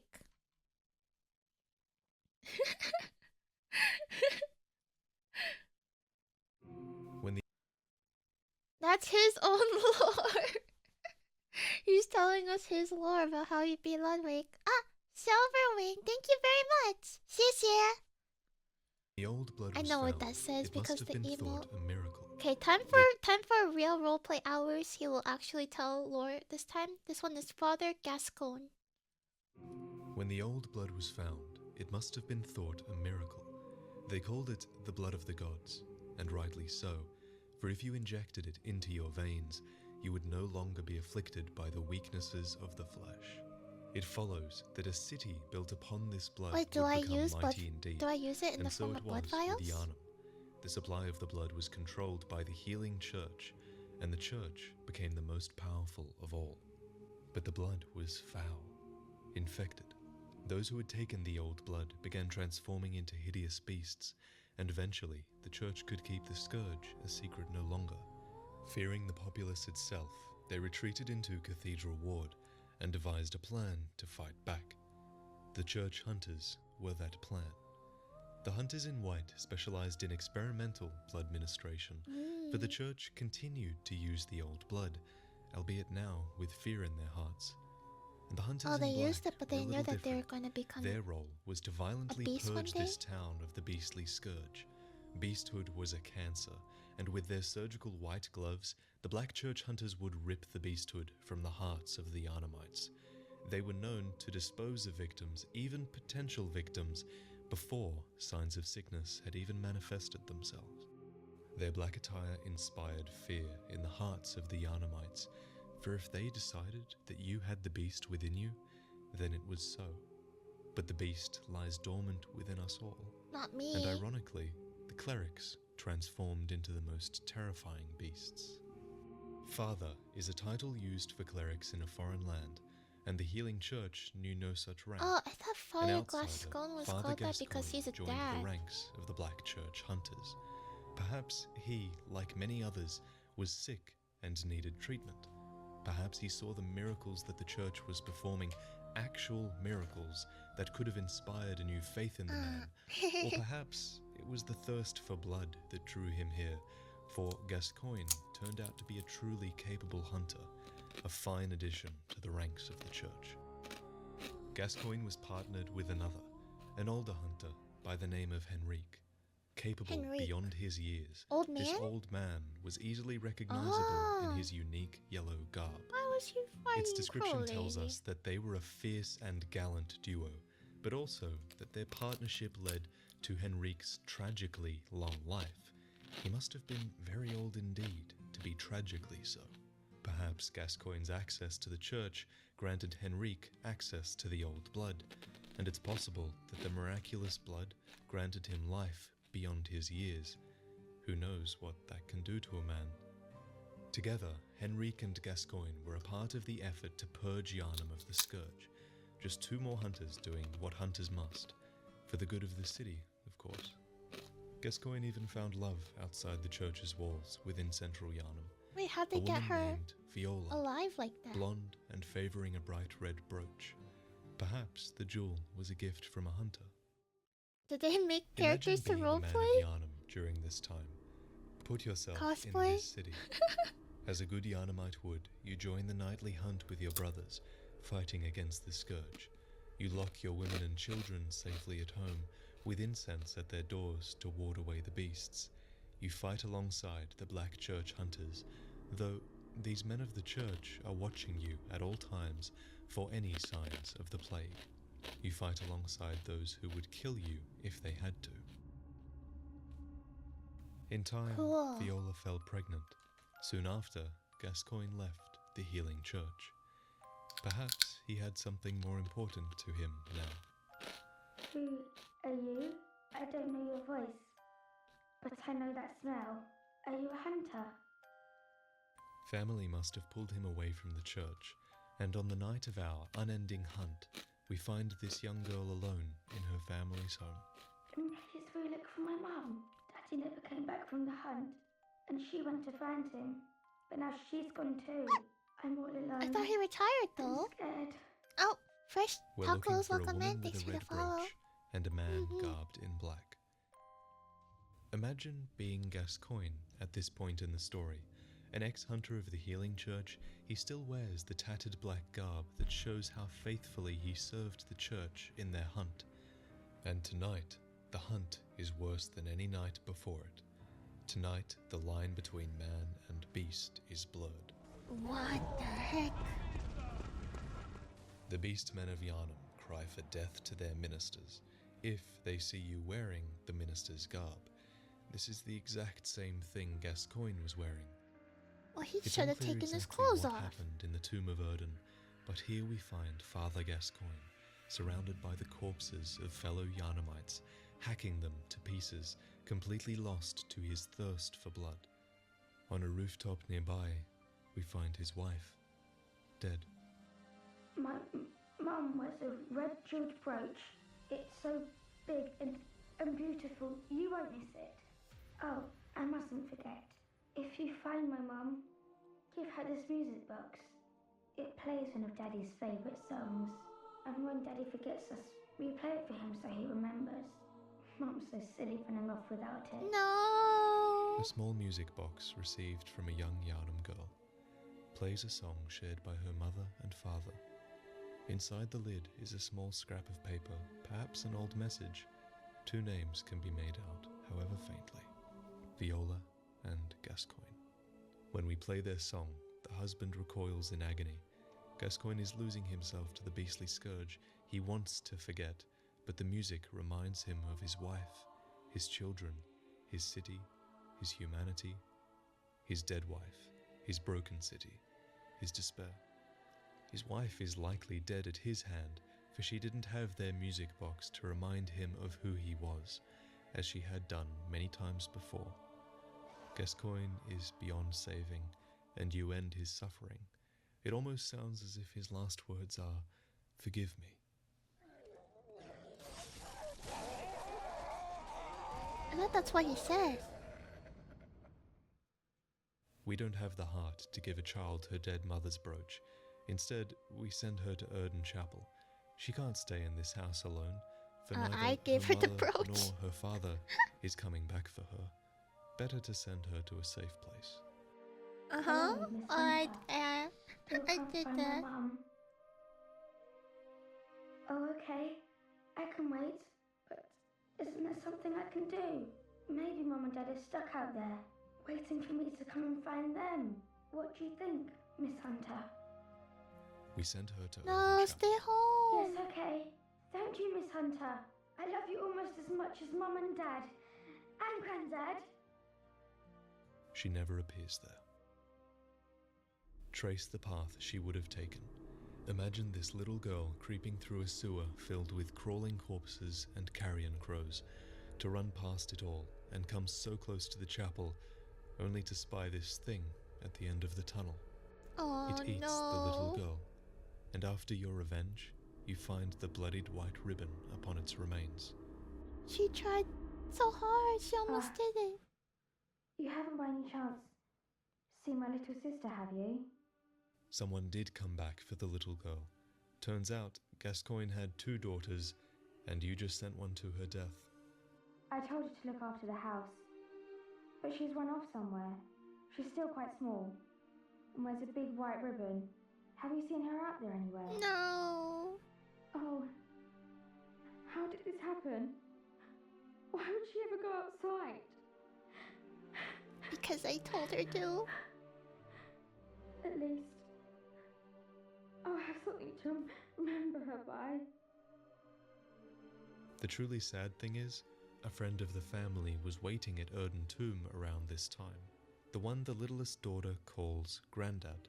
He could have met the youngest daughter there, had the pig not consumed her in the tunnel. No. Instead, Henrique goes mad here in this place. Perhaps he discovered that someone killed his friend, or perhaps, since the littlest daughter calls him Grandad, he discovered the corpse of his daughter, Viola. Oh no. Perfect timing.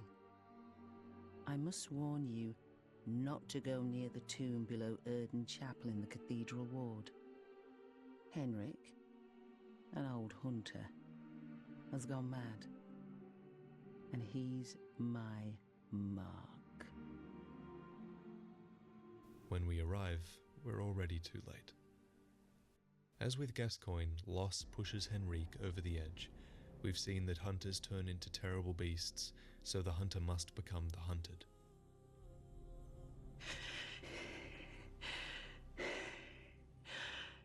That wasn't necessary of you, but you have my thanks. We made it with our lives. You're not bad at all. You must have killed Gascoigne as well, then. Unfortunately. He was falling apart, I'm sure it had to be done. But try to keep your hands clean. A hunter should hunt beasts. Leave the hunting of hunters to me. Gascoigne killed his wife. We killed Gascoigne. Henrique tried to kill us, so Eileen killed Henrique. The last surviving daughter throws herself off a ledge upon receiving her sister's bloodied ribbon, and the bloodline of Gascoigne ends here. No. However, somewhere, in another hunt perhaps, you never spoke to the littlest daughter. She never went looking for her parents. She never travelled down this tunnel. She stayed home until her sister returned, and they huddled together until morning came.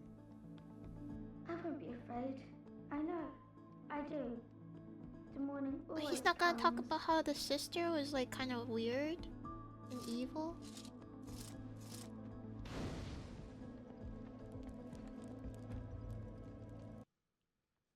Best thing to do is nothing at all.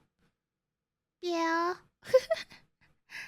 I shared an epic piece of trivia for you regarding Gascon. Did you know that in the demo for Bloodborne, Gascon used the word boss out if you died to him, which is like Amen in Demon Souls. This got removed in the final release, but it connects both games. That's why the game mentions him being foreign from Yarnum. Well, he's from Demon Souls. Cool. I like when games do that. They like have like characters that connect lore and things. But they took it out. I do kind of like Forgive Me though. The sister went insane because of the night progression. Yeah. So what happens if you don't talk to them at all? I mean, I guess you wouldn't know, right? But would you see the light still on?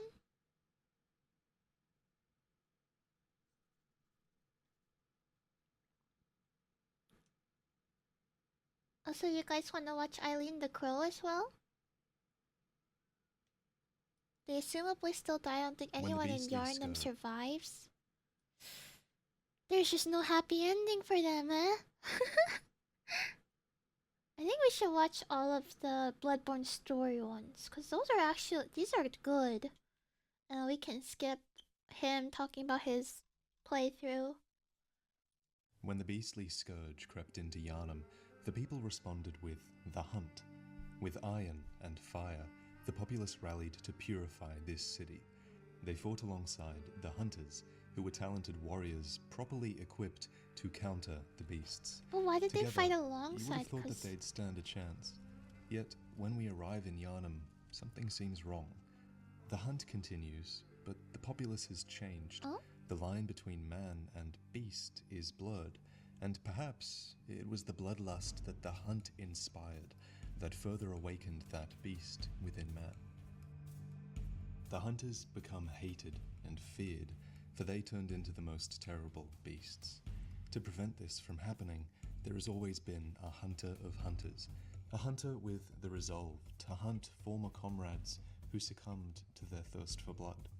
I don't really get Hunters this of hunters dress bloodthirsting. as crows to suggest sky burial. I quote, "They hunt with the hope that former compatriots might be returned to the skies and find rest in a hunter's dream." Eileen is one of these hunters, and she was likely recruited when the hunter's workshop was still in its infancy. She wields the Blades of Mercy, forged with siderite, which is a rare mineral of the heavens.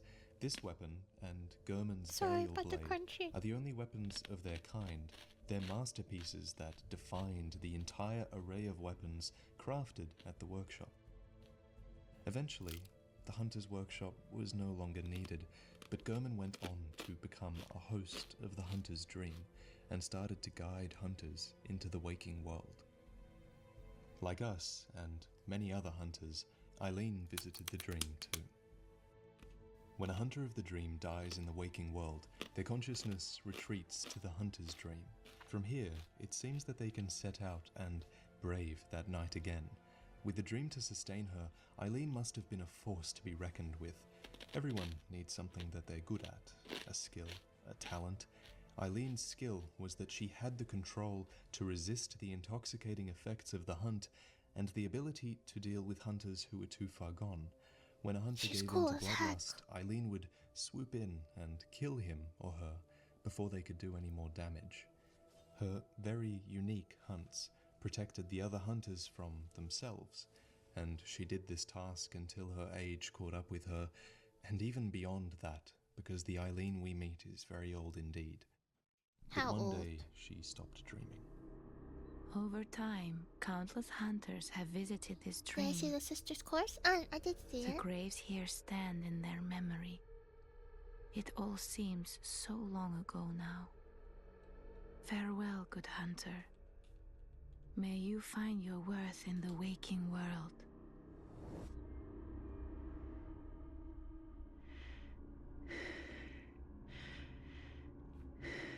No more dreams for me. This is my last chance. No. So, like many other hunters before her, Eileen was freed from the dream. Gehrman, host of the hunter's dream, granted her mercy. But did she go willingly, or did she simply outlive her usefulness? Whatever the case, we might never know. Eileen remains in Yarnum and continues her hunt, her purpose unfulfilled. Oh, A hunter, are you? And an outsider? What a mess you've been caught up in. And tonight of all nights, prepare yourself for the worst. There are no humans left. They're all Why is that night in particular so flesh-hungry bad, though? beasts now. Without the dream, Eileen's death is permanent, yet still she remains in Yharnam, proud, undeterred, and determined to hunt down every last hunter who poses a threat. But Eileen is one of the oldest characters we encounter, and without your help, she will perish in any assassination she attempts. How did you know she's old? That wasn't necessary of you, but you have my thanks. We made it with our lives. You're not bad at all. You must have killed Gascoigne as well, then. Oh, she says it? Oh, yeah. He was falling apart, I'm sure it had to be done. I like But her. try to keep your hands clean. A hunter should hunt beasts. She told she used to hunt with Henrik, and she's hella Leave old. the hunting of Right? Yeah, I hunters saw to the me. video where he was super old. Maybe she also took blood or something? Her pride is untouched, and she continues to place herself in harm's way. Or maybe that's why he is so much more agile than her, because he took the Oh. blood and she didn't. Is that you again? I'm afraid I've made a bit of a blunder. I'm just going to have a short rest. Though, don't worry. I've taken blood. Oh, yeah, there it is. Enough to save an old woman. But that thing still lies in wait. Turn back. This is my score to settle. But how come she keeps aging while Henrik... Eileen's trail of assassinations Or maybe eventually leads he's her just to the better? most powerful hunter in the waking world. Or People there were call two him old the Bloody people Crow of fighting? Cainhurst, but to Eileen, he is likely a former comrade and possibly one of Gehrman's first apprentices. Let's note 3 things about him. 1, he wears the crow feather set as Eileen does, suggesting that he is, or was, a hunter of hunters. 2, he has mastered the art of quickening and dashes about with extreme speed, and this art is particular to the first hunters of the workshop. Indeed, we tease this art from our hunter's remains. Once, this hunter was likely an apprentice to Gehrman, one of the first. Thirdly, the Bloody Crow uses the weapons and armor of Cainhurst, which is a faraway land ruled by a queen who craves the blood of hunters. He drops the Blood Rapture rune, which resonates with servants of the queen. Whoever he is, he seems to no longer see a purpose in hunting beasts. He and Eileen are not so different in that respect. In fact, Eileen could just as easily find herself in his place if you don't aid her on her journey, and she does. She becomes almost like the townsfolk of Yharnam, who see nothing but evil when they look at another hunter. No! The beasts cannot be stopped! What good hunters now? Your blood is mine. I didn't see this. You monsters. All hunters must die. No! But you do aid Eileen, and she doesn't lose herself. She lies here on the steps, bloodied and broken after her fight, to pass along her duty to another hunter. Don't you ever listen to your elders. No matter. You did save my life. I don't seem to be apt for this life anymore. My glory days were long ago now. I know. Here. For you. This too is hunter's work. But it bears no honor. A burden you may choose to carry. The decision is yours alone. Oh, my eyes grow heavy. Let me rest a while. Hopefully she goes somewhere After all else. this, you should be questioning the hunt. Many characters do. Its purpose is, of course, to hunt beasts, but it was the hunt itself that further awakened the beasthood within man. It's unleashed the blood-crazed hunters upon the world, men and women who individually can do more damage than any mere animal. And when all is said and done, when you have painted Yharnam with the blood of its men and women who turned into beasts, who did you really kill for? Is it really mercy that Gehrman shows to those who exit the dream? Or are we removed because we came too close to the truth? After all, once you wake, it's difficult to remember what you dreamed about. Oh. But what happens to Eileen? In the Souls game, you can clip to see inside NPC's armor and see their face. Henrik and Eileen's face are impossible to see. I saw if you go really, The people of old if Yharnam you would- zoom in on Alfred's face, you can see his eye collapsed. So he became, like, he started to become beast or something. She retired and told you to do her work. Well, where did she go? Did she go home? You killed her? Rawr! Okay, time to finally find out about the Jura. Everybody was saying that he's actually based in cool, and a cool guy. But he was kind of like mowing me down like a million times when I first saw him, so I didn't really like him that much. The people of old Yharnam were dying. Let's see if I could change my They mind called now. it ashen blood, a baffling sickness that ravaged the town. Wait, let's start again. The people of old Yharnam were dying. They called it ashen blood, a baffling sickness that ravaged the town. It's not hard to imagine what the symptoms were. The only treatment they had were these little white tablets, and even these only offered temporary relief. They weren't a cure, not by a long shot. So when the healing church appeared, proclaiming salvation via their blood transfusions, it probably came at the perfect time. The people were cured of their ashen blood ailment, and the church's miracle cure became the pride of Yharnam and the envy of outsiders. Oh, People would come so from it was far like a and wide different for a sickness. chance at blood ministration, and the healing church gained unprecedented power through the faith of its people. Only, don't you think this is all too convenient? That there would be a sickness of the blood, that it would only affect the populace of old Yharnam, that the healing church was ready and waiting with transfusions that could cure anything? No, it's possible the healing church poisoned the populace of old Yharnam with the ashen blood ailment. The poison knife tells us that poison was a weapon of the church. The antidote tablets that the populace used to treat ashen blood cure poison. And underneath old Yharnam runs a water supply that could have been easily tainted. What better way to create a community no. ready to accept the miracles of the healing church? But regardless of what you believe, it's a fact that the ashen blood ailment eventually triggered the spread of the beastly scourge. And since old Yharnam was one of the first places treated with the old blood, its people were among the first to turn. The Hunter's Workshop existed to fight the scourge of beasts. It was one branch of the church run by Gehrman, the first hunter. The Hunter's Workshop itself consisted of factions, each with different ideas on beast hunting. One of these factions were the Powder Keg Hunters, bearers of the Powder Keg Badge.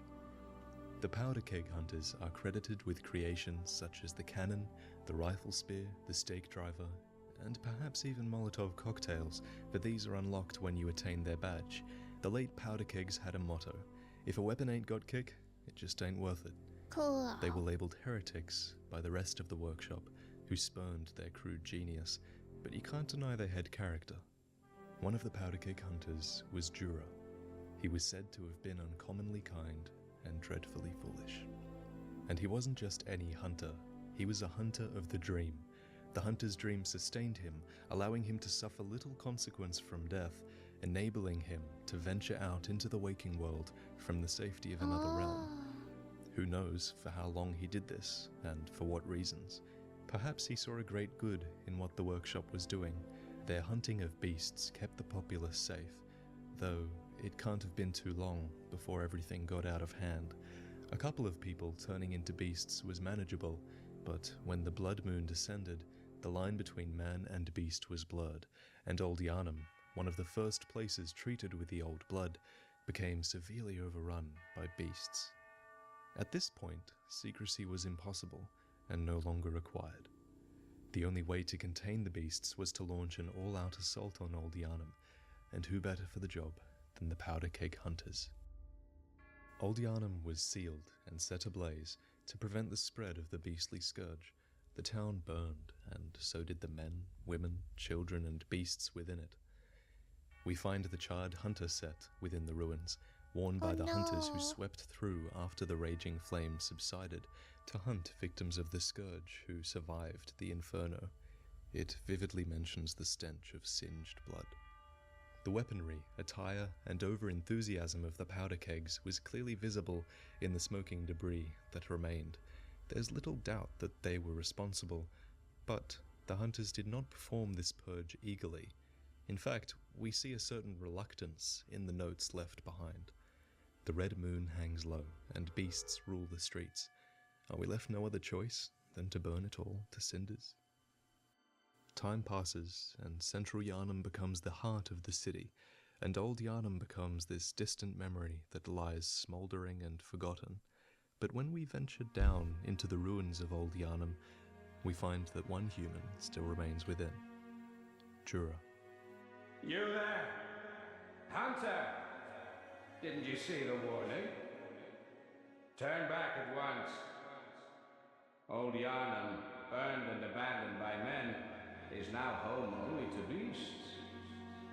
They are of no harm to those alive. Turn back, or the hunter will face the hunt. Jura felt defeated by the state of Old Yharnam, so much so that he renounced his hunter's vows and pledged never to kill another beast. This kind, foolish man found his true calling in protecting the beasts of Yharnam from the hunter he used to be. Oh. You are a skilled hunter, adept, merciless, half cut with blood, as the best hunters are. Which is why I must stop you. His giant Gatling gun. I should think you still have dreams. Well, the next time you dream, give some thought to the hunt. No one truly knows the hunt's purpose. It is watched over by a man who does not wish to be there, and it's inhabited by a doll who exists to serve you. There is no explanation for why we venture out and kill. For Jura, Old Yharnam was his realization that hunters are no better than the beast that they've slain, and it's true, really. If a beast is characterized by its mindless thirst for blood, then are hunters really any different? Some beasts are even capable of speech and of reason. Die! Die! Hunters are killers, nothing less! You call me a beast? Let's fight him in the Chalice beast? Dungeon. What would you know? I didn't ask for this. You hunters have got more blood on your hands.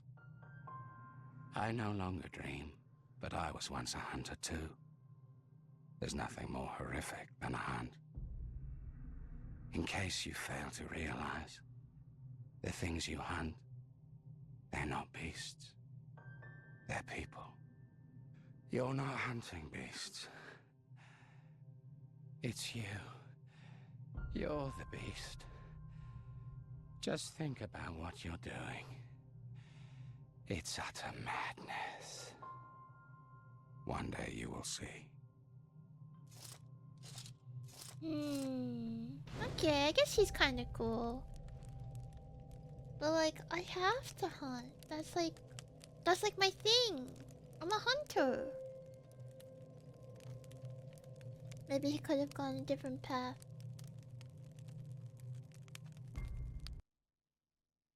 First. Okay, this is the last one. Alfred, Vile Blood Hunter. There's more. I don't know what those are, but there's a couple. I'm not sure how much roleplay he does in those ones though. First came the Age of the Great Ones. They were mysterious. I'm just protecting myself. Each one of them completely unique. First came the Age of the Great Ones. They were mysterious, powerful beings, each one of them completely unique from the last. Then came the age of the Tumerians. The Great Ones once lived alongside the Tumerians, but eventually ascended to a higher realm, leaving the They're Tumerians like dinosaurs? behind. Finally came the Age of Man, a group of whom discovered the tombs of the Great Ones, and the Tumerians who now guarded them. These were the Bergenworth Scholars, a group devoted to seeking the truth. They burrowed deep into this world that they didn't understand, uncovering relics, rituals, and a race that had not been disturbed for a very long time. Most importantly, though, they stumbled upon a substance called the Old Blood. This blood was incredibly powerful, as a transfusion with it could cure any illness. This blood split the ranks of the Bergenworth Scholars, for they could not agree on how it was to be used. The head of the Scholars, a man named Willem, believed that humanity would be undone by the blood. Our eyes have yet to open, he said, so we should fear it. Other scholars disagreed, probably thinking him cowardly. Oh, he was right. Old One man was right. Lawrence, was much more headstrong than his mentor. He disagreed with Willem, abandoned him, and went on to found the Healing Church, a society built upon the use of the Old Blood. But there was a third man who betrayed the Bergenworth Scholars. He stole what the scholars considered forbidden blood and took it far away to the nobles of Canehurst Castle. A man named Alfred tells us this. Once, a scholar betrayed his fellows at Bergenworth and brought forbidden blood back with him to Canehurst Castle. It was there that the first of the inhuman Vile Bloods was born. The Vile Bloods are fiendish creatures who threaten the purity of the Church's blood healing. The ruler of the Vile Bloods is still alive today. How did I not realize this guy was kind of like master's wishes, weird when I first heard from him? the path to Canehurst Especially Castle. from his dialogue. The people of Canehurst were proud and noble, with a society made up of 3 tiers. At the bottom were the servants and the knights. Above them were the nobles, indulgent and arrogant. And above them all was one, the queen. This queen received the forbidden blood that was stolen from Bergenworth and became I didn't even what like Alfred him. calls a He vile had a blood. bad beard. From here, Canehurst begins to parallel Yharnam in many ways. For example, beasts appear, which are dealt with by the Knights of Canehurst. The Queen gives employ to hunters who hunt not beasts, He only but had other a hunters. beard on his neck. These are her blood I hunters, did not like who that. seek blood dregs to feed their beloved queen, so that she her blood, who dealt with by the Knights of Canehurst. Sorry. For example, Hearnworth, and became what Alfred calls a vile blood, was one, the queen. This queen received the forbidden blood that was stolen from Bergenworth, and became what Alfred calls a vile blood. From here, Canehurst begins to parallel Yharnam in many ways. For example, beasts appear, which are dealt with by the Knights of Canehurst. The Queen gives employ to hunters who hunt not beasts, but other hunters. These are her blood hunters, who seek blood dregs to feed their beloved queen, so that she may one day bear a child of blood. Ew. The Vile Bloods become the sworn enemies of the Church, for as far as we know, Yharnam and Canehurst are the only 2 places with 2 different strains of the Old Blood. It was only natural that they would become rivals. So the Church forms a group called the Executioners, headed by Master Ligarius. The Executioners were zealots, and existed for the sole purpose of destroying impurity wherever it was found. Through multiple generations, they searched for the Vile Bloods of Canehurst Castle. Eventually, they found them, and departed wait, in let me force pause. to What I don't get is like shit seems completely normal, right? So isn't her blood better? Why are they impure? exact their vengeance. In his time, Master Ligarius led his executioners into Canehurst Castle to cleanse it of the Vile Bloods. But all did not go well, and Master Ligarius became a blessed anchor, guarding us from evil. Tragic, tragic times.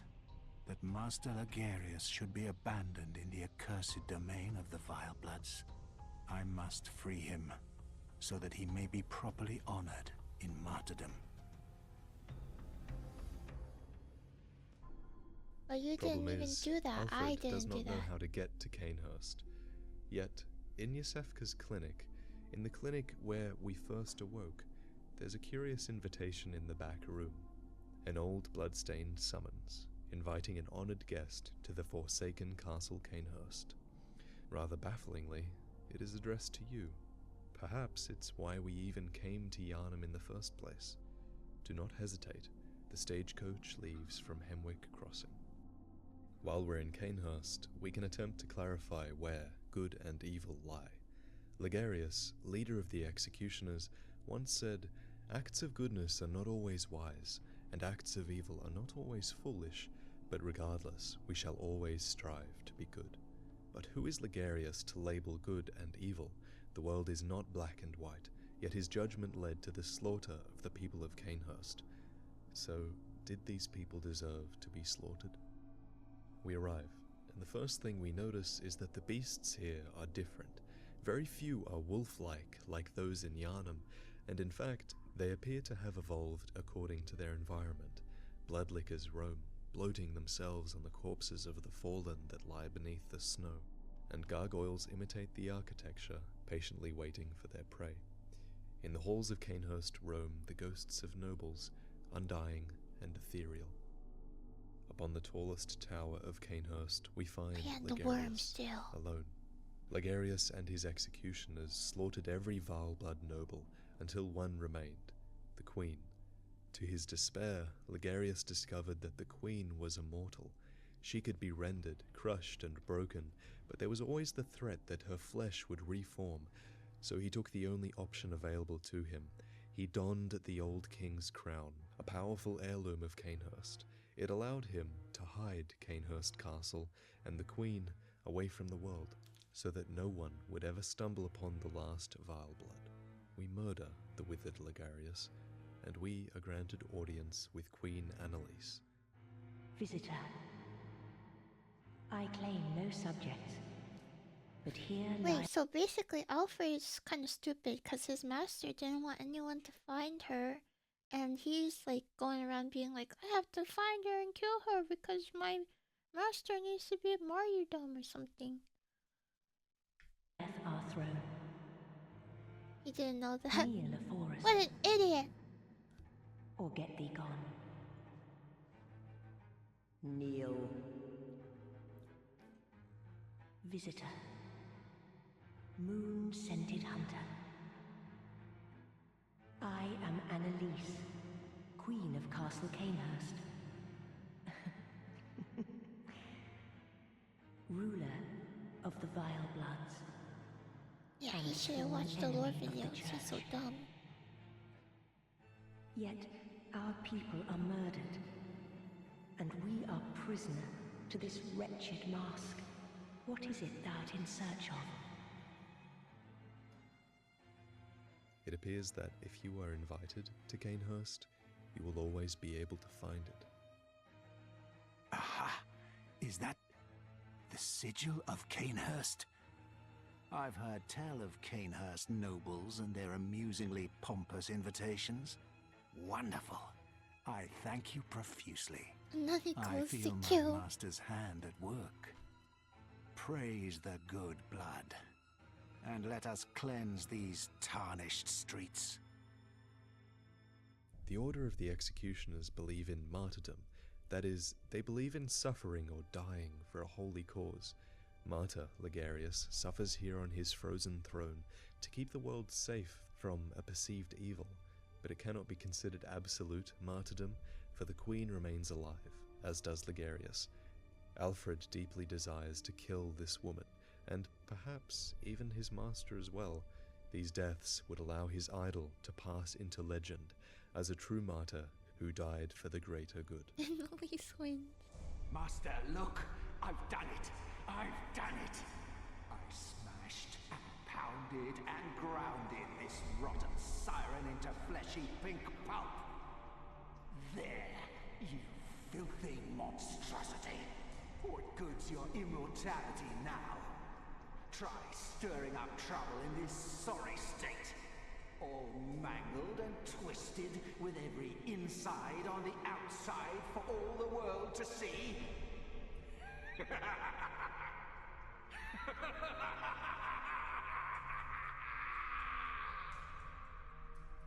Amazing voice acting on that. You, is it? Look at this. Thanks to you, I've done it. Well, isn't it wonderful? Now Master can be canonized as a true martyr.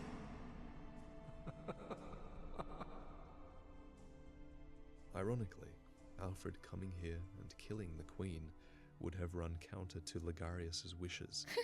The Queen is undying, so without a guardian, there is always the risk that she could rise again. That is why Ligarius stood guard here for all these years. Yet, of course, acts of goodness are not always wise. So Alfred kills himself so that he can become a martyr, along with his beloved master.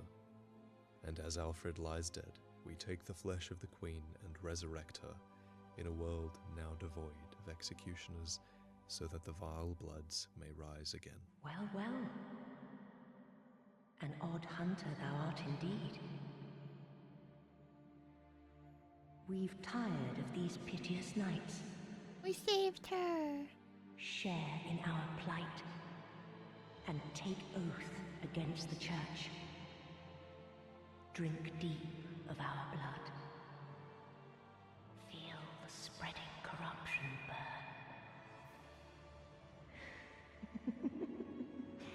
How come we didn't get corrupted all the way then? Because we drank vile blood too. Right? We too. The very last on this earth.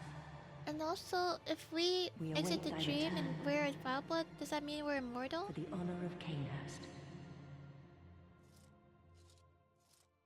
We have the dream. The dream stops you from being crazy? Dream hunter privilege? Dang. So, I guess when you live the dream, then you are susceptible?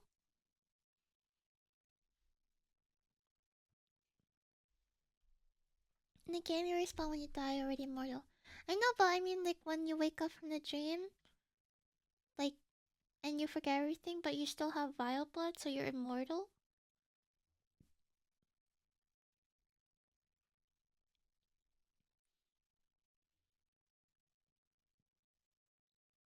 Or something.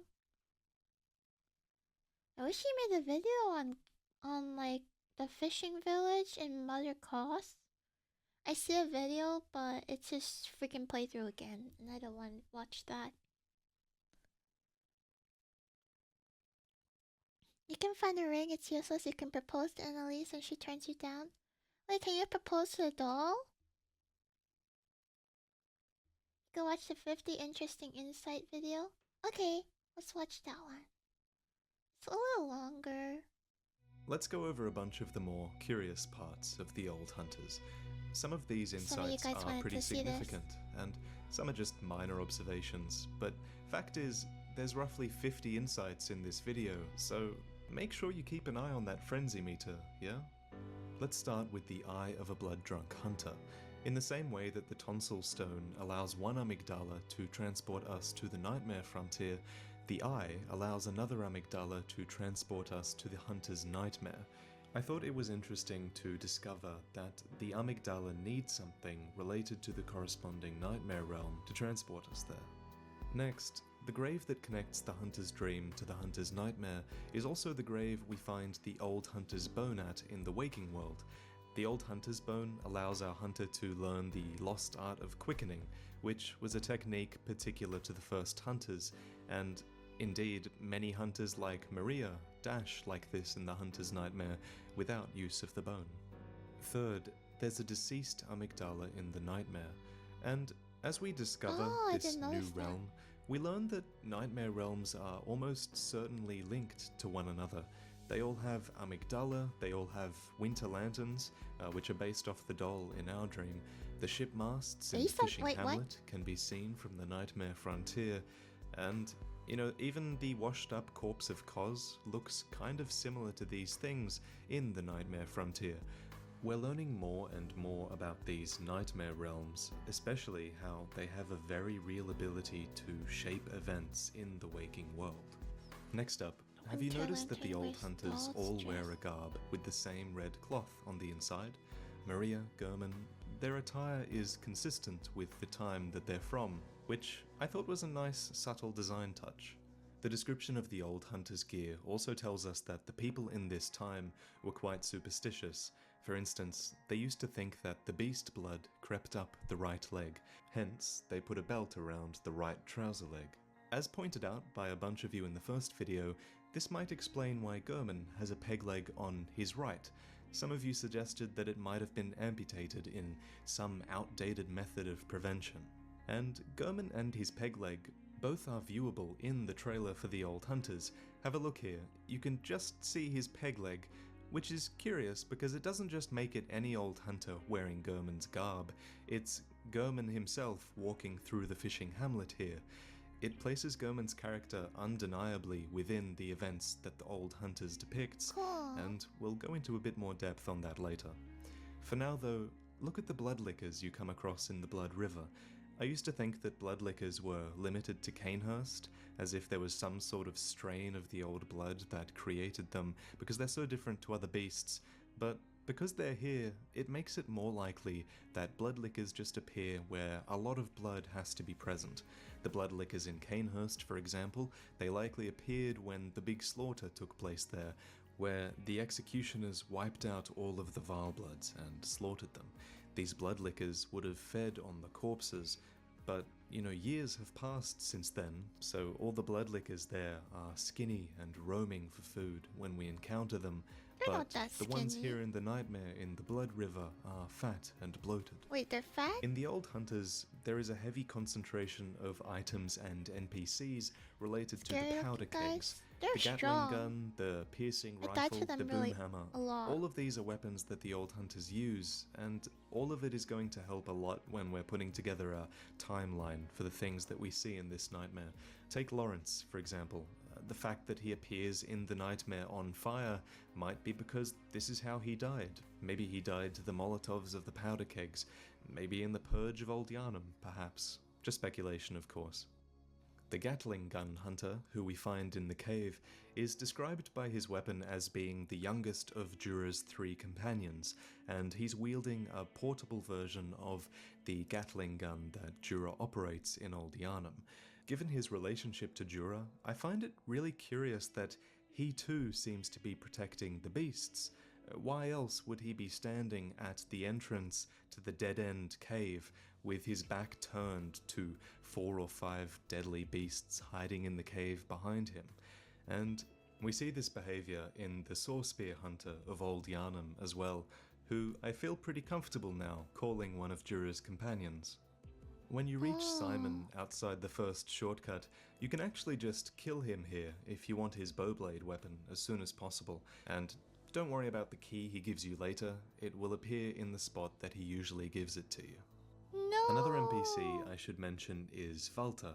If you crush 5 vermin and reload the area to acquire his helmet, his name and appearance will change to reflect that when you summon him.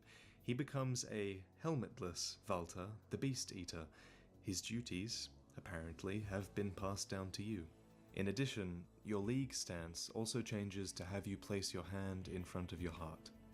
Before we start talking about Ludwig, do you remember this snail girl that fell from the sky?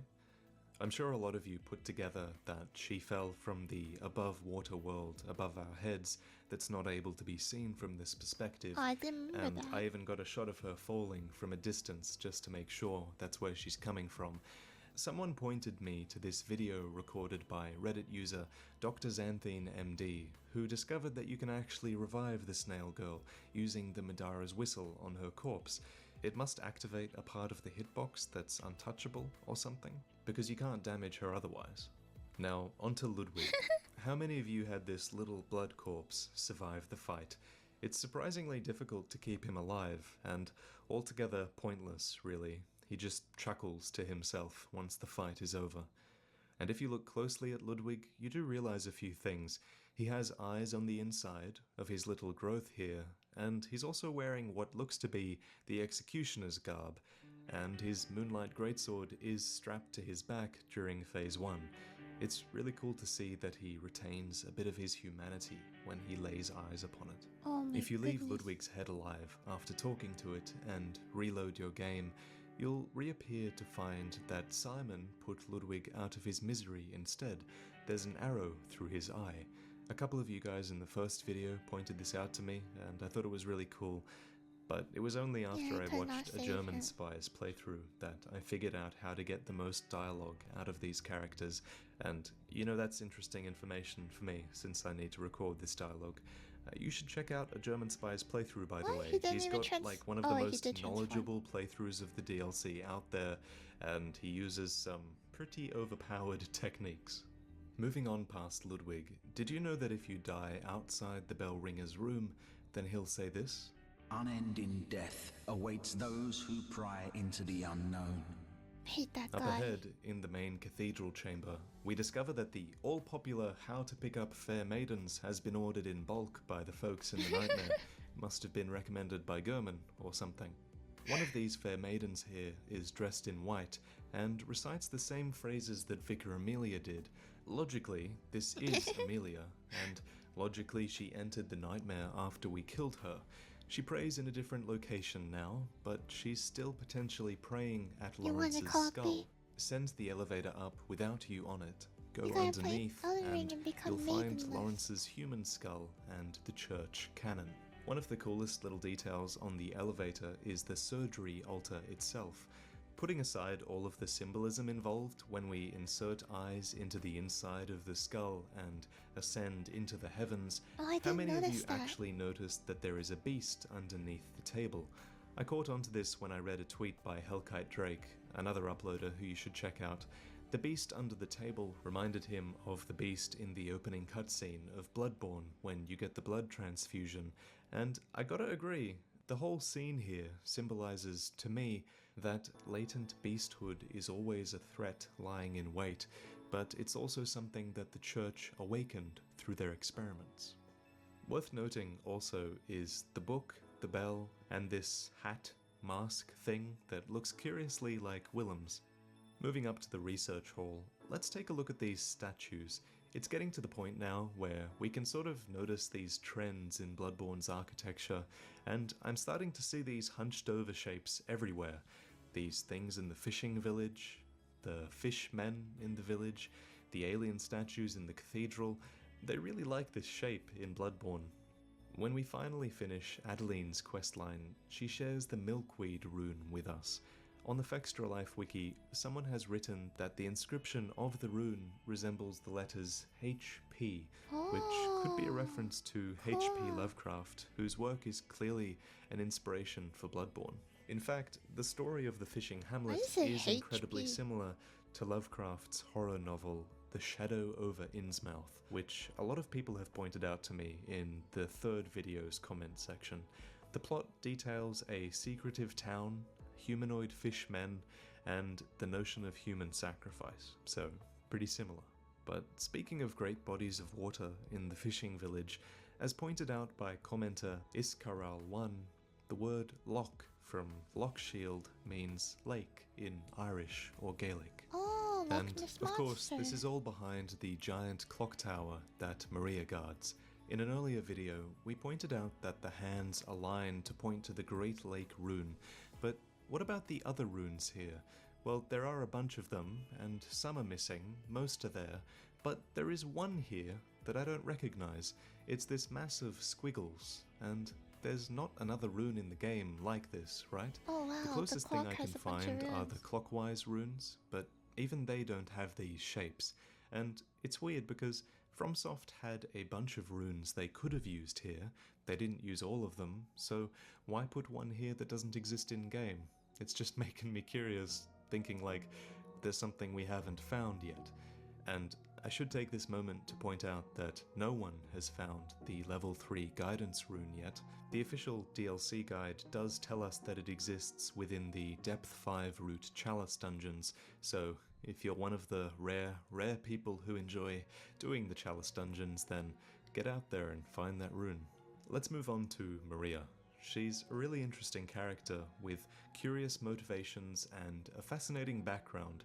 The Rakuyo weapon she uses lists her as a distant relative to the Queen of Canehurst, and even the Evelyn pistol she uses is a pistol favoured by the Canehurst Knights. The Rakuyo we find in the well was her weapon that she allegedly threw away when she could stomach it no longer. It's a simple weapon, it's not a blood blade like the Chikage, but we do know that Maria gave into her thirst for blood, since she certainly fights with blood in the boss fight, and even the goblet beside her looks as if it had blood within it. There's also a picture beside her, but the glass is so shattered that it's almost impossible to make out what it is. There are a lot of other cool details with her. For example, the way she lets go of your hand here reminds me of the way you hold your hand up to the doll to level up. Only an honest death will cure you now, she says, and I take this to mean that only truly breaking your spirit in a fight against her will stop the hunter coming back. She also says, a corpse should be left well enough alone, which mightn't just be related to her, it could be in reference to the corpse of Koz at the end of the fishing hamlet. She is clearly aiming to protect this corpse, and must have had a huge amount of distaste for what the hunters did here, and for all the hunters coming through. Remember that grave that overlooks the corpse of Koz on the cliffside? The one with the lumen flower placed upon it.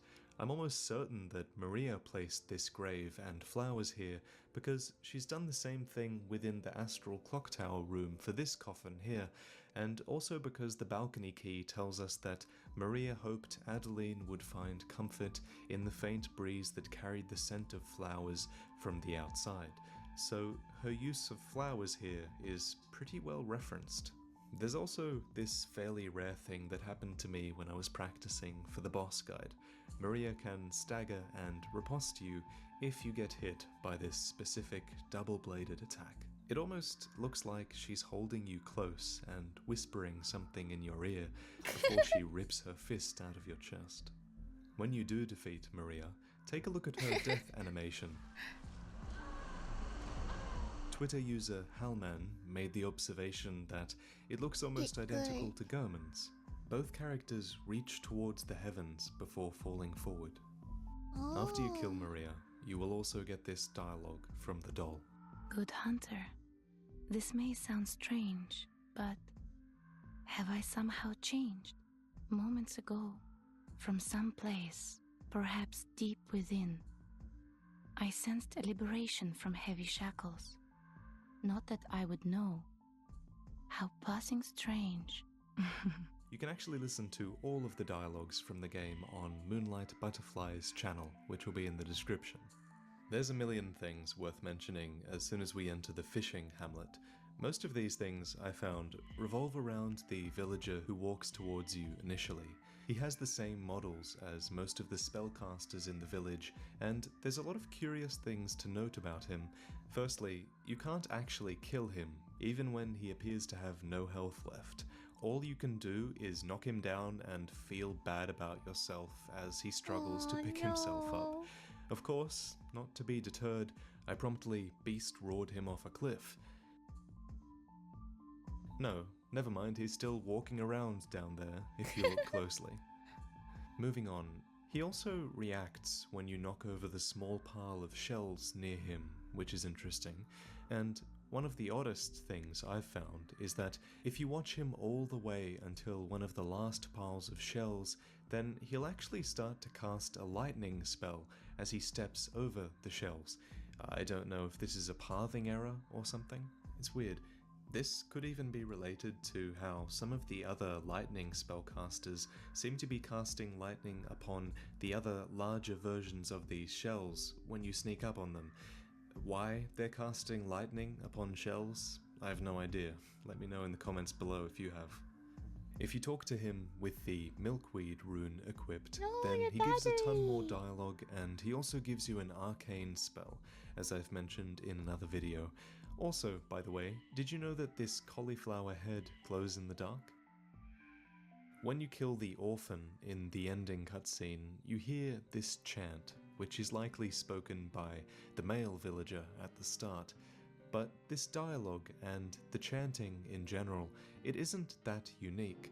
After you kill the orphan and the rain goes away, you can hear the chants of the voices in the huts more clearly. Here's what I think they're saying.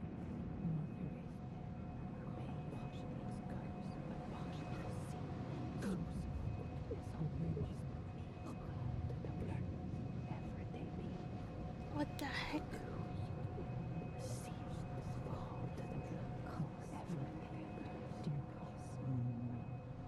That's scary. I heard that, but I didn't know where it came from.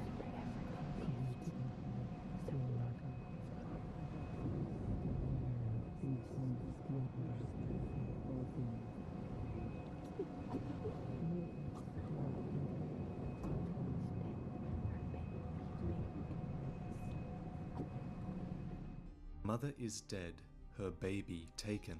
Of all the dialogue I strained my ears to hear, I feel like this is the most significant. The notion that the orphan of Kos was taken from the corpse is novel information in and of itself, and it follows that the hunters had something to gain from stealing the orphan.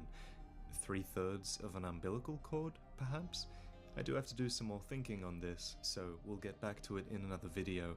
But at the very least, it explains why the villager at the start pleads for mercy upon the poor wizened child. It's because the child was taken.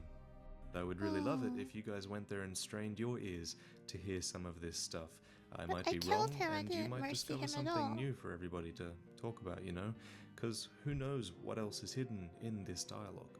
You can hear their voices very clearly near the beheaded hanging man, which is the symbol of the hunters, and also the shape of a man whose blood has gone to his head, which seems pretty appropriate for the curse that was laid upon the hunters, if you ask me. I mean, they turn into beasts when the blood goes to their head, so... Oh, that does look I like wonder the if the villagers themselves serve as inspiration for the alien-like statues in the Grand Cathedral. I always thought it was weird that the statues wielded these long harpoon-like spears, which are pretty much unique weapons to those in the fishing village. But not all of the fishmen in this village are wielding harpoons, though. Many have scraping tools that they use to dig through the mud, which explains the piles of these little orbs that I assume are eggs, and also the piles of the little shells, which are like little versions of the big shells that the snail girls crawl out of. Furthermore, you'd be wrong to assume that these light blue things are fish. They're quite clearly slug-like creatures when you look at them closely, and they're caught in nets, they're on the ground, they're in barrels, and most interestingly, I also found a slug being used as a candle here, which implies that they're flammable to an extent, and maybe that they can be used as fuel. I suppose that explains the flammable barrels around the area as well. Some of the stuff you can find by looking in depth at these things is pretty That's insane. so weird. Why did you Progressing a put little that? further, I want to point out a tip that was suggested by many people in the third playthrough video. It's that, finally, there is a use for the shaman's bone blade. If you're having trouble getting the Rakuyo, this is probably the way to do it. And finally, we get to the orphan. You can make Many them fight people each have other? pointed me towards a video by Aegon of Astora, who compared the cry of the orphan to the cry of Gehrman, and discovered that they are the same sound file, albeit slightly altered. Aegon has a bunch of great cinematic lore videos as well, so you should check them out in the description. But back to the orphan being related to Gehrman, there is a link here, for sure. For one, he's wielding a weapon that has the same sort of shape as Gehrman's scythe, and also, when you kill the orphan, the doll gives you this dialogue, undeniably linking Gehrman to the orphan somehow. Oh, good hunter. I can hear Gehrman sleeping. On any other night, he'd be restless.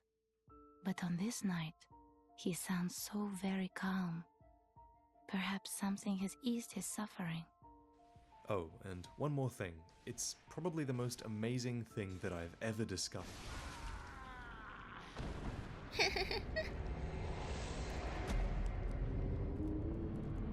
No, he didn't get to say it before he died.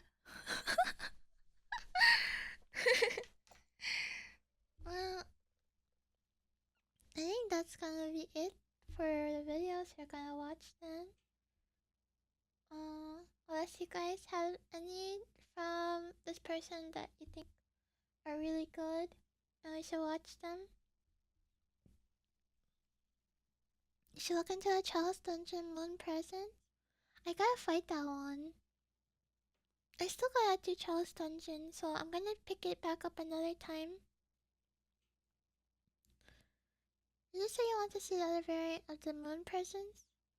Maybe. I want to do Chalice Dungeon anyways. It's not in the game, it was removed. Oh! Does he have any cheese videos? There's a lot of cheese videos. When you search up Bloody Crow of Kinhurst, you just see cheese as the first one. You can look it up. Okay, then I think I will then. I'm probably going to...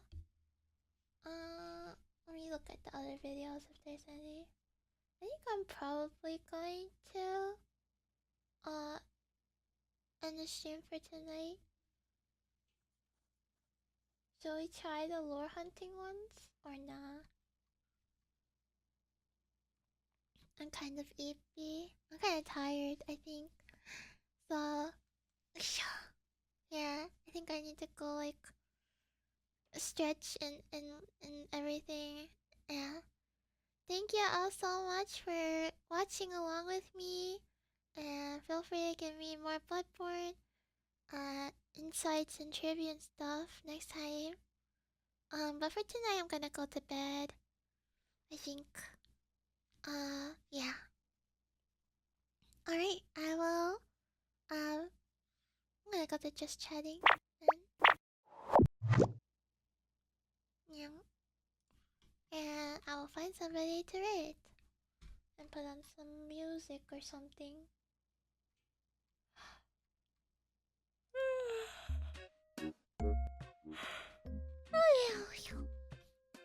Thank you all so much for watching. It is the end of Bloodborne for now.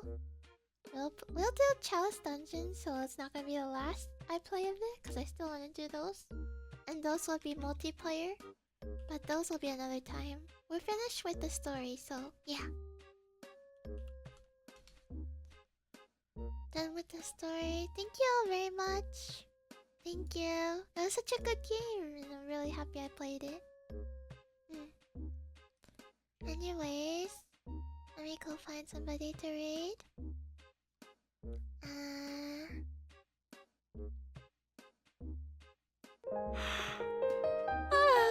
Let's raid Chicory Sweets, I think.